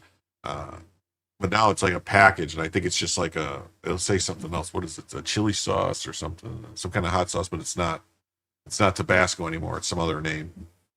After President Trump's designation of cartels and transnational gangs as FTOs, foreign terrorist organizations, DNI Gabbard directed NCTC to focus intelligence and vetting. Yeah, they use like a pepper. Now they just use like a pepper, some kind of pepper sauce or something like that. Like a hot sauce or something, or pepper sauce. As a result of these efforts, NCTC is applying 2 decades of counterterrorism expertise to assist law enforcement partners to target the FTO-designated cartels like CJNT, who use violent tactics to terrorize local communities and gain control over territory that enables them to engage in profit in illicit activities. Yeah, no, they don't have the little bottles of Tabasco anymore. No. As far as I know. I mean, I've gotten some, I bought a bunch of MRE stuff, back in a couple of years ago, and like 10 cases. And I didn't have any Tabasco in any of them. It was just like little packages, like you would tear, like little, like packages that almost look like they're wet naps, but they're Tabasco sauce. And it's not Tabasco, it's some kind of hot sauce. It's not Frank's Red Hot either, it's some other brand. Listen, I have to end the stream on Instagram and on X only. It's still going to be going on YouTube. It's still going to be going on YouTube, Rumble, Facebook, and Kick and Twitch. So just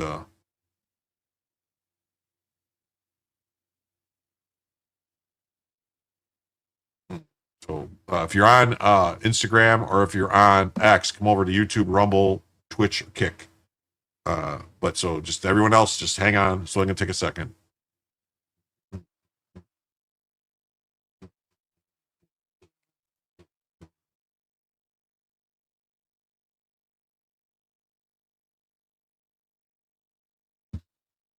You know what? I'm going to remove it from Facebook too. Why not? They've had enough free time. So,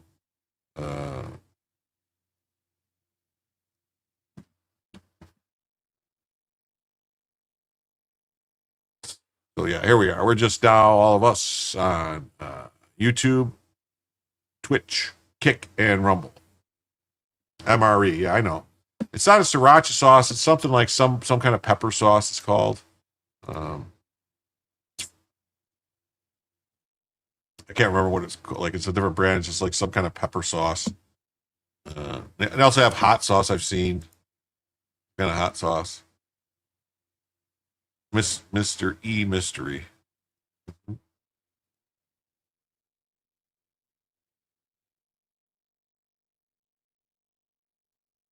If I could have time in a bottle.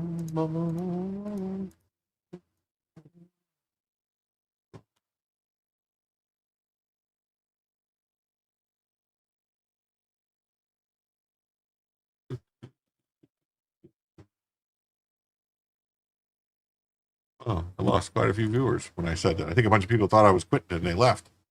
Just the cool kids are left now. That's right. I think a bunch of other people left. I think a bunch of people left actually because it was like way more people. Oh, now it just jumped up to 125. Okay, it was down 106. That was weird. That's very weird.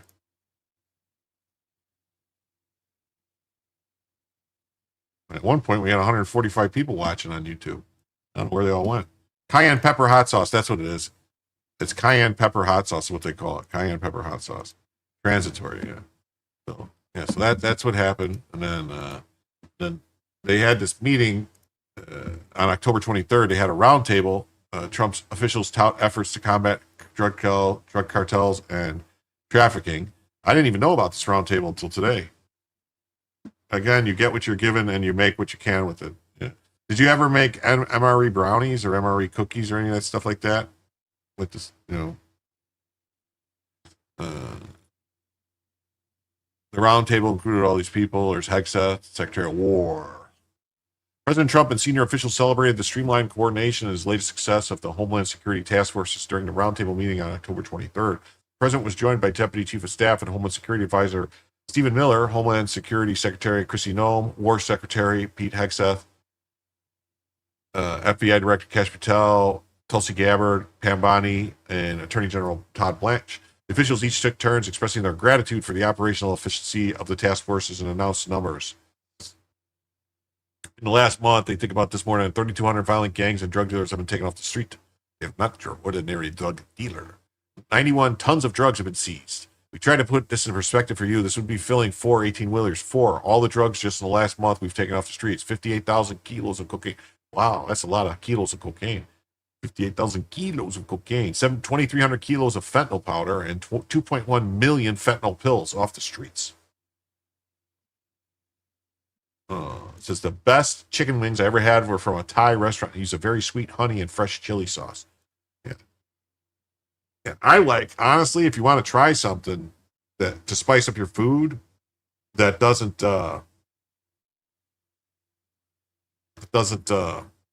but like not to like, I don't know. Two things. My friend Julio Scissors always brags about Old Bay seasoning hot sauce. If there's some kind of Old Bay seasoning hot sauce that he says is really good. Mm-hmm. Yeah.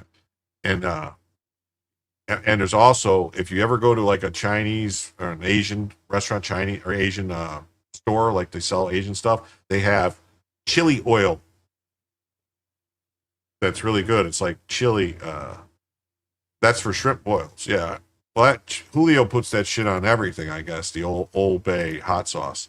But they get chili oil. It's like oil, some kind of oil with just the chili, all the chili oil stuff. It's super, like, just to add heat to stuff. Man, it's good. I use it for like making Mongolian beef or anything I want to add a little kick to it. Old Bay is especially good with seafood. Yeah, but he says the hot sauce is great with everything. You put it on like chicken wings and stuff like that. Noem noted the amount of fentanyl across the border has been cut by 50%. Gabbard thanked the president for creating the ability to have two-way intelligence sharing of actionable information between the intelligence community and law enforcement. Yeah, chili oil rocks. Yeah, it does. An MRE bomb? I believe so. He shares examples of major busts that were made possible because of the ability to share information with law enforcement, including the arrests of the Sinaloa cartel boss in Juarez, Mexico, along with 3 of his money launderers, and the arrest of cartel-associated baby trafficker known as La Diabla. Her whole money-making operation was centered around luring pregnant women. Okay, we saw all that stuff. Created by executive order, the president's first day back in office, the task force was created to end the presence of criminal cartels, foreign gangs, and transnational criminal organizations throughout the U.S., dismantle cross-border human smuggling and trafficking networks, and end the scourge of human smuggling and trafficking with a particular focus on such offenses such as, again, involving children, and ensure the use of available law enforcement tools to faithfully execute immigration laws of the United States. On October 23rd, roundtable comes as the White House announced the U.S. forces struck yet another drug boat. It also follows the announcement made by Noem on October 20th that more than 480,000 illegal aliens have been arrested by ICE since Trump took office. She said 70% of those criminal aliens have been convicted or had pending charges.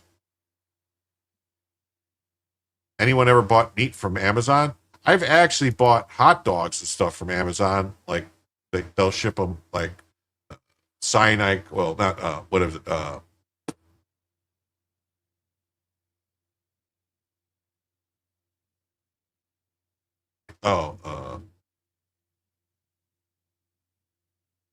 I can't even think of the name of the hot dogs now. Well, you used to be able to get Best Kosher from there. You can't anymore. Oh, Red Hot Chicago dogs. That's right, Red Hot Chicago dogs.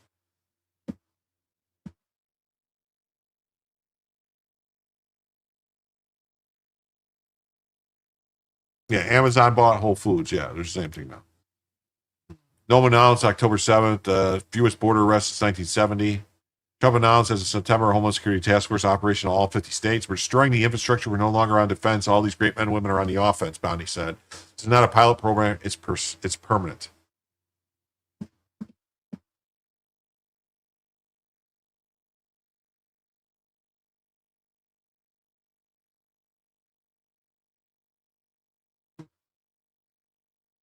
All right.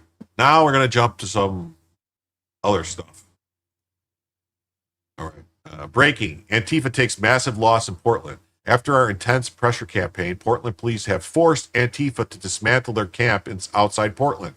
A sergeant declared laws will now be enforced in the area of Ice Portland, including public drinking, disorderly conduct, jaywalking, and more. Watch as these terrorists melt down as they move their crap off the sidewalk. We are winning. Keep pushing, patriots. And make sure the Portland police aren't just talking, but are following through. Yeah, I think someone gave the order. We're going to watch some of this stuff. I think someone gave the order. I think someone gave the order that they're going to send a guard if they don't. Over the next couple days, disorderly conduct in the second degree. If somebody goes in the street, they're blocking traffic. That's disorderly conduct second degree. People are going to be going to jail for that. People are going to be arrested. Drinking in public, that's a city code violation. We're seeing someone drinking, that's liquid death. I see you right there, death. I see you right there, partner. I like liquid death. If we see people drinking alcohol in public, that is a city code violation. We're going to be taking proper action on that. Jaywalking, we're going to be seeing proper action on that. Something like this, we need to make sure we have sidewalks open. Is legal in Oregon. Not under all circumstances. Yes, it is. So, if we're seeing people doing violations such as this, people's sidewalk egress not possible, we're going to be trying to correct that so people can be following these laws. You understand? All right. Oh, they're finally going to start enforcing the law. So if they're blocking traffic in the street, that is technically when we get this disorderly conduct in the second degree. Oh, that works. Okay. All right. All right, hey, everybody here, we got a couple more things we're going to work on down the sidewalk. They are working on opening this up. We're going to come back and check on it. We need people to the best of their ability. The sidewalk is open. Okay. We are going to ask, please, let's not make disturbances while they're opening it. Okay. But we are going to be coming back to make sure that it's open so people can use it, okay? Thank you. All right. I'm going to get there right here. Thank you.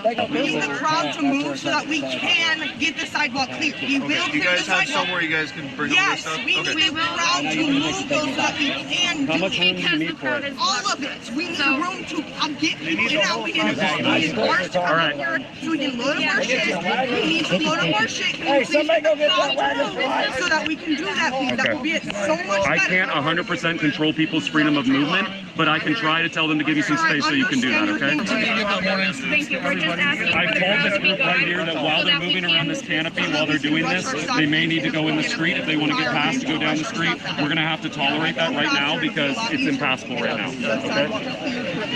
Sir, all of these people here. There is a second sidewalk, you guys. Can you? Open up. What are we trying to get out of here? Second sidewalk, you guys. Can you? So that we can create a walkway. Do you see this? You're there. All right, so how about Our sidewalk! the sidewalk is appreciate it. Okay. I just used the bike lane to get stuff out of here. It's like bike lane, crosswalk, whatever you need to do to get the stuff out of here. Can you, for just a millisecond, clear the crowd that is not supposed to be here so that random people aren't grabbing our stuff? I don't know whose stuff is whose. Okay, me, that person, and a couple other people. How about we start grabbing our stuff? Let's get that going. They said they can't do it. I'm telling them use the bike lane to just walk around, get off the crosswalk, right? What's his channel name, Margie? You're talking about Tommy Boy, B-O-Y, right? I can't find his channel. That is reasonable. Okay? All right, that's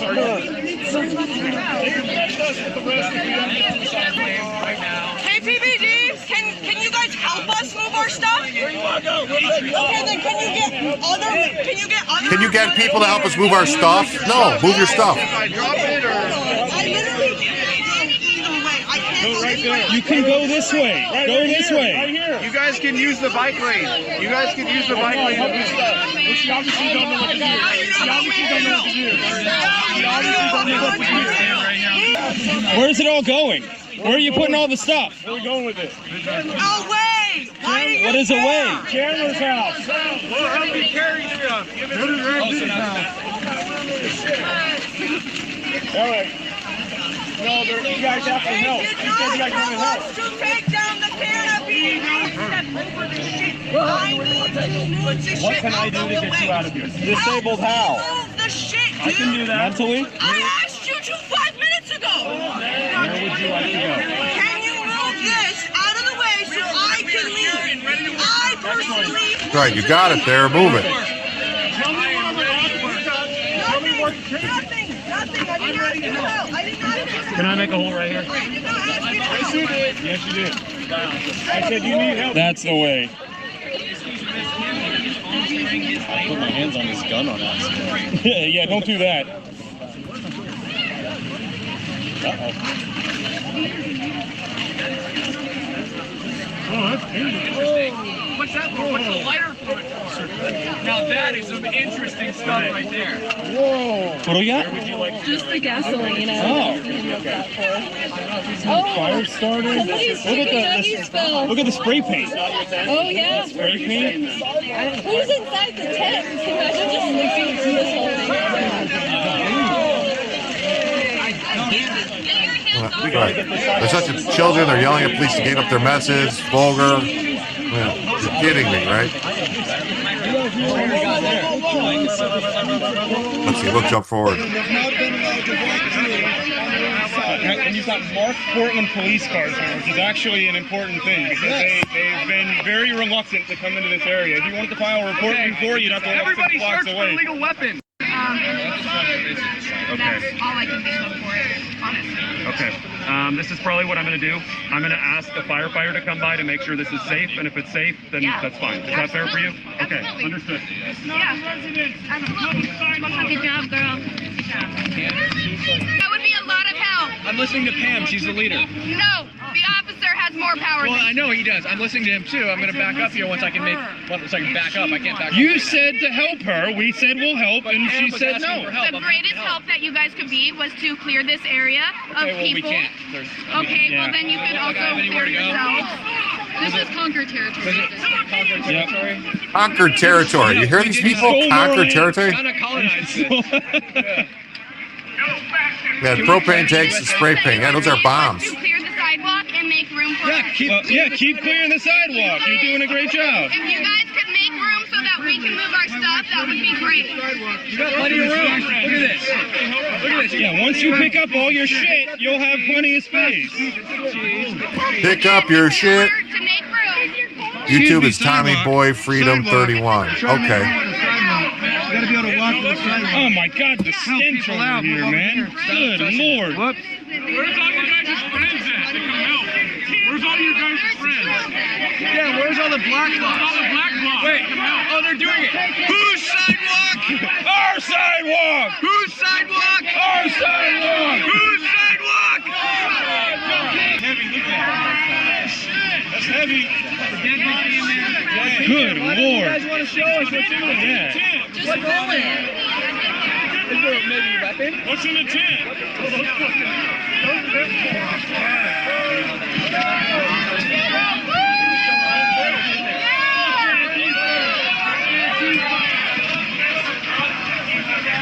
The reason why you're walking the street? Because they said until it was cleared, we could walk on the bike lane. That's what they told me. No, sidewalk only. All right, I'm glad. Thank you. Let's enforce that. What's in the tent? Wow. What's in there? Water? Fed up, and now people here see this tent. Yeah. Entitled much? They're totally entitled getting people to help them move their shit. They got a friggin' tent. You know that stuff? Yeah, they thought they could just live there. Good job, They're living on the sidewalk, yeah. Yeah. Oh, yeah, we did. We're actually the reason you're moving this shit, so we helped a lot. You're very welcome. This is...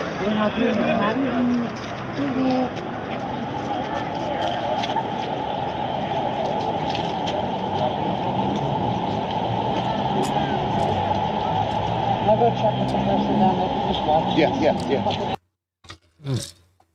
Okay. Now they're living on train tracks. Yeah, it's Hobo Block. This is freaking hilarious to watch live. Oh, it was freaking hilarious to watch live. You'd think they'd want the illegals out so they can move inside. Yeah. Okay. We got this. A resident of the building next to Portland Antifa Captain's reacts to the tents being removed. For the past 4-5 months, we the people haven't been able to walk down the sidewalk without threats, violence, and beatings from Antifa. For the residents here, it's been 4 months of hell. I think they got told by the Department of Justice that they're going to, this is ridiculous. How do you feel about this?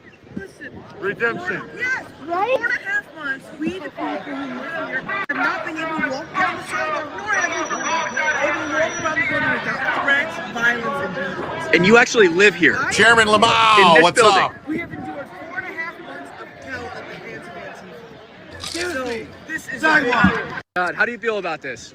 Listen, redemption. They found 25K in mask ventilators and filters. Wow.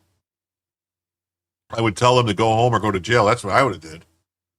Yeah, that's what should have happened. Totally. Nick Shirley says, must watch.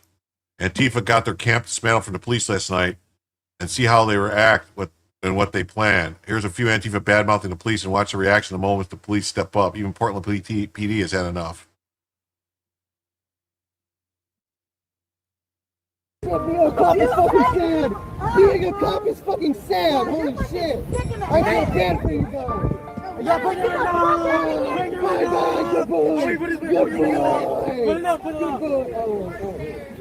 Yeah. Where you going? I just want to hang out with you. No. You're trying to hurting your feelings. I have a right to be here with you. For what? For what? I just want to get to know you. What are you going to arrest me for? I'm not going to arrest you. I just want to get to know you. You are coming up trying to intimidate me right now. I have a right to be here. You're trying to intimidate me right now. I have a right to be here too. You want to talk shit? Watch what happens. Yeah. Got the Antifa's in shambles. Not a single person outside the Portland ICE facility after the police raid their encampment. Their encampment has been completely shut down. Not a single member of Antifa. They can no longer be here. Huge. Yeah. Well, no. Portland knows. Portland knows the national. Oh shit. Portland knows the National Guard is coming. Yeah.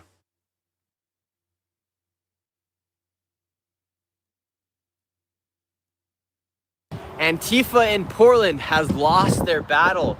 You have absolutely nobody outside the ICE building right now. Their encampment has been completely shut down. You do not see a single member of Antifa as the police actually came in today and said they cannot no longer be here. It looks like a hoarder's house here, but you have quite literally everything from buckets full of medicine, toothpaste, floss.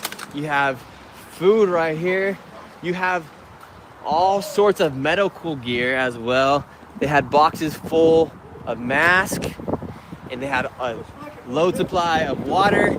They had all of their supplies and party supplies in here, and they even had things such as fridges, and they even had a barbecue here as well. So this is the end of Antifa for right now. It's been completely dismantled. Here is the barbecue they had right here. Absolutely is gone. Antifa no longer here on the streets of Portland. It's like the Patriots, the pro-Trump people came in here and outnumbered them for the first time in a long time.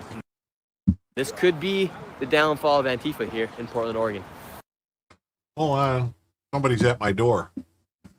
I hope they confiscate all the stuff and see how easy it was to clear that area. They will be back. Yep, they will be back. Let me see who's at my door here. Hold on.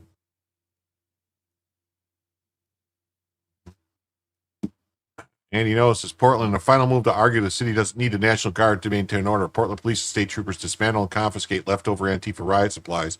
Why didn't they do this months ago? I'll be right back in 1 second. I'm gonna run you out of my city, Nick. Nick, I'm gonna run you out of my city. You better get the fuck out of my city, Nick.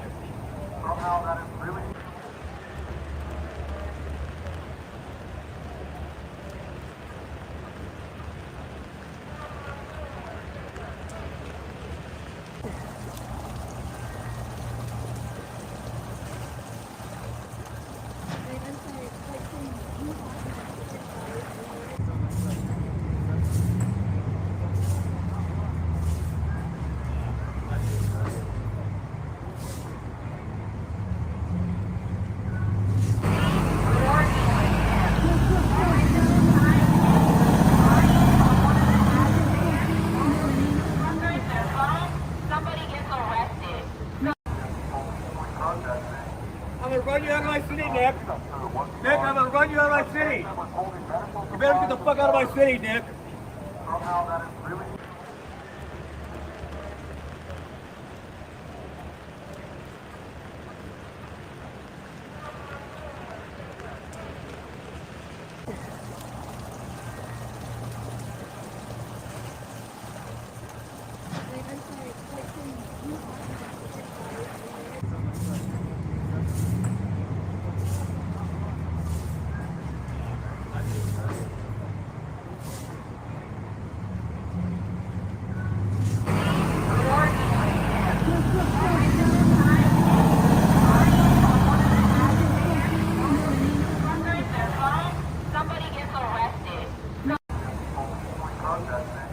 I'm gonna run you out of my city, Nick. Nick, I'm gonna run you out of my city. You better get the fuck out of my city, Nick.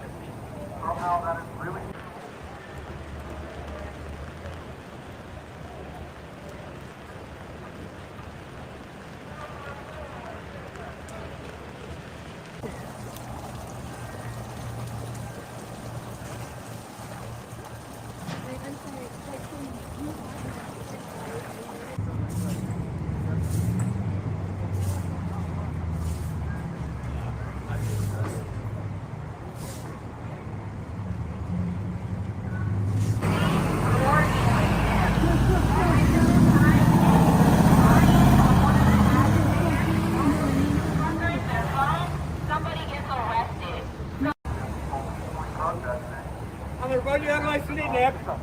Nick, I'm gonna run you out of my city. You better get the fuck out of my city, Nick. I'm gonna run.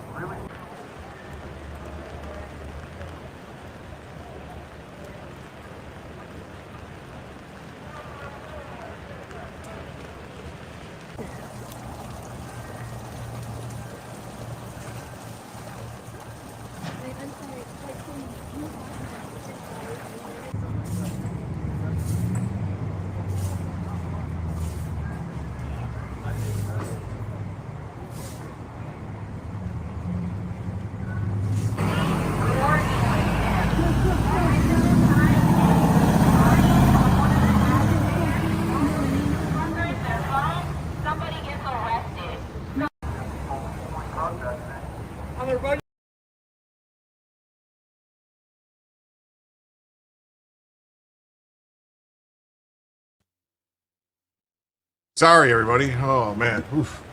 Sorry about that. My grandson woke up. I had to go tuck him back into bed and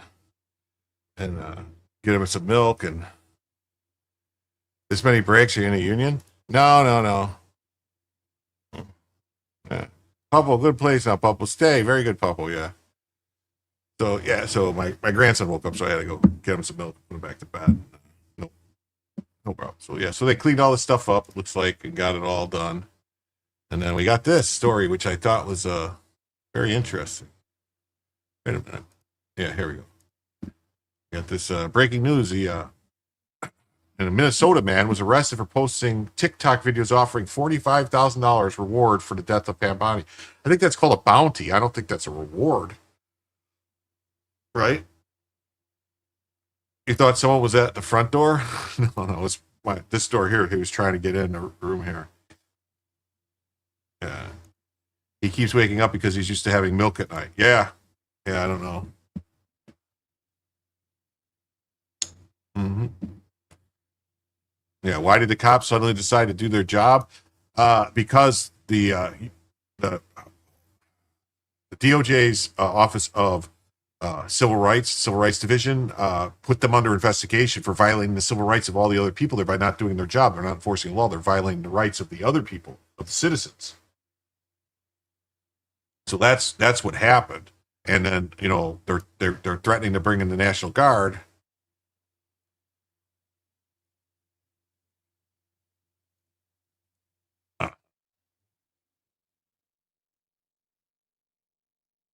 They're threatening to bring in the National Guard and such. So, they had to start doing their job. Milk's not good for his teeth at night. Well, I don't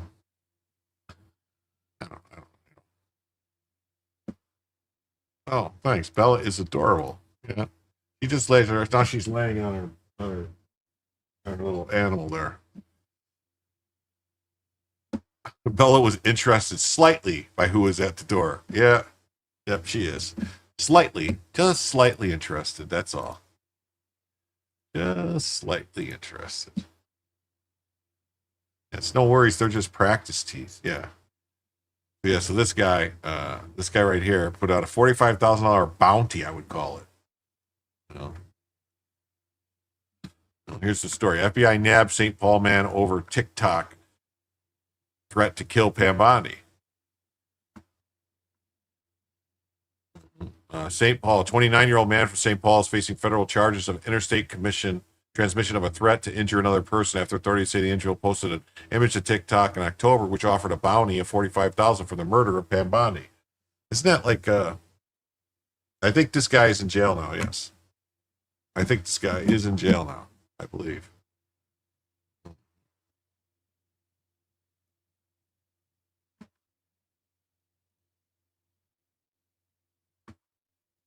What the hell?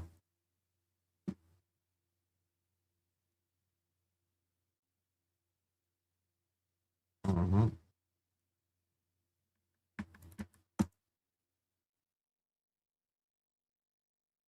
All right, there we go. Wow, my screen got all weird. Expired visa, threat on a federal official. That's not going to be a short stay. No, it's not. Yeah, another white guy. Probably, you're right. It's probably another white guy. So, authorities arrested a TikTok user out of Detroit, Michigan, alerted authorities concerning posts encountered on a platform. Using the FBI National Tip Line to describe what they perceived as posing a hit for $45,000. The post in question featured an image of A.G. Bondi with a sniper scope red dot superposed on her face, with officials adding a text containing the image read, "Wanted, Pam Bondi, reward $45,000, dead or alive, preferably dead." The guy was later identified as Tyler Maxon Avalos, who also captioned their post with "Cop, cop, when they don't serve us, then what?" Federal authorities note the social media handle of Avalos' TikTok username was Wacko, bore an A in the name stylized as an anarchy symbol. Additionally, the affidavit reads the suspect's user's TikTok page has a link to an anarchist fact book pinned in his page. You know, see, I don't understand. Like, TikTok's really weird. Don't let shit like this on TikTok, but like, I had a lot of videos that, you know, like I was putting shorts on TikTok that I put up on YouTube, and a lot of shorts that went up on YouTube, no problem. TikTok kicked right off and said no. And I was like, crazy. He was taken into federal custody on October 16th in St. Paul, with officials noting he was located at an address listed in a database of Minnesota State Supervision records due to his past criminal history. Prior criminal convictions of Avalos include a July 2022 conviction of felony stalking, an August 2016 case of felony third-degree domestic battery, an April 2016 misdemeanor conviction of domestic assault that was pled down from felony domestic strangulation. Wow. On October 22nd, the U.S. Magistrate Judge Douglas Miko granted Avalos pretrial release with various conditions, including not leaving the state, GPS monitoring, mental health treatments, no drugs or alcohol, and weapons. So see, they just let him out. Just let him out. Open threats made against current administration officials and supporters of have seemingly skyrocketed. Seemingly? A 69-year-old from San Diego, identified as George Isbell, was arrested after sending threatening letter to Tampa, Florida, home of conservative podcaster Benny Johnson. Avalos is as is with the case of Isbell, could face up to 5 years in prison. Wow. Wow. That's some crazy shit there, man. All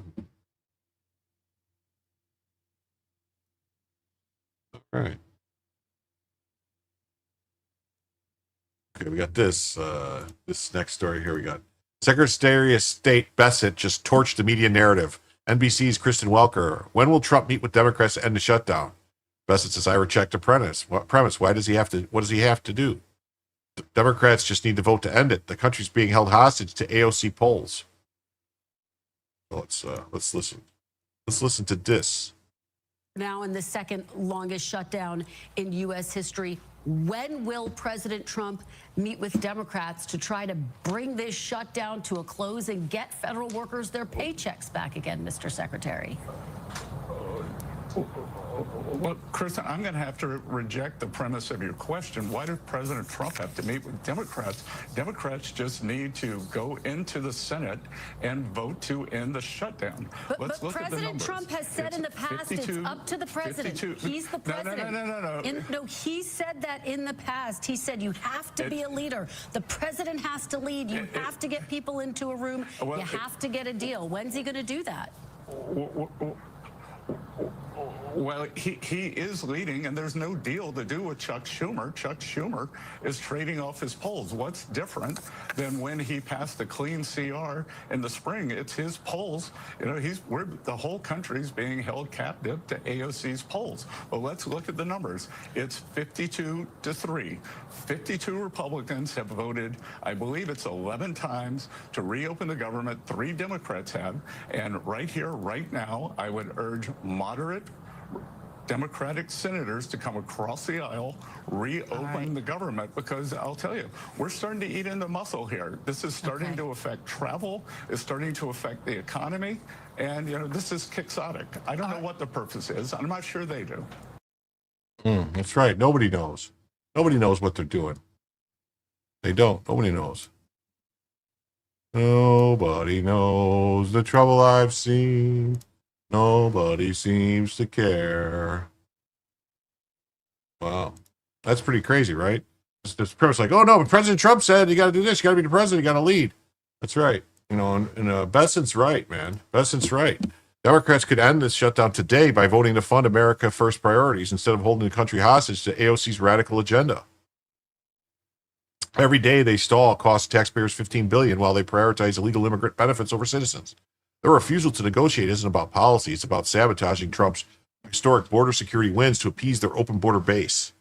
Real leadership means putting America's first, not playing political games with the economy. That's right. That's right. That's right. Mm-hmm. This was big news. Now, next story, we're going to move on to big news out of Argentina.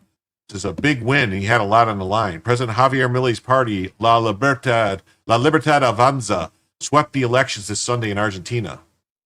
Results in 91.54% counted, and La Libertad won 40% of the vote, with the Fuerza Patria 24%, Provo Unidades 5%, and FDL 3.7%.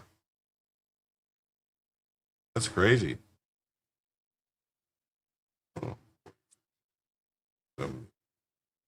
That doesn't add up, though.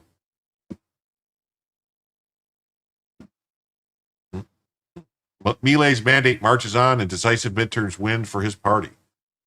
Mm-hmm. Yeah. Nobody knows the trouble I've seen. Nobody knows my sorrows. I am not a terrible person. What are you talking about? I'm a great person. I know you're talking about Kristen Welker. Despite plenty of early predictions to the contrary, Argentina President Javier Milei's party is on track to finish first in Argentina's midterms with over 90% of the votes counted in a big comeback. Milei's party has 41.5% and Buenos Aires to Peronism's 40.8%.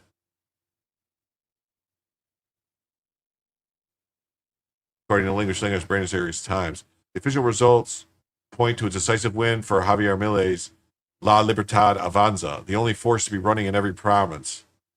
The ruling party alliance with ex-president Mauricio Marchi's Pro Party has won it more than 40% of the national vote for lower house deputies.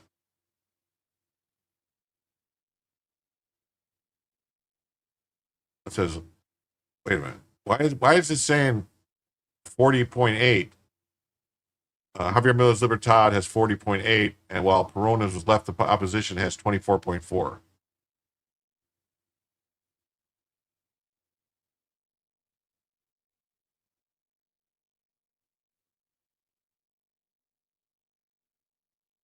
This means to secure at least 1/3 of the seats in both chambers, a critical threshold that allows Milei to preserve his veto power and defend his sweeping decrees. The results, stronger than most polls had predicted, give Milei's fresh political momentum after months of unrest over deep spending cuts and grinding recession last year. It also shores up the standing with Washington and the International Monetary Fund, which have tied future financial support to the survival of his austerity experiment. Market analysts expect Argentine bonds and the peso to rally when trading opens Monday, reflecting relief that Milei still has political traction. The U.S. announced a $20 billion currency swap this month to prop up Argentina's currency and promised to raise another $20 billion from private banks and sovereign wealth funds.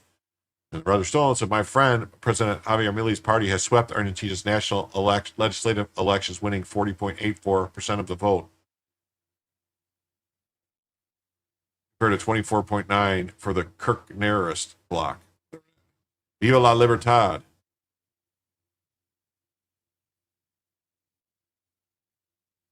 Recall crucial words of Trump earlier this month. If he wins, we're staying with him, and if he doesn't, we're gone. He just survived and thrived in this major test of austerity agenda despite a public turnout, which was low in the decades. Some 36 million eligible Argentinians are headed to the polls Sunday for legislative elections, which are key to determining the fate of Javier Milei's sweeping reform agenda and could unsettle financial markets if his support collapses, despite record U.S. assistance in the form of ultra-conservative big, beautiful bailout from the Trump administration.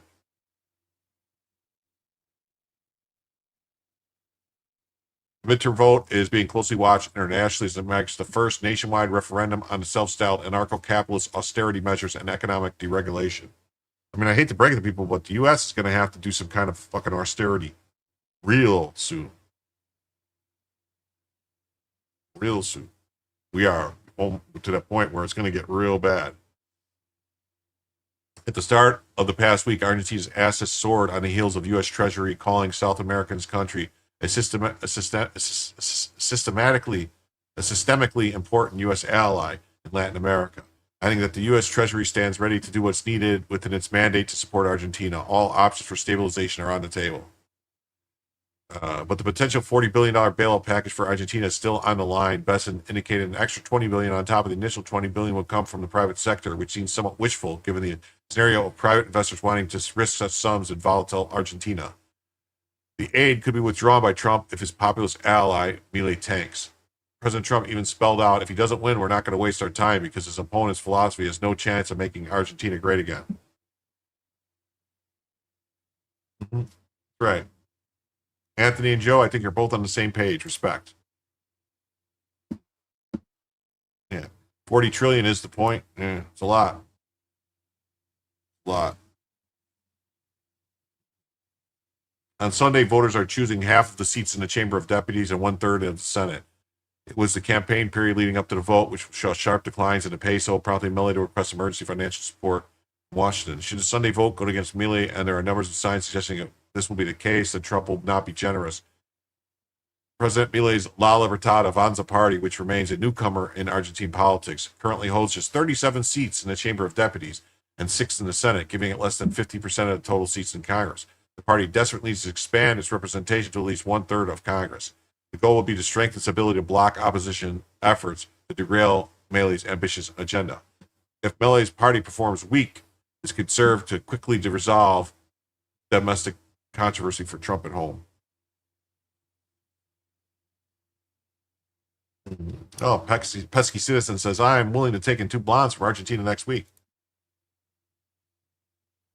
A reporter asked Trump when he decides to aid Argentina concerns. Argentina is fighting for its life. But as for optics, the loss of these midterms will mark defeat of U.S. credibility in the region. With a few hours until the polls close, reports of low voter turnout a bad sign for Trump's ally. Why would that be a bad sign? Milei himself faces re-election in 2027, and the national direction after Sunday will signal whether Milei's chainsaw austerity programs will have any staying power. LLA is expected to gain seats, though not enough to secure a majority against the left-wing Peronist coalition. But if the president's coalition underperforms, it could still be a broad sell-off of Argentinian assets. I thought it said they outperformed them, that they won a majority. This is from Reuters. It says Argentina's midterm election hands landslide win to Milei's libertarian overhaul. Milei wins landslide victory. Successful enabling to continue economic overhaul. Trump has conditioned future support. Early results in the legislative elections Sunday showed a landslide victory for Milei, as voters overwhelmingly backed his free market reforms and deep austerity measures, providing a strong boost for the leader to continue his economic overhaul. The president's party, La Libertad, scored 41.5% of the vote in Buenos Aires. According to official results, the province has long been a political stronghold for the Peronists, marking a dramatic political shift. La Libertad got 64 seats in the House of Deputies, up from 37. Milei was aiming to boost his small minority in Congress and maintain his support of U.S. president. Half of Argentina's lower chambers of deputies, or 120 seats, as well as a third of the Senate, were up for election in the midterm. The Peronist opposition movement holds the largest majority of both houses, while Milei's relatively new party has only 37 deputies and 6 senators.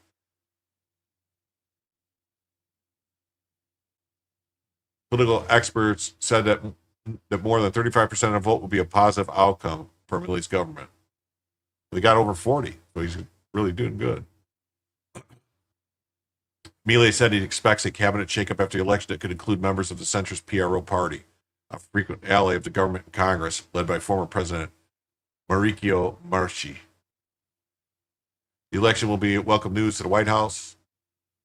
Trump's potential $40 billion bailout includes a $20 billion signed currency swap.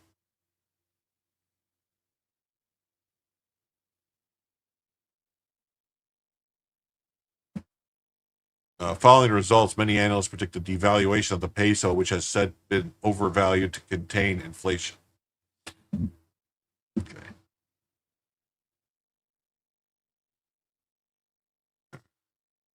On to the next story here. We got the Trump administration is preparing to surge illegal alien arrests even higher now that 175,000 Americans have applied to work at ICE. That's a lot of ICE applications in the face of left-wing violence. Over 2 million illegal aliens gone so far in 270 days. We can really surge our workforce to do this great work. For us there. No changes to announce at this time, but Guy, I will say the Trump administration, Department of Homeland Security, we're all about results. At this point, we've arrested and deported about 500,000 illegal aliens from this country, and 1.6 million illegal aliens have self-deported, but we have a lot more work to do. We want to really surge those arrest numbers, especially given that one big, beautiful bill that we've received the funding to do it.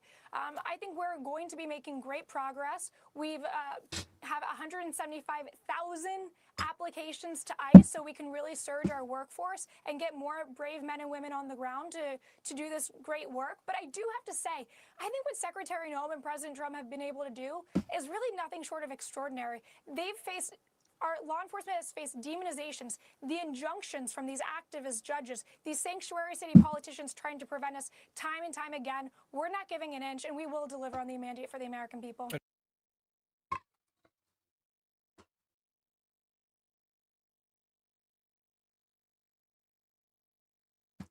Okay. Well, Anthony, don't destroy your own stuff. Don't destroy your house. That's where all your cool stuff is.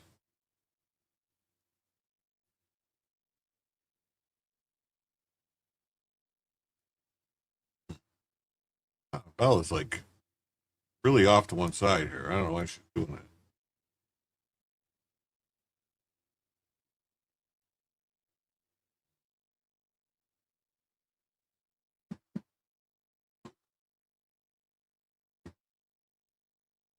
$175,000 Americans stepping up to enforce immigration law proves the silent majority supports securing our borders. While CNN whines about messy hiring, the real story is Biden's open borders created this crisis, forcing Trump to rebuild ICE from the ground up. Right. Hallelujah. Yet 32 sit-ups and a 5-mile run weed out the week. That's called standard, something D.C. forgot under prior administrations. 2 million deportations in 270 days. Historic. Now let's audit the $75 billion ICE budget to ensure every cent targets illegal criminals, not HR bloat.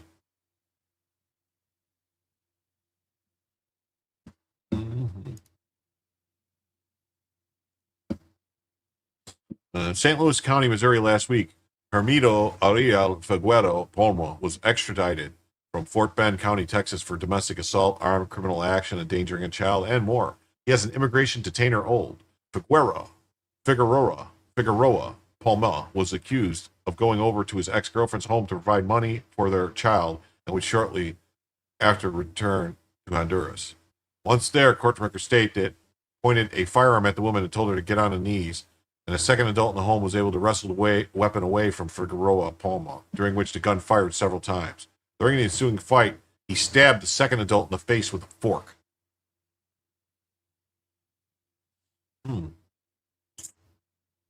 Let's see. Oh, look at that. White. Another white guy. Fucking white guys again, Joe. Look at that, Joe. The white guy's committing all the crimes. Figueroa, Palma, Hermito, Ariel. White male.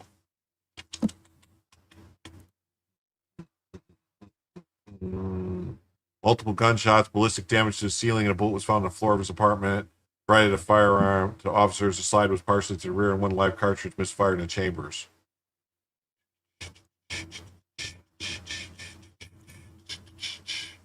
Bastardo, white people. Yes.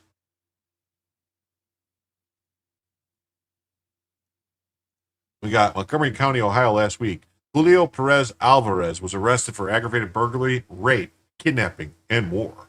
He has an immigration detainer hold. Oh, this says Hispanic, so this one's good. Hispanic.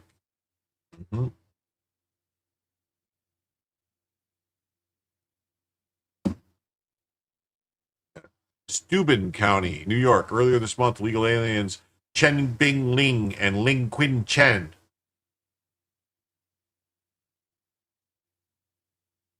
were arrested for attempted grand larceny and criminal facilitation.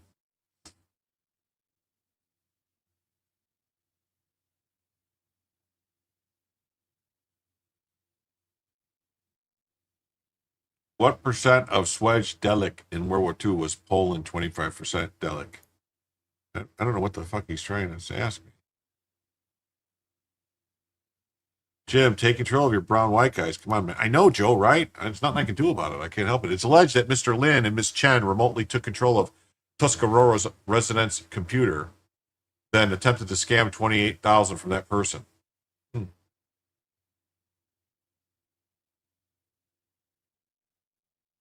Sure, I'll take one hit, Hispanic.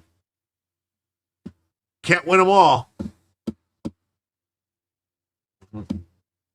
Border Hawk. ICE arrests illegal alien who murdered infant son in Minneapolis.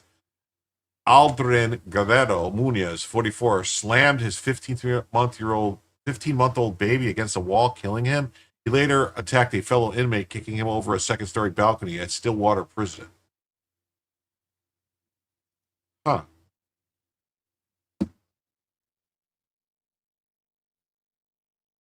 Bring back the gallows.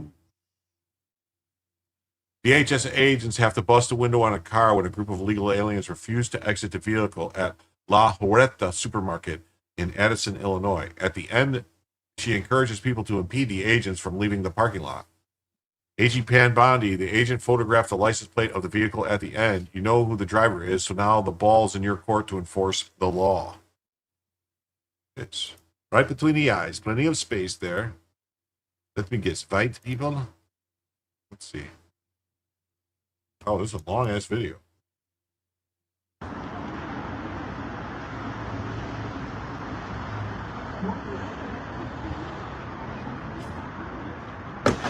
Okay. What the fuck? They proceeded to break the window. Yeah, let's break the window. This guy's opening the window. I'm opening the door. The guy's opening the door? Yeah, they opening I'm the right window. here. This is our parking lot. Of course, you guys literally just busted the window. They have Yeah. This individual just took out his gun and they have like their batons. Yeah, I'm right here. Yes, gun. I have more than one. I have no idea. Yeah. It's a long gun. I don't know the police officer. He has police on his chest, so I believe so, man. Yeah. Like this.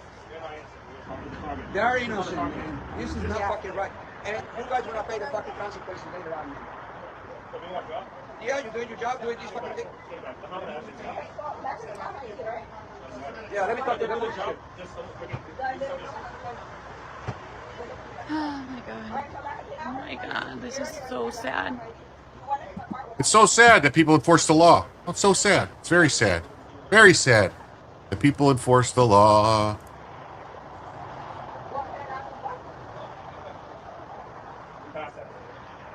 Yep. Oh my god. No, yeah, I'm on the side. They're already off the news. I'm already on the side. Chris Mommy? Yes, I am. Sí, Hold on. está bien, le voy a mandar este video. I'm going.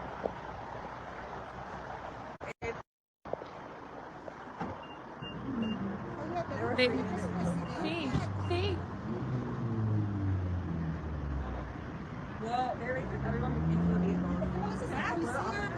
the vehicles. Pues la verdad ni están haciendo nada. So even with the residency, they still take people. Okay. I just have a question. 1 second. Oh, okay. Yeah. Hold on. Let me Yeah, that's fine. Okay, I'll, yeah.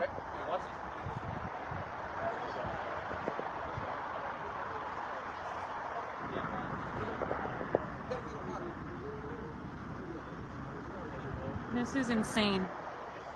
Hey, fill my car. Take a picture.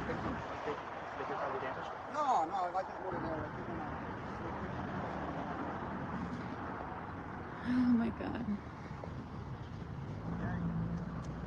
Ni entre, la verdad, vamos a cerrar ahorita. A ver, vamos. Sí. Sí, es la migra. Sí. Eso.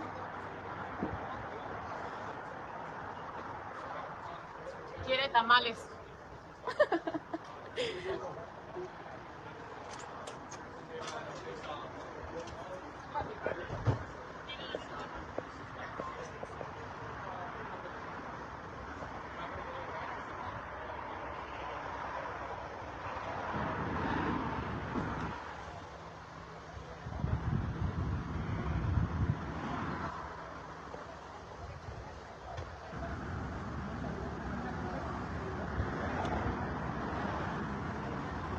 So with the residency, you can still get detained. What's that? With residency, the lady was saying. Here's the thing. I have no idea what anybody's residency immigration says. Yeah. We don't coordinate with ICE. We don't do anything with ICE. Yeah. We just got a call here. I have no idea Yeah. what any of their residency or immigration was because we do not coordinate with them with like that. So I cannot answer those questions. They might be able to. No, they don't answer I'm shit. just coming over here to make sure nobody's hurt or anything like that because we were called out. So. This is insane. Yes, sir. We're just trying to leave the area. Oh, now they want to leave. No. Okay, now they want to leave to move your vehicle. Take your time. Take your time. They didn't want to fucking move their cars when I asked them to move their fucking cars. I'm sorry, but I asked them to not park here. They didn't give a fuck. So. You don't hurry when you kidnap people. Kidnap people? So Kidnap now you guys people? can go that way if you want. I don't think these people know how it works. You don't tell the cops they got to go a different way. That's not how it works.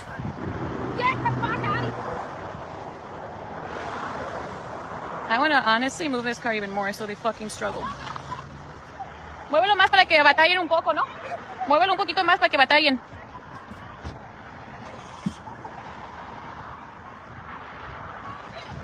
Beehive says, I don't know what this is, but anything's better than Jimmy Kimmel. We're just watching some different stuff, you know. Please like and subscribe. No, like fuck and no. subscribe. Like and subscribe. Like and subscribe. Like and subscribe. This is his property. He's the owner.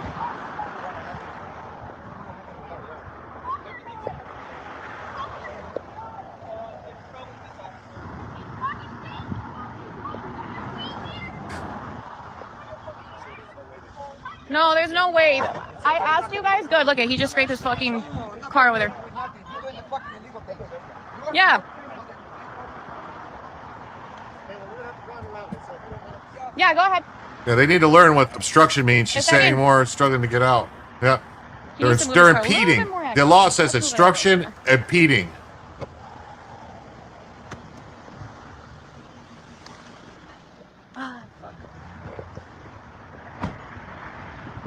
There's a license plate. Muévelo un poquito más, ¿no? Déjame que lo mueva un poquito más que se vea la chingada por allá.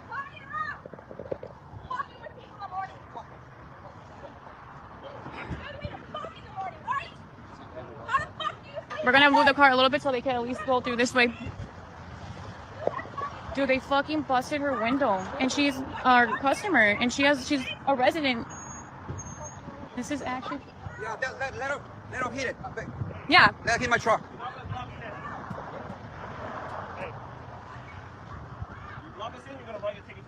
That's fine. For what? You're blocking us out. What do you mean? We told you not to park here. This is private parking. Yeah. Get the fuck out of here. Now they want to fucking. Get the fuck out. Motherfucking clowns. No, I know. But I mean, I asked them to not fucking park here. And now they want to be all polite. Yep, just arrest her too. Why they're not arresting her? Arrest her too. Yeah. Portland Annie was covered in Portland Time, but it died up pretty early. Yeah, I think they cleared out everything that was going on in Portland. Stupid ass bitches.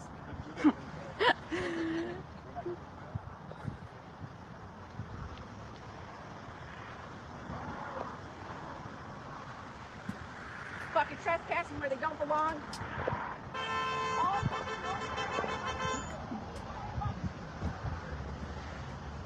You literally just took a picture of me. Yeah, I'm glad he took a picture of you. I hope they arrest you. They should indict you later. That's what should happen.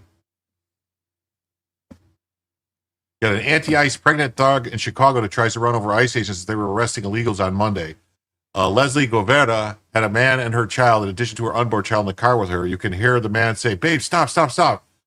And then Govera responds, "I don't give an F." And then she proceeds to beep her horn, drive recklessly, and almost hit ICE agents. One agent threw his gun in self-defense, which then triggered Govera to play the victim. She needs to be arrested, prosecuted, and jailed, lose custody of her children. She's a menace to society. Why wouldn't I throw my gun? If there's a fucking car coming at you, you shoot the person. Stop. I don't give a fuck.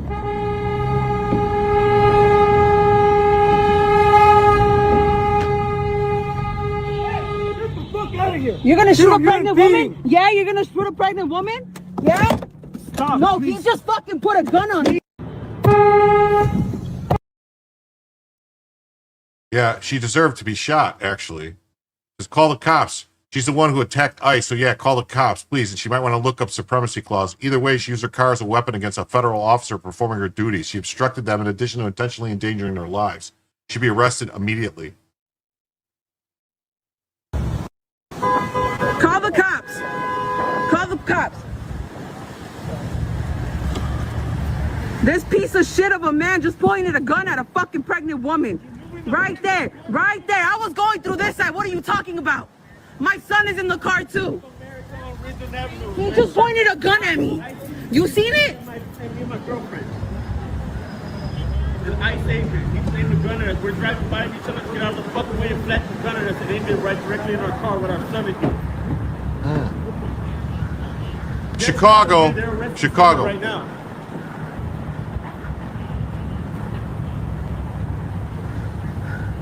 Got the video of her saying she don't give a fuck because she's going to try to run him over because she's pugnant. She should go to jail immediately. Of course it has no fucking plates in the front. He pointed his gun away.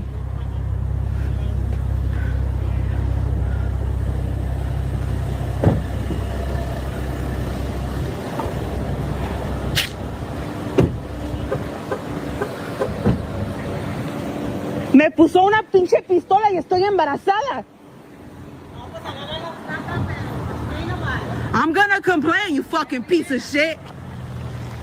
Yeah, you're a piece of shit. I'm fucking pregnant. I am pregnant. You pointed a gun at me. Do you feel good with yourself? I hope you fucking burn in hell. I would have shot you, lady. Just saying.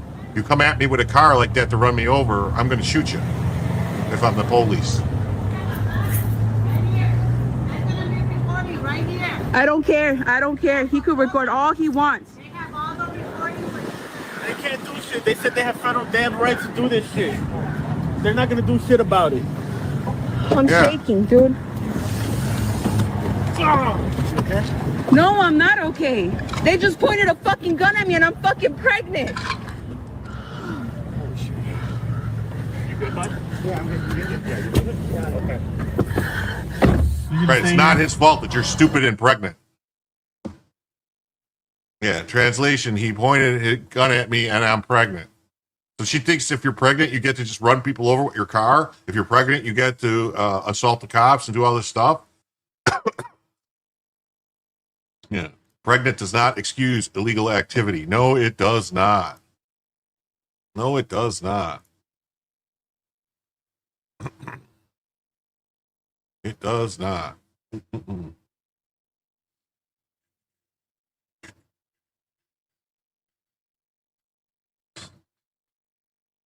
Hey, everybody. Wow, we've been going 5 hours, man. 5 hours we've been going.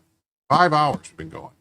Let's see here. We got 24 minutes left on the goal. If we hit in the next 24 minutes, if we hit the additional $56, we will pick up a fourth additional hour. So, and that's on either Cash App, PayPal, YouTube Super Chats, Rumble Rants, gifted memberships on YouTube or Rumble. Yeah, pregnant is a get out of jail free card. Everybody knows that. Yeah. You know, what we need is more, even more Mexican babies. Yes, we need more. We need more. What's up, B-Hops? You kind of look like Kurt Metzger in your picture. My honest reaction. I don't know if you know who Kurt Metzger is. Good guy, funny guy. Let's see. Here's something that's going to really upset you. Ready? Ready to get upset? Oklahoma teen walks free after facing 80 years in prison for raping and assaulting 2 high school girls, with one of them nearly being choked to death. Well, Mr. Soldier Providence, we appreciate you, and we thank you for your service. And you're always welcome here, and I'm always glad to hear from you and talk to you.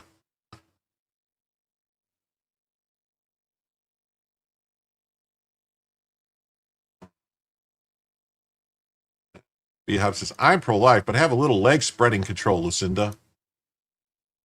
Okay, college hero's son. Yeah. Okay, college hero's son. Oh, okay, yeah, all right.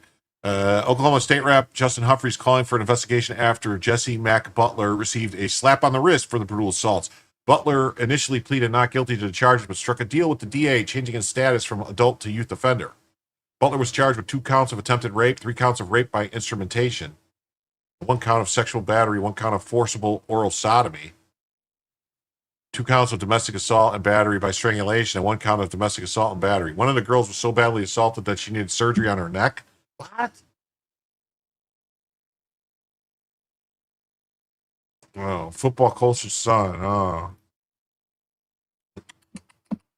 The girl said she was repeatedly raped and strangled if she refused him. The doctor said she was about 30 seconds from being killed.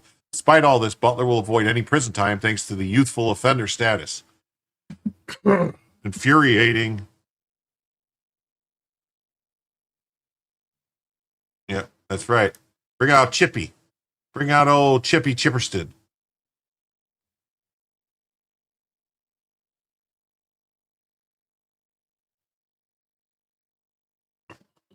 Mm-hmm. 17 is not so youthful. Well, dude, there's some states, I'm going to tell you, some states now, I think New York and some other states, they got it to like 24. Like 20, anything under 24, they're considering it youthful. And while there were even more and way bigger charges that the state likely could have thrown at this kid, like attempted murder, the 2 alleged victims and their families had every reason to believe that the wheels of justice were hard at work on I always say, if you're going to offend someone, do it while you're young. And for the accused, Jesse Mack. Oh, wow. Oh, man. Oh, buddy. Oh, buddy. Oh, buddy. Tactical assessment. Red Chinese victory. Impossible. America will never fall to communist invasion. Communism is the very definition of failure.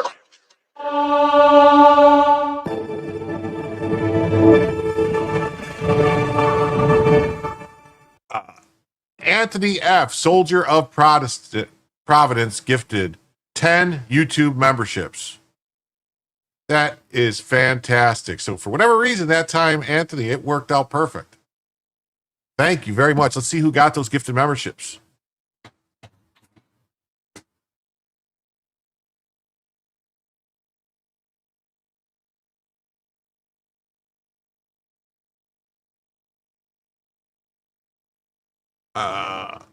Lawn Care Lover received a gifted membership. Bro Gunfighter received a gifted membership. ST received a gifted membership. Gerard Bloker received a gifted membership. Tyler F.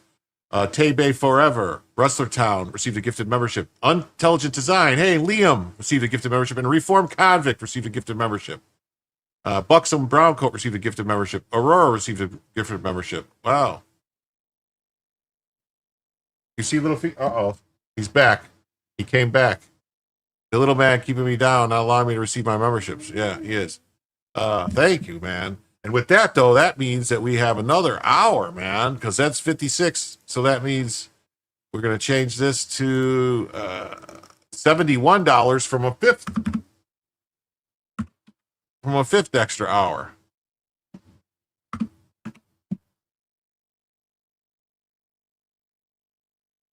Mm-hmm. Bella's looking for belly rubs. Yes, she is. Mm-hmm.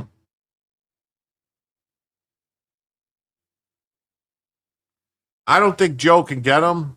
I see little feet. Yep, incoming. All right, I'm going to press play on this. I'm going to put Bella on the screen. I got to get him back in.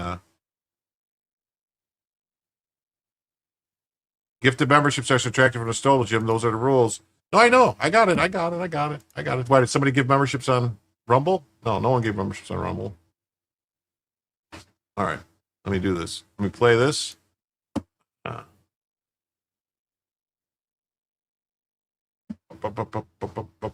And before I tell you what ended up happening, let me tell you why he faced those specific charges, what he actually did to those two girls. You should know that these details are extremely graphic. They are despicable, but they are critical to this story, especially when you find out how the judge came down in this case. So fair warning, trigger warning. What I'm about to list out for you is very uncomfortable to say and to hear. A police affidavit says a girl who's identified only as LS because she's a minor dated Jesse Butler for about 3 months, starting in January of last year. She was 16 at the time. And during that time, the victim said Butler repeatedly raped and attempted to rape her and would strangle her if she refused. The teenage girl needed surgery to repair the damage done to her neck by the strangulation. And her doctor told her that she would have died had that strangulation lasted another 30 seconds. The girl said that she gave in to Jesse Mack Butler because he threatened to kill her and he threatened to kill her family if she didn't give in. A separate affidavit says in March of last year, Butler took up with another 16-year-old girl identified only as KS. And that relationship lasted 6 months, but this teenager also said that Butler was aggressive and violent with her and says she went along with all the unwanted sex to avoid being hurt further. This victim also said that one time when she did refuse, Butler strangled her too. But get this, he recorded himself strangling her until she passed out. And lest you think this might be just a he said, she said, police later found that video on Jesse Mack Butler's phone. So that's what we call evidence. Jesse Butler pleaded not guilty to everything, as was his right off the bat. But in the coming months, for reasons that I will not pretend tonight to understand, the DA's office struck a deal with Butler's lawyers to change his status from adult to youthful offender. The victim's families begged the DA, please do not do that. Please, no. But in July, a judge decided to sign off on this. And in August, Jesse Mack Butler changed his plea from not guilty to no contest, meaning he knew there was ample evidence to convict him. And you should know that a conviction is the result of a no contest plea, right? That's what you get, convicted. By the way, I mentioned there were 10 counts before, but by August, there was one more. So the grand tally now stood at 11. The new count was for violating a protective order, which, oh my God, facing 10 felony counts and violating a protective order should have been a hell of a red flag for anybody, somebody. But the very same day that happened, Butler was sentenced to 78 years in prison, which sounds like a fitting punishment for somebody who nearly kills 2 teenage girls and rapes them repeatedly with all sorts of things.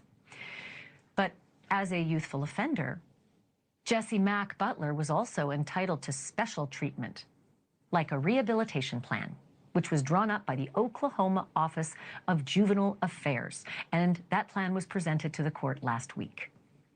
This new You're fine. Anthony, you're fine, man. You're always welcome. You're not a pest.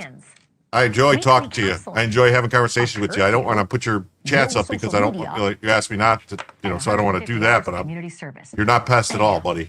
You're never a pest. I told you you can reach out to me anytime. Contact me on X, message me. 3 weeks if you work really hard. This new plan definitely wood scheduled chipper. to stay in Definitely. effect until Jesse Mack Butler turns 19, and that, my friends, is less than a year from now. So, wow, long punishment. Yeah, long punishment.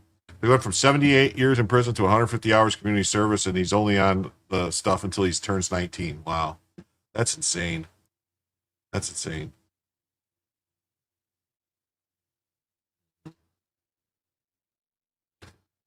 All right, now this is a story. I'll show you. So this Army lieutenant who was court-martialed for refusing COVID shot granted full reinstatement and retroactive promotion after Undersecretary of War steps in to fix the slow process. 17. He was 17, but the girl, I don't know how, was a girl 17 or was a girl younger than that? It says, Mac Butler was a longtime director of football operations for Oklahoma State University. Wow. Mm-hmm. Yeah, put me in a room with that piece of shit. Definitely. So this guy was reinstated. The Army lieutenant was court-martialed. Huh. Court-martialed. And you want to know who court-martialed him? You guys want to know who was responsible for this? It'd make you real happy, right? No. The crowning achievement of Eugene Vindman has been overturned. Vindman's prosecuted a court-martial versus MC Bashaw over his C-19 vax refusal. This week, the Department of War threw it all out and reinstated, promoted, and welcomed back MC Bashaw. And then here's Vindman, proud of the prosecution team at Aberdeen Proving Ground, secured a first-in-the-nation conviction at court-martial of a lieutenant who failed to obey lawful orders, RE, COVID mitigation measures, guilty on all 3 counts. This fucking scumbag traitor who is a Ukrainian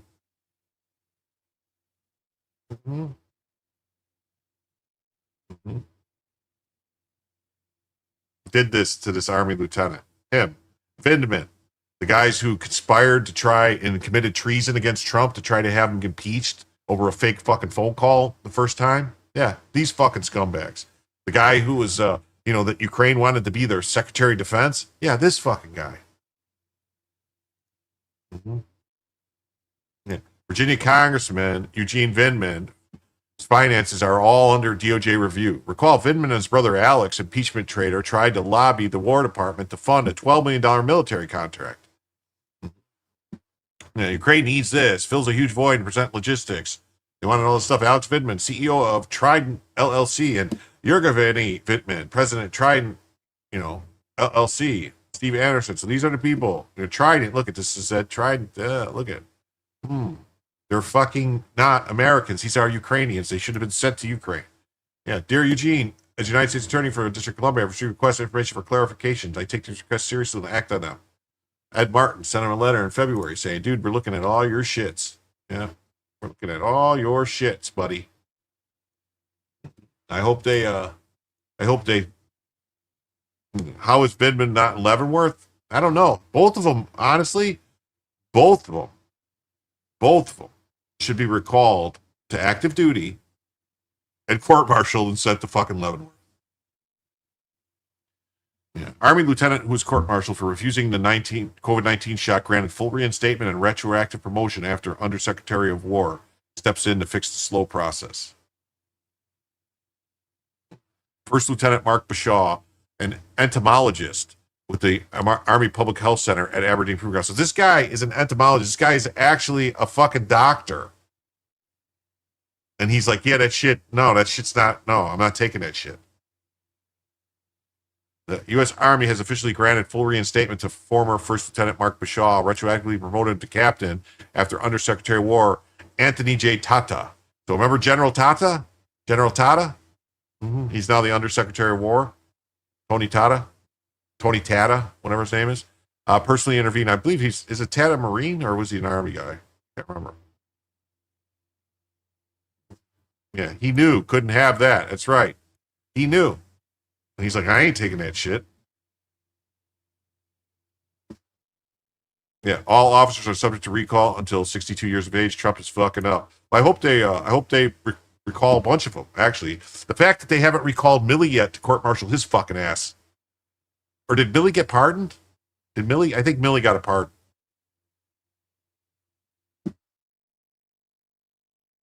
He's a bug biologist, entomologist. Well, but he study it. It doesn't matter. He's still a doctor. And he's still working at the Aberdeen Proving Ground, so he's testing shit. What's he doing at Aberdeen Proving Ground? A bug doctor. Working on some kind of biological weapons, maybe? Chemical weapons?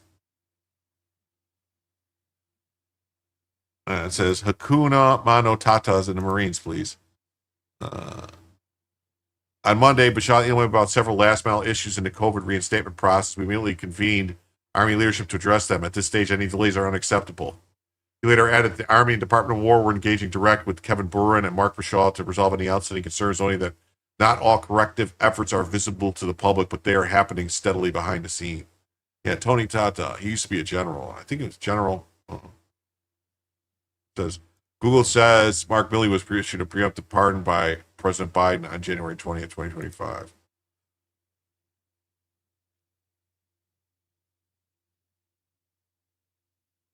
I wonder if there's a loophole there. Because the pardon did it say for crimes against the United States, or did it say for crimes against the United States Army? Because isn't it different? Or because UCMJ, aren't you being prosecuted by the Army, not the United States? Is there a loophole? Is there a loophole there maybe where he could be brought back and actually court-martialed because it's not criminal court? I don't know. Maybe. Let's hope. Let's pray.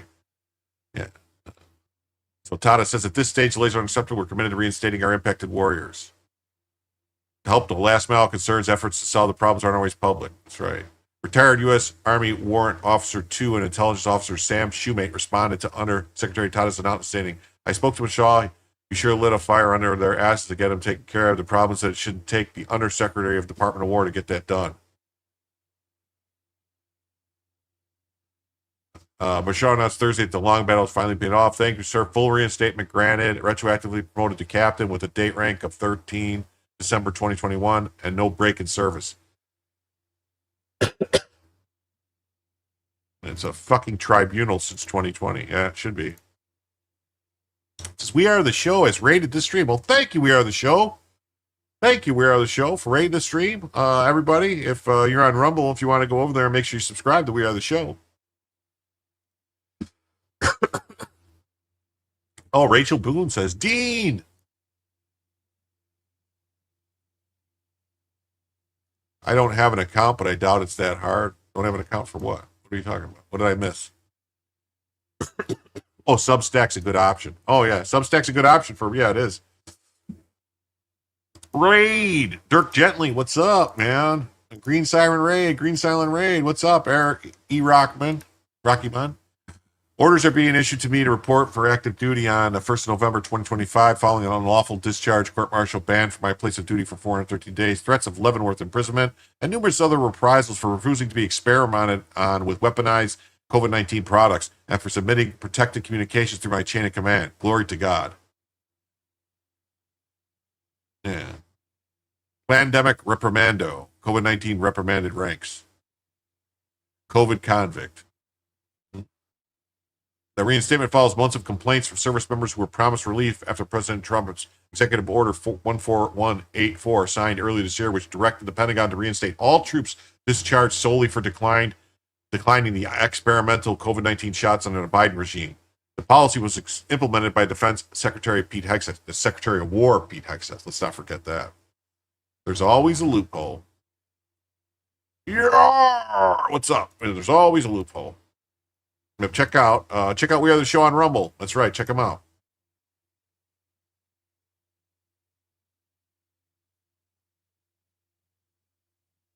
Oh. Don't worry, Anthony. We'll still be here when you get back. We'll still be here when you get back, Anthony.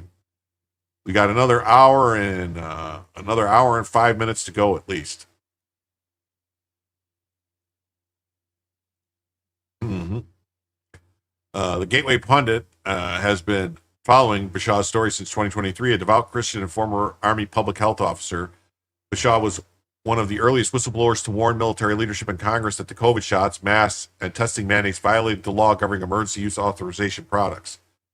When he refused to comply, he faced retaliation from his commanding officer, Major General Robert Edmondson, who in January 2022 ordered his court-martial, an extraordinary move against a decorated officer with 16 years of honorable service.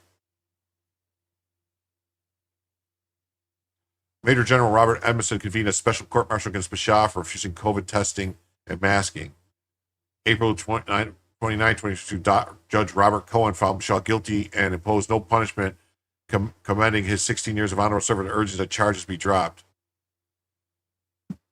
Despite the judge's recommendation and rescission of the mandate, the Army involuntarily discharged Bashaw after 573 days of retaliation. Wow. Hey, Gary Maricano, what's up, man? Nice to see you.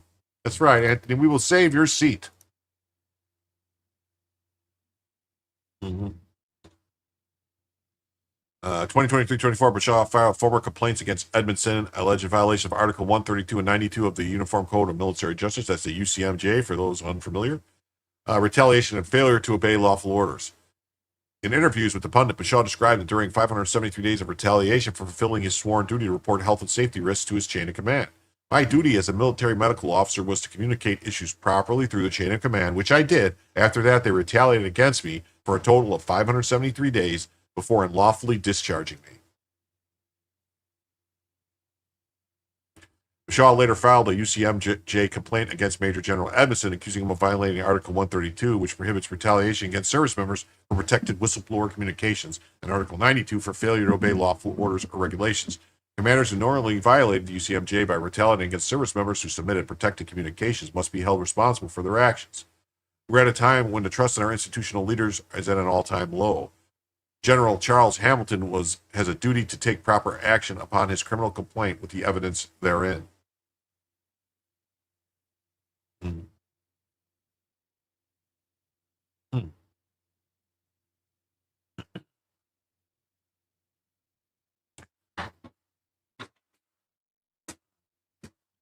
Buddy, you got to go to bed, man. Come on. You got to go to bed. You can't be in here. You got to go to bed.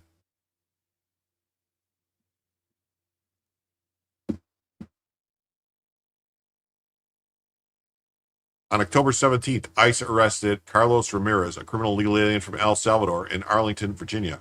Besides illegally entering the country 4 times, his rap sheet also includes charges for aggravated assault with a deadly weapon on a law enforcement officer, domestic battery. We appreciate the FBI and the State Department DSS for their assistance, was instrumental in this operation's success.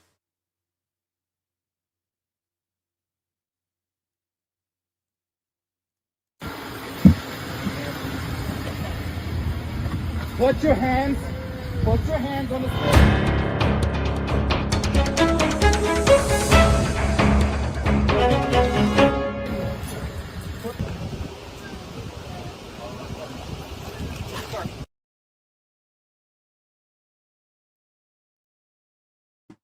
Mm-hmm. This is who the sanctuary jurisdictions want to protect. 9 illegal aliens with rap sheets that include robbery, burglary, domestic violence, assaulting law enforcement, counterfeiting, drug trafficking, drug possession, and forgery, arrested in New York City target enforcement operation October 21st. 4 violent rioters were arrested for assaulting federal offices and obstructing operations.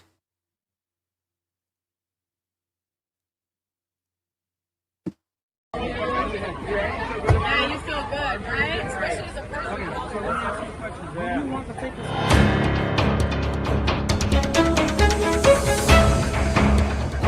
They putting all these videos and stuff, and they're doing all these graphics. It's kind of weird.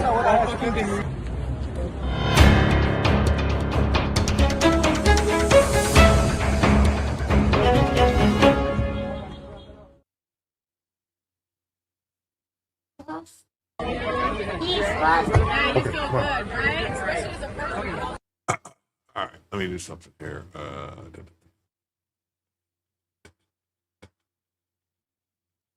Hold on, buddy. Be right there. I'm gonna watch it. Go get in bed. I'll be right there.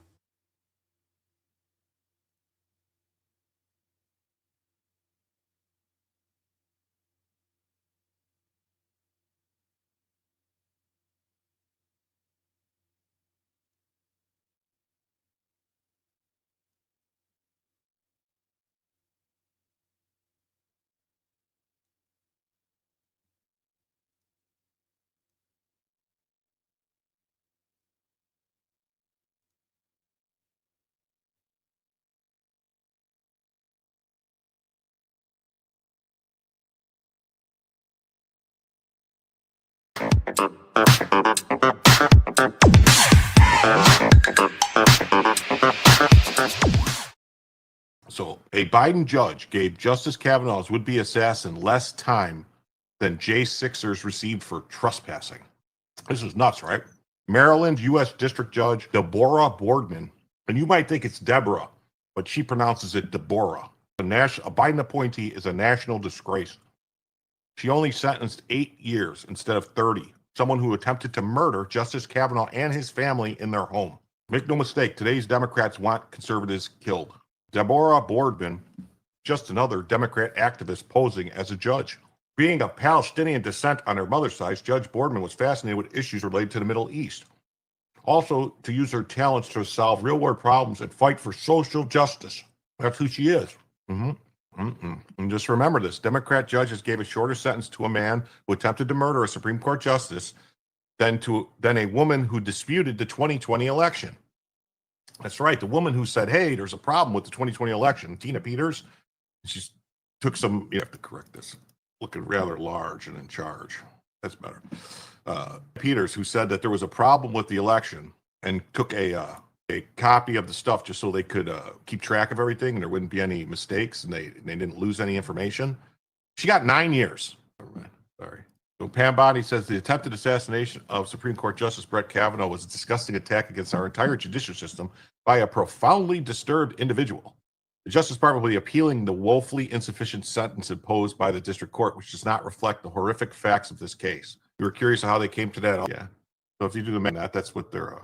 That's supposed to be what.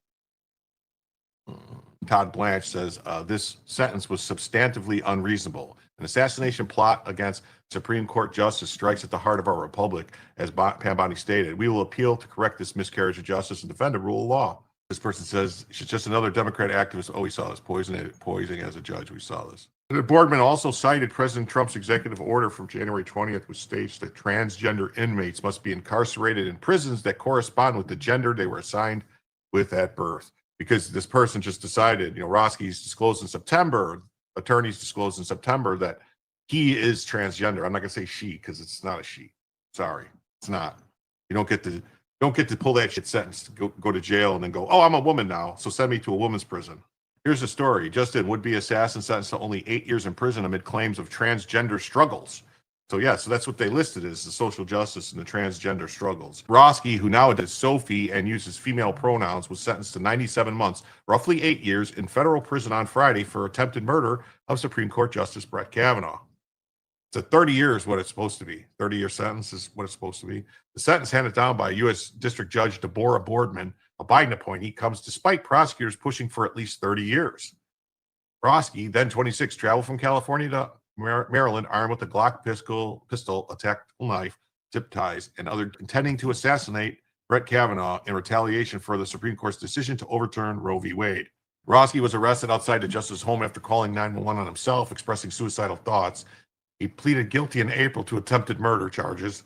During the proceedings, defense attorneys argued for a reduced sentence, citing Roski's mental health struggles, including depression and gender dysphoria. Because he grew up as a Christian conservative in a Christian conservative family, he battled with mental health issues during the COVID-19 pandemic, stopped therapy and medication, and began questioning his gender.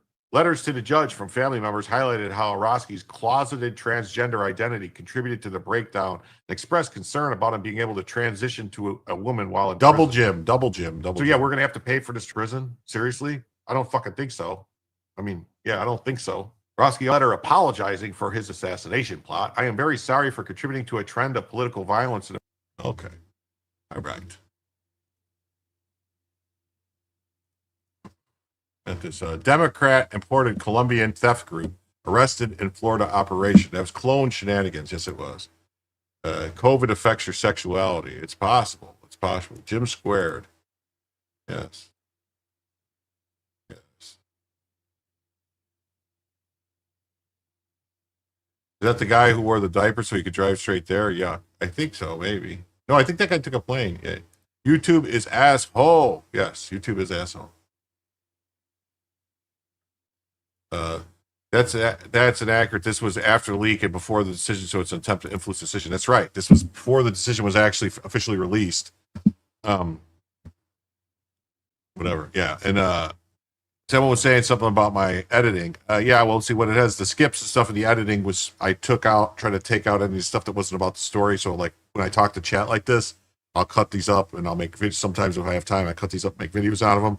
But I'll take out any of the stuff that's not about the specific story that I'm talking about. That way it's like a video is just about the story.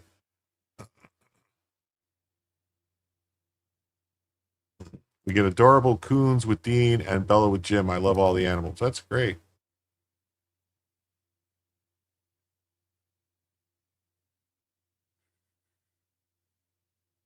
These rogue judges need to be removed or this will never stop. That's right. They do. They need to be removed. They do. They need to be removed. Yeah, Tina Peters did not do nothing. That's right. Tina Peters didn't do nothing. Nope, she didn't. Yeah, and I'm kind of pissed because I think there's a way that they could get her out. I don't know why they haven't done it. They could very easily say she's a material witness, and the feds could get her out, get custody of her. Say she get a material witness warrant, and the feds could take custody of her and get her out of prison. Florida deports illegal aliens. Yeah, all 5 illegal aliens are turned over to ICE because it's not J.B. Prickster or Gavin Newscomb or Kathy Holmes, New York. Florida deports their illegal criminal aliens. Florida executes the ones that rape children. That's right. Florida don't fuck around. They are dressed like landscapers, but Orange County deputies say they are criminals in disguise. Deputies say this drone video shows the crooks casing a home in Orlando before breaking in to steal designer shoes and handbags, each worth thousands. These pictures showed 2 suspects walking away a half hour later with bags full of Lee Trin's valuables. The first time when I come to my house, when I saw the window break and my door open, and I feel like my heart jumped outside. Deputies say the undocumented group of Colombian criminals specifically targeted the homes of Asian business owners. This report claims their crime spree spans Hillsborough, Osceola, and Orange counties. Deputies followed them Monday as the gang met up in Kissimmee and then drove separate cars to Orlando's heavily Asian Mills 50 neighborhood. I don't know how they follow me. I can't even eat and sleep. Even now, I'm still nervous. Investigators say the gang was sophisticated. They'd surveil a home for weeks before they'd hit. Deputies say they even used this hidden trail camera to learn their target's way of life, but it seems they didn't realize they were the ones being watched this week. Deputies say they're on video crawling out of the home and hopping into getaway cars. They thought they had gotten away with it and returned to their meetup point before deputies pounced. Now all 5 suspects are jailed in Osceola County with ICE detainers, and Lee Trin has her valuables back. Oh. My house had a wrong house to loot sign in it. No, I'm in Florida too. I'm in Southwest Florida. Around, Fort Myers, Naples.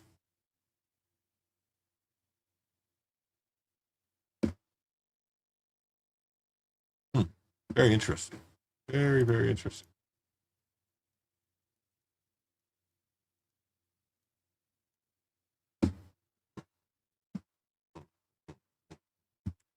Pulaski County, Arkansas.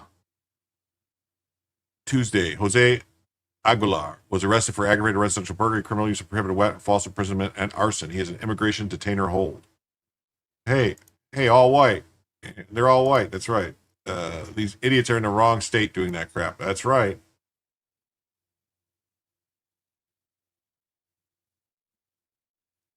Cool. I'm not saying where I am exactly, or New Yorkers will move here and ruin it. It's so peaceful.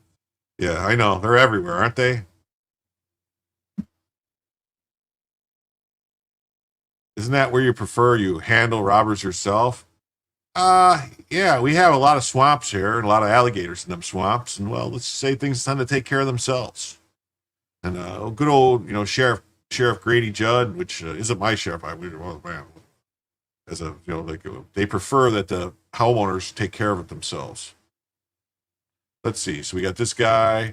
Oh, look, this guy. Yeah, and he's a white male. Look at that. White male. Jose Aguilar. Aggravated residential burglary. Damn it, Jacksonville Police Department. This is even happening in Florida? White male in Florida? For reals? For reals, Florida, you're doing this? White. Yeah, white male. Something not right here. White people. Just another white guy.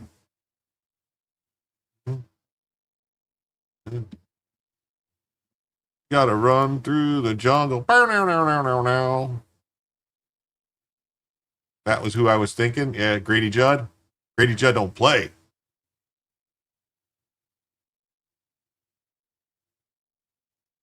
Joe Bonamosa is coming to Southwest Florida. You gonna go? I don't know.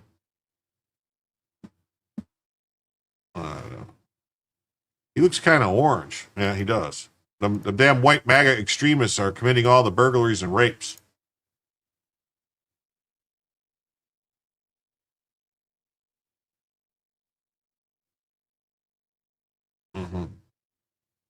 Whatever happened to the famous naked Florida man? I have no idea.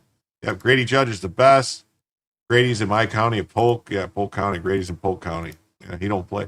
So look at this. So Commander at Large, this is the commander of the Border Patrol, says, repeat sex offender arrest in Chicago. Convicted not once but twice for indecent solicitation of a child in 2016 and 2022. An illegal alien from Honduras has no business living in the U.S. Thanks to Border Patrol agents with Operation Midway Blitz, he won't be preying on American children anymore. He's just a guy just here working, they said. He's just working here. Leave him alone. And Aurora police just arrested an illegal alien from Honduras for stalking, hunting, and shooting a man, now clinging to life. Celine Valera Oriana was arrested for raping a child in 2020 and deported by Trump. Biden-Harris allowed him back in the U.S. in 2023. What do you know? What do you know? Shows what Aurora police say was the suspect's vehicle following his victim before shooting him.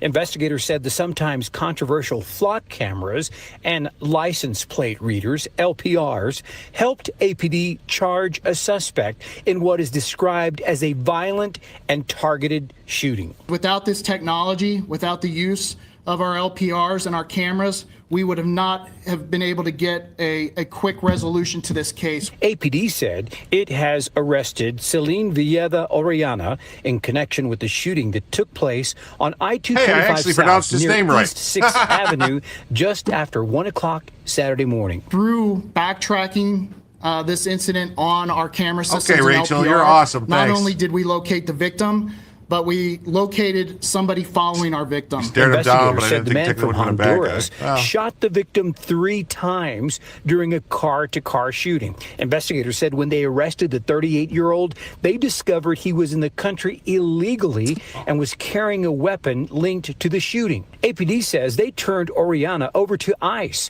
which said Oriana had been deported twice and had previously been arrested by Denver police for sexually assaulting a child. I'm bilingual, yeah. I'm trilingual. I'll try to pronounce anything. Oh,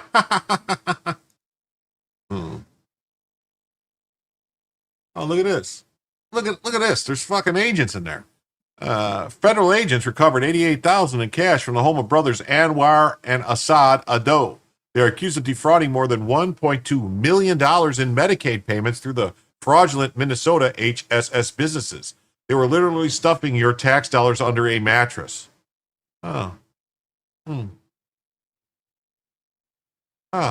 Somalia, anyone? Is that another one of your white people? Well, I don't know. We'll have to see. But this is the guys. Look at these. Oh, Somalis stealing all this money. Send them back to Somalia. Send them back to Somalia. That's what I say. Muslims, sickening. Keep in mind that Democrats voted to fine American citizens for not buying insurance and then conspired to give it to illegal aliens for free. Keep that in mind, yeah? Wow, look at this. So just in, Dr. Mehmet Oz reveals that they found over $1 billion in federal taxpayer funds spent on healthcare for illegals. For $1 billion. Mm-hmm.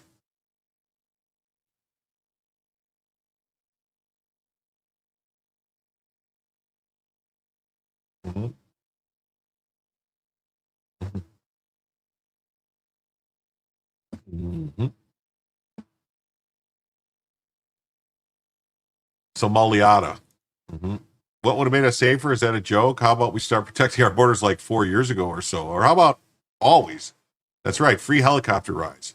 Definitely free helicopter rides for all communists. Okay. Pinochet helicopter tours at your service. Mm-hmm. Yeah, diversity is our strength, not. Yeah.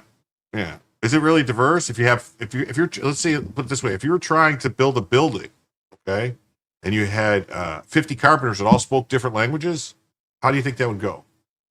Would you have a good building? Would everything be built to wall straight? Would the electricity be where it's supposed to be? Diversity for our laundromat is our strength. Yeah. Democrats say money for the federal government is not going to illegal aliens. We have identified more than $1 billion. I wonder if he brought his charcuterie board if he has a charcuterie board with him. You know, there have been accusations by the Democrats that that's not really a thing, that money from the federal government's not going to illegal immigrants.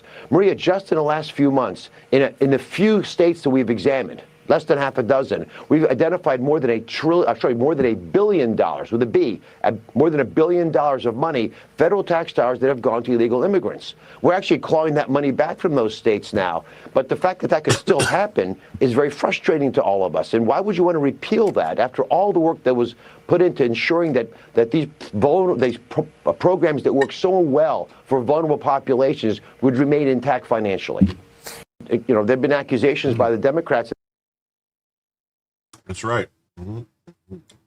I use Snapstream to post this clip. If your team needs to use it for free, my link or DM directly. Okay. Democrats, illegal aliens first, America last. That's right. That's what old Chucky Schumer wants to do.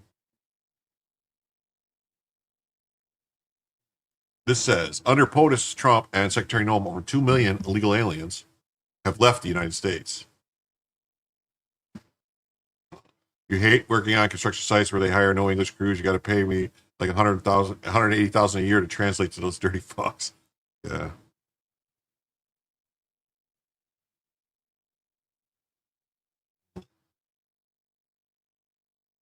Yeah. Ever hear of the Tower of Babel? I don't even believe that number. Yeah, I don't believe that number either. Welcome to the Ottoman Empire 2.0. Mm-hmm. Thanks to the men and women of ICE, these Tren de Aragua gang members, sexual predators, violent assailants, and thieves have been removed back to Venezuela.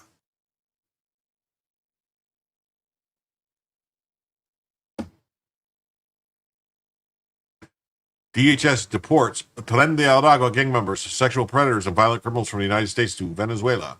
On October 15th, Immigration and Customs Enforcement removed Tren de Aragua gang members, sexual predators, violent assailants, and thieves from the United States back to their origin country, Venezuela. These monsters, including confirmed Tren de Aragua gang members, sexual predators, and violent thugs, should have never been in this country in the first place.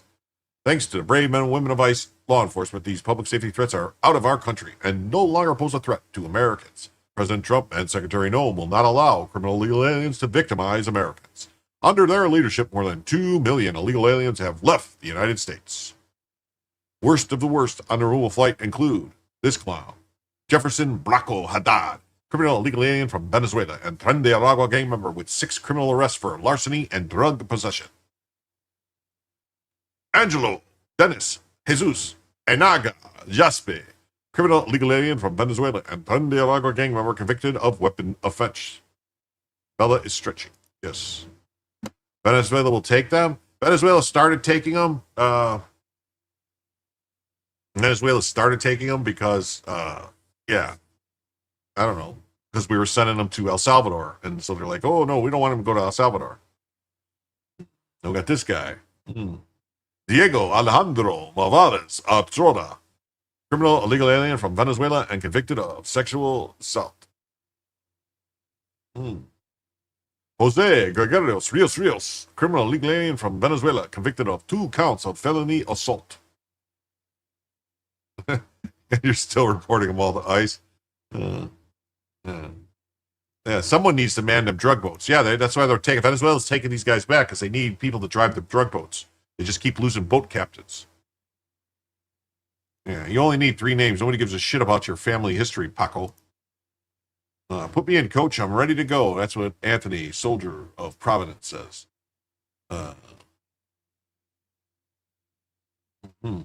Jorge Luis Rodriguez Yepes, criminal illegal alien from Venezuela and convicted of assault.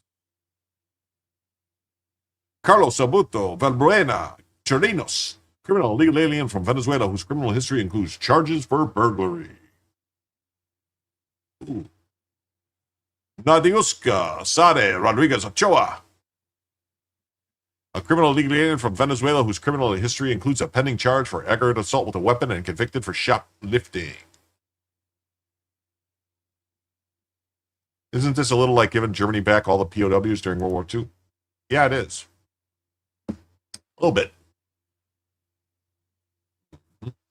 Was this page helpful? Yes. Yes. They're all white.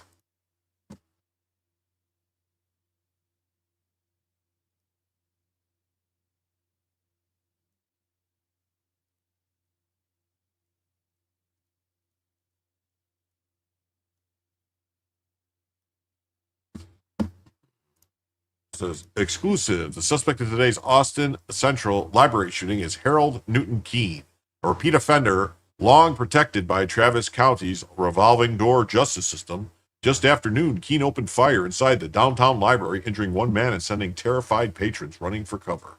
The victim suffered serious.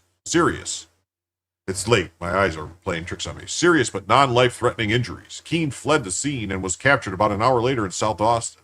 This was not Keene's first violent incident. Back in April, Keene lured a man outside a day labor staffing office on Airport Boulevard, just steps from East Side PS. He then pulled a gun-metal gray revolver from his jacket and aimed it inches from the man's face. The victim told Keene, asked, "Are we good?" before raising the weapon and lunging towards him. Security video later showed the man dropping his gloves and bolting for the door as Keene advanced, his jacket flaring open just long enough for officers to see the revolver glint in his hand.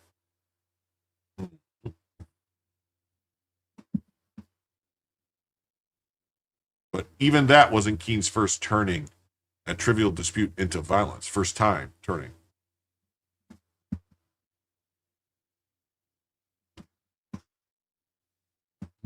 If they are identified as white, can I identify as Hispanic as my ancestors are second generation from Scotland and Germany? Well, sure. I think those two mixed together make you Hispanic.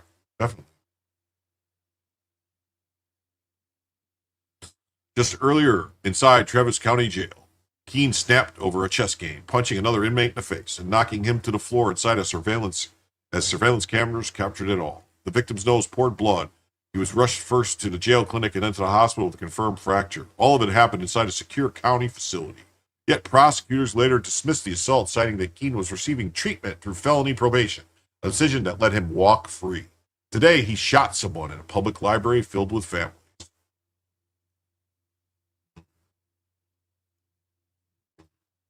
Harold Newton Keene.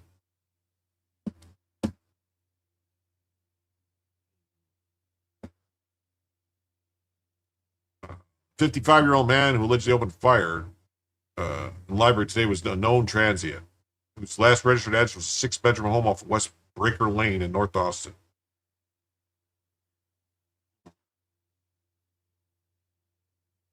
The suspect in the library shooting, a repeat offender, long been protected. He's definitely rode the 803 bus, whatever that means. Releases operative, objective achieved, transported operative using free cap metro. The pattern is clear.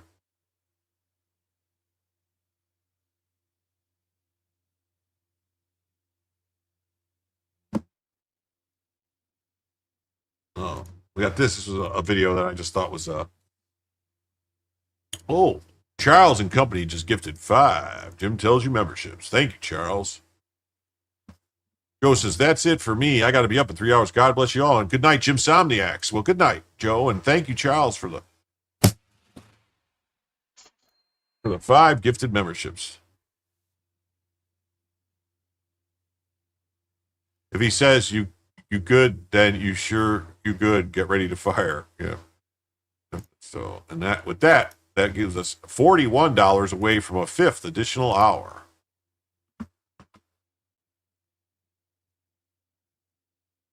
Mm-hmm. Good night, Joe. Let's see who got those gifted memberships, shall we? It says the Will Studios received a gifted membership. It says Captain J-Dub received a gifted membership. Pat Hacker, Miss Pat Hacker received a gifted membership. Terry received a gifted membership, and Nanny Goat received a gifted membership. Mm-hmm. Thank you. My humor was worth the price of admission. Well, I appreciate that. I'm trying to be as funny as possible lately. I hear it works better to be funny than angry. I guess, if you can't laugh, it's better to laugh than cry, they say. That's what they say. That's what they say now. You golly, Mark Parker. What's up? A black passenger on a Spirit airline removed recently in Nashville before takeoff. She was reportedly rude at the gate on the plane and wouldn't obey the flight attendants. While being arrested, she repeated, "I'm not doing anything," as she spit and punched. So let's see here. Oh, here we go. Spirit Airlines, ghetto of the skies.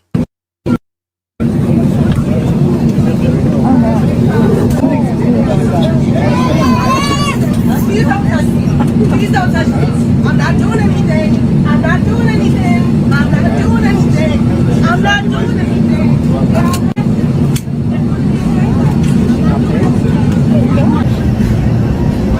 She says I'm not doing anything, but then spits and punches.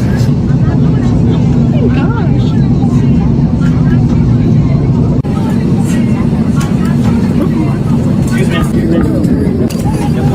Your brother?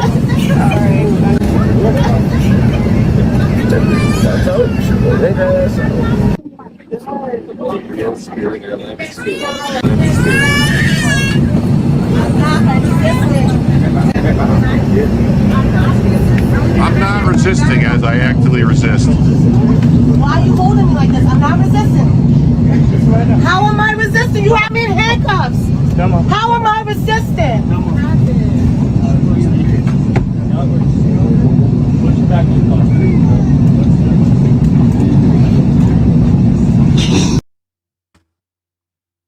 Anyway, every once in a while I like to have a funny video. Oh, get this. New video. A thug tried to rob a man of his Rolex at gunpoint in West Hollywood, but ended up getting disarmed and then beaten to a pulp by the victim, who's a retired professional fighter. Pray that radical California Democrats don't try to prosecute this hero for fighting back. Yeah, Spirit loves diversity. It's a dumpster fire. Yes, it is. Yes. Where's that Burger King man with the BK crown when you need him? Oh, yes. Yeah. I watch a lot of conservative doom scroll commentary shows. I need humor to balance my humors. Well, I try. Yeah. Lol. We was Burger Kangs. Mm-hmm. Mm-hmm. Yeah. Didn't do nothing. She can't breathe. I can't breathe. New video shows what witnesses say is the gun involved in Wednesday's attack in West Hollywood. LA County Sheriff's deputies arrested 21-year-old Samuel Crawford after they say he pulled a gun on a retired fighter and tried to steal his Rolex. Once I had the gun out of his hand, I wasn't worried about anything. That's the voice of the retired fighter. He didn't want to show his face, but afterward he spoke exclusively with NBC4. Small black sedan pulled up, guy jumped out with a gun, came at me and attacked me. I was able to disarm him and take the gun from him. I had him pinned down. He was trying to get up. No way! We're not letting him go! And the gun was loaded. The gun was loaded when they pulled the chamber back. One popped out of the chamber, so it was ready to go. New video shows what witness. Good for him. The thug. I hope. Will the thug require plastic surgery? I hope so. All right, here we go.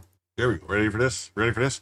Roughly 70% of the judges President Biden tried to appoint were activists. Activists first, lawyers second. It was clear to me that many of them have never read the Constitution. Watching my cousin Vinny does not qualify you to be a federal judge. Not in every case, but I would say, Professor, in 70% of the cases, President Biden's nominees were activists first and lawyers second. They really had no courtroom experience. They hadn't really thought about law. And I've said repeatedly to both sides, you know, being a federal judge is a serious thing. You have enormous power. And just because you've seen my cousin Vinny does not qualify you to be a federal judge. For one thing, you got to know the law. Yeah. And just basic provisions of the law, like the United States Constitution. It was clear to me that a lot of them had never read it. Not in every case, but I would say, Professor. Yeah, Senator Kennedy's awesome. We got a couple clips of Senator Kennedy tonight. Love Senator Kennedy. Yes. So I watch my cousin Vizzy for Marissa, not my legal understanding. Ninjas hide among us, tempting the criminal element with Rolex watches. And then they strike fear into the darkness.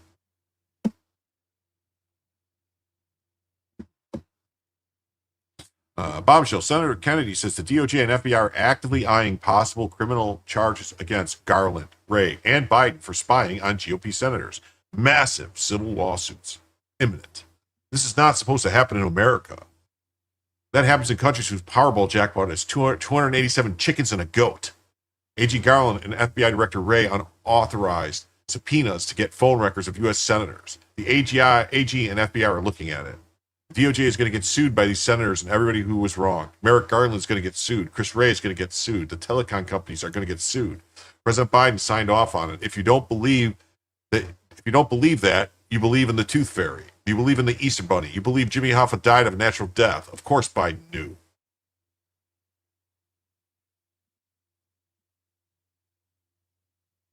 Yeah, he had some of the best one-liners, Kennedy.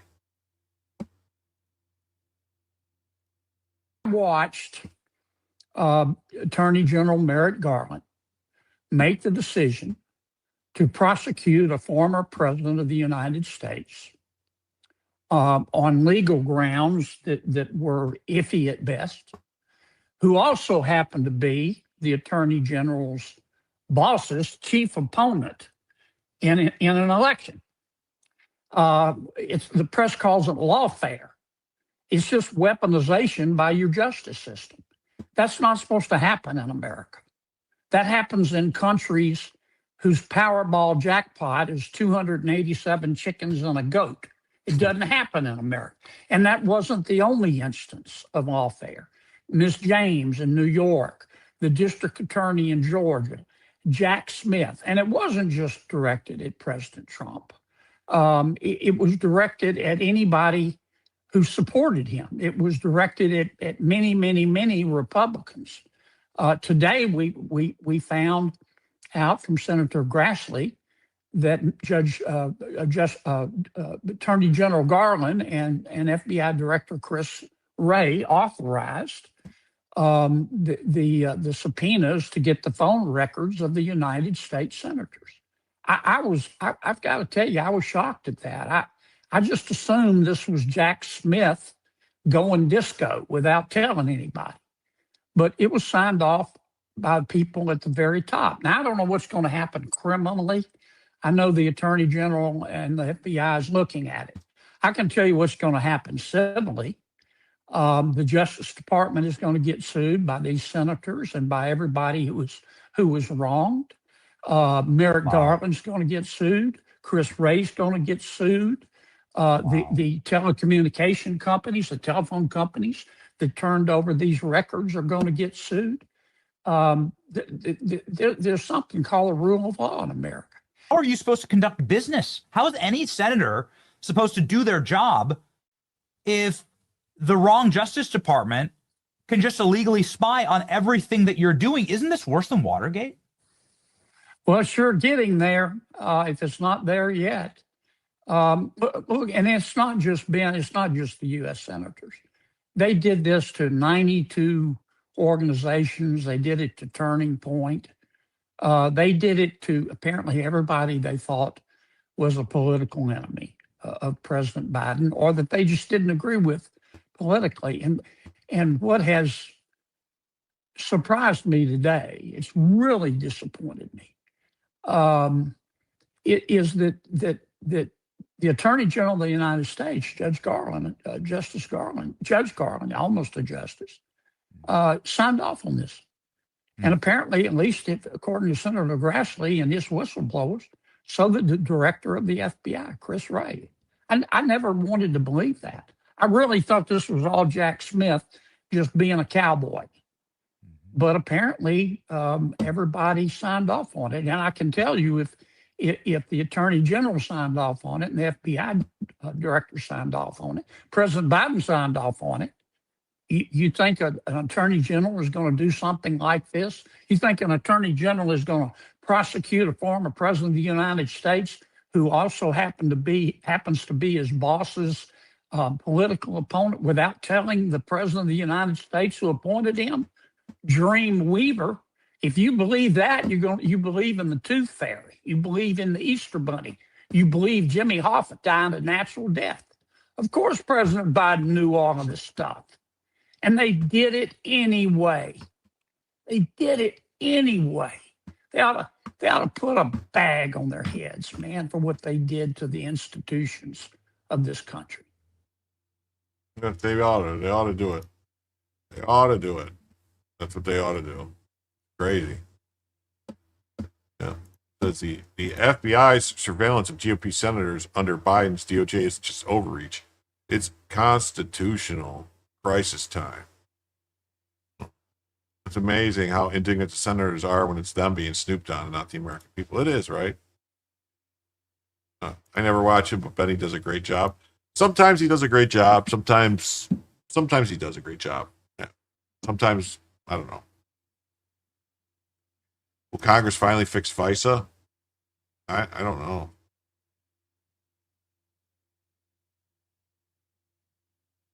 Okay. Hey, well, look at that. We are 2 minutes away from 6 hours. 2 minutes away from 6 hours.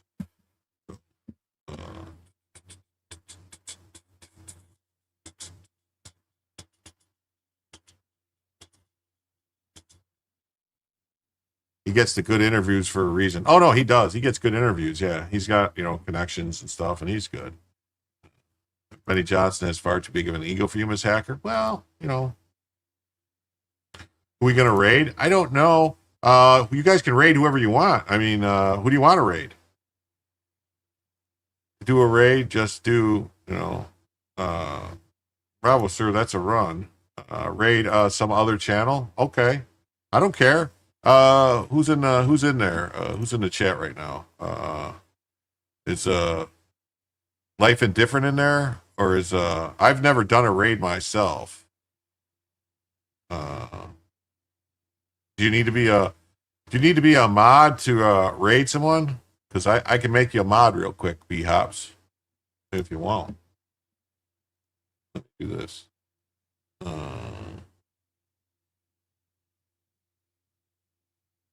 Dashboard. And moderation. Let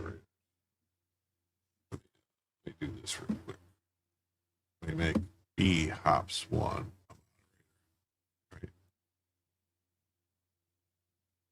No, you could be a moderator and do it. So B-Hops 1. Just give me 1 second.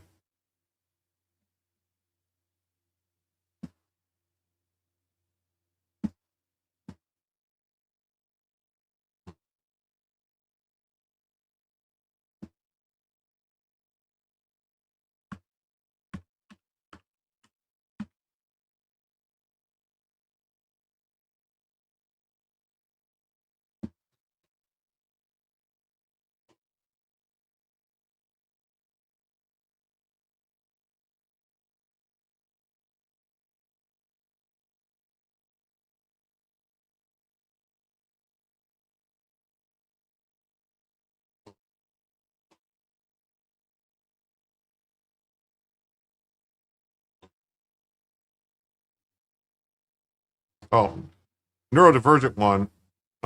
If you want to, BHOPS one, I made you a moderator, but it might take a minute for it to take effect. Neurodivergent one, if you want to redirect that, whatever that is, some other channel, we're gonna be wrapping it up right here. I don't think I can rate anybody on YouTube because I don't think anybody's live right now that I know of.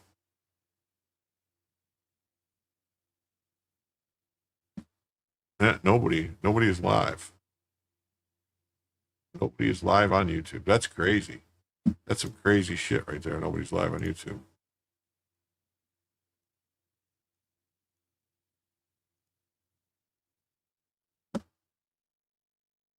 Huh. Oh well, I guess it is what it is.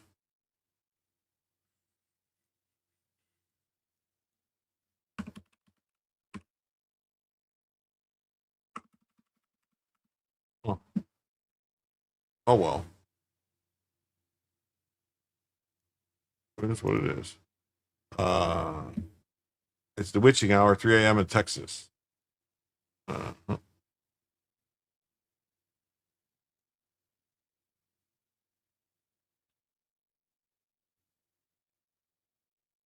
All right, this is gonna it. I'm wrapping up here, folks. I want to thank everybody who's here. If you haven't already, please hit the like button. Please subscribe if you haven't already subscribed. You're not a mod yet. I don't know why. Maybe you have to refresh. Perhaps maybe you got to refresh so the mod thing takes effect.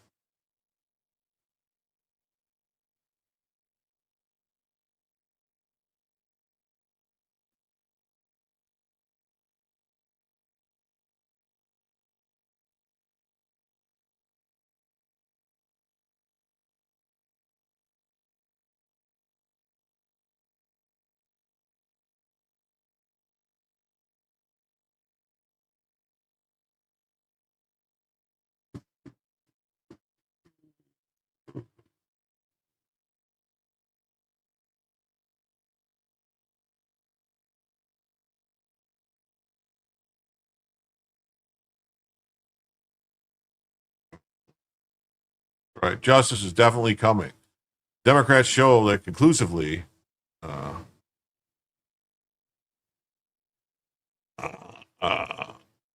Deranged Christopher Wray, Jack Smith, Merrick Garland, all these crooked lowlifes and failed Biden administration signed off on Operation Arctic Frost to spy on the senators, congresswomen, and even taped their calls. They cheated and rigged the 2020 election.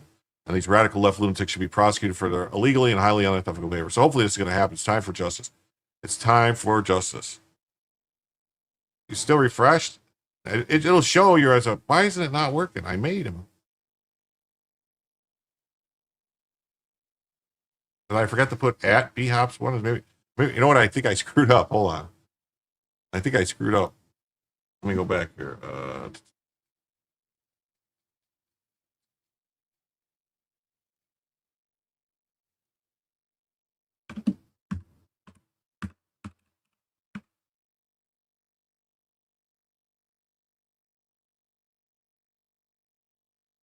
No, it's got to work. There you go. Never mind. I don't know why it's not take effect yet.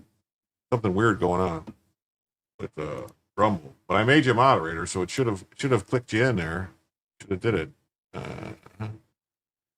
So no mod badge. I don't know why it hasn't modded you yet. I mean, I did it, but it said it could take up to 10 minutes. You're gonna have to wait around for. At neurodivergent one, go ahead and take care. You have Darth ready, Jason ready to go. All right, go ahead, take care of it then. All right, I'm out. Peace. Want to thank everybody? There you go. You got it. BHOPS, you got the moderator badge now. BHOPS.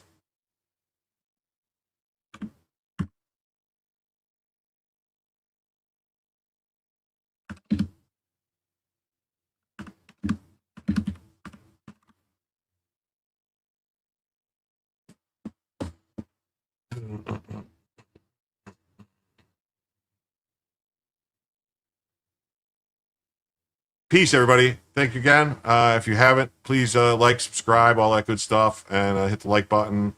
And take care of whatever. See you all Monday night. Fix the name issue. I'm trying. Anthony, I told you how to do it. Check it out, and I'll see y'all Monday night. Peace.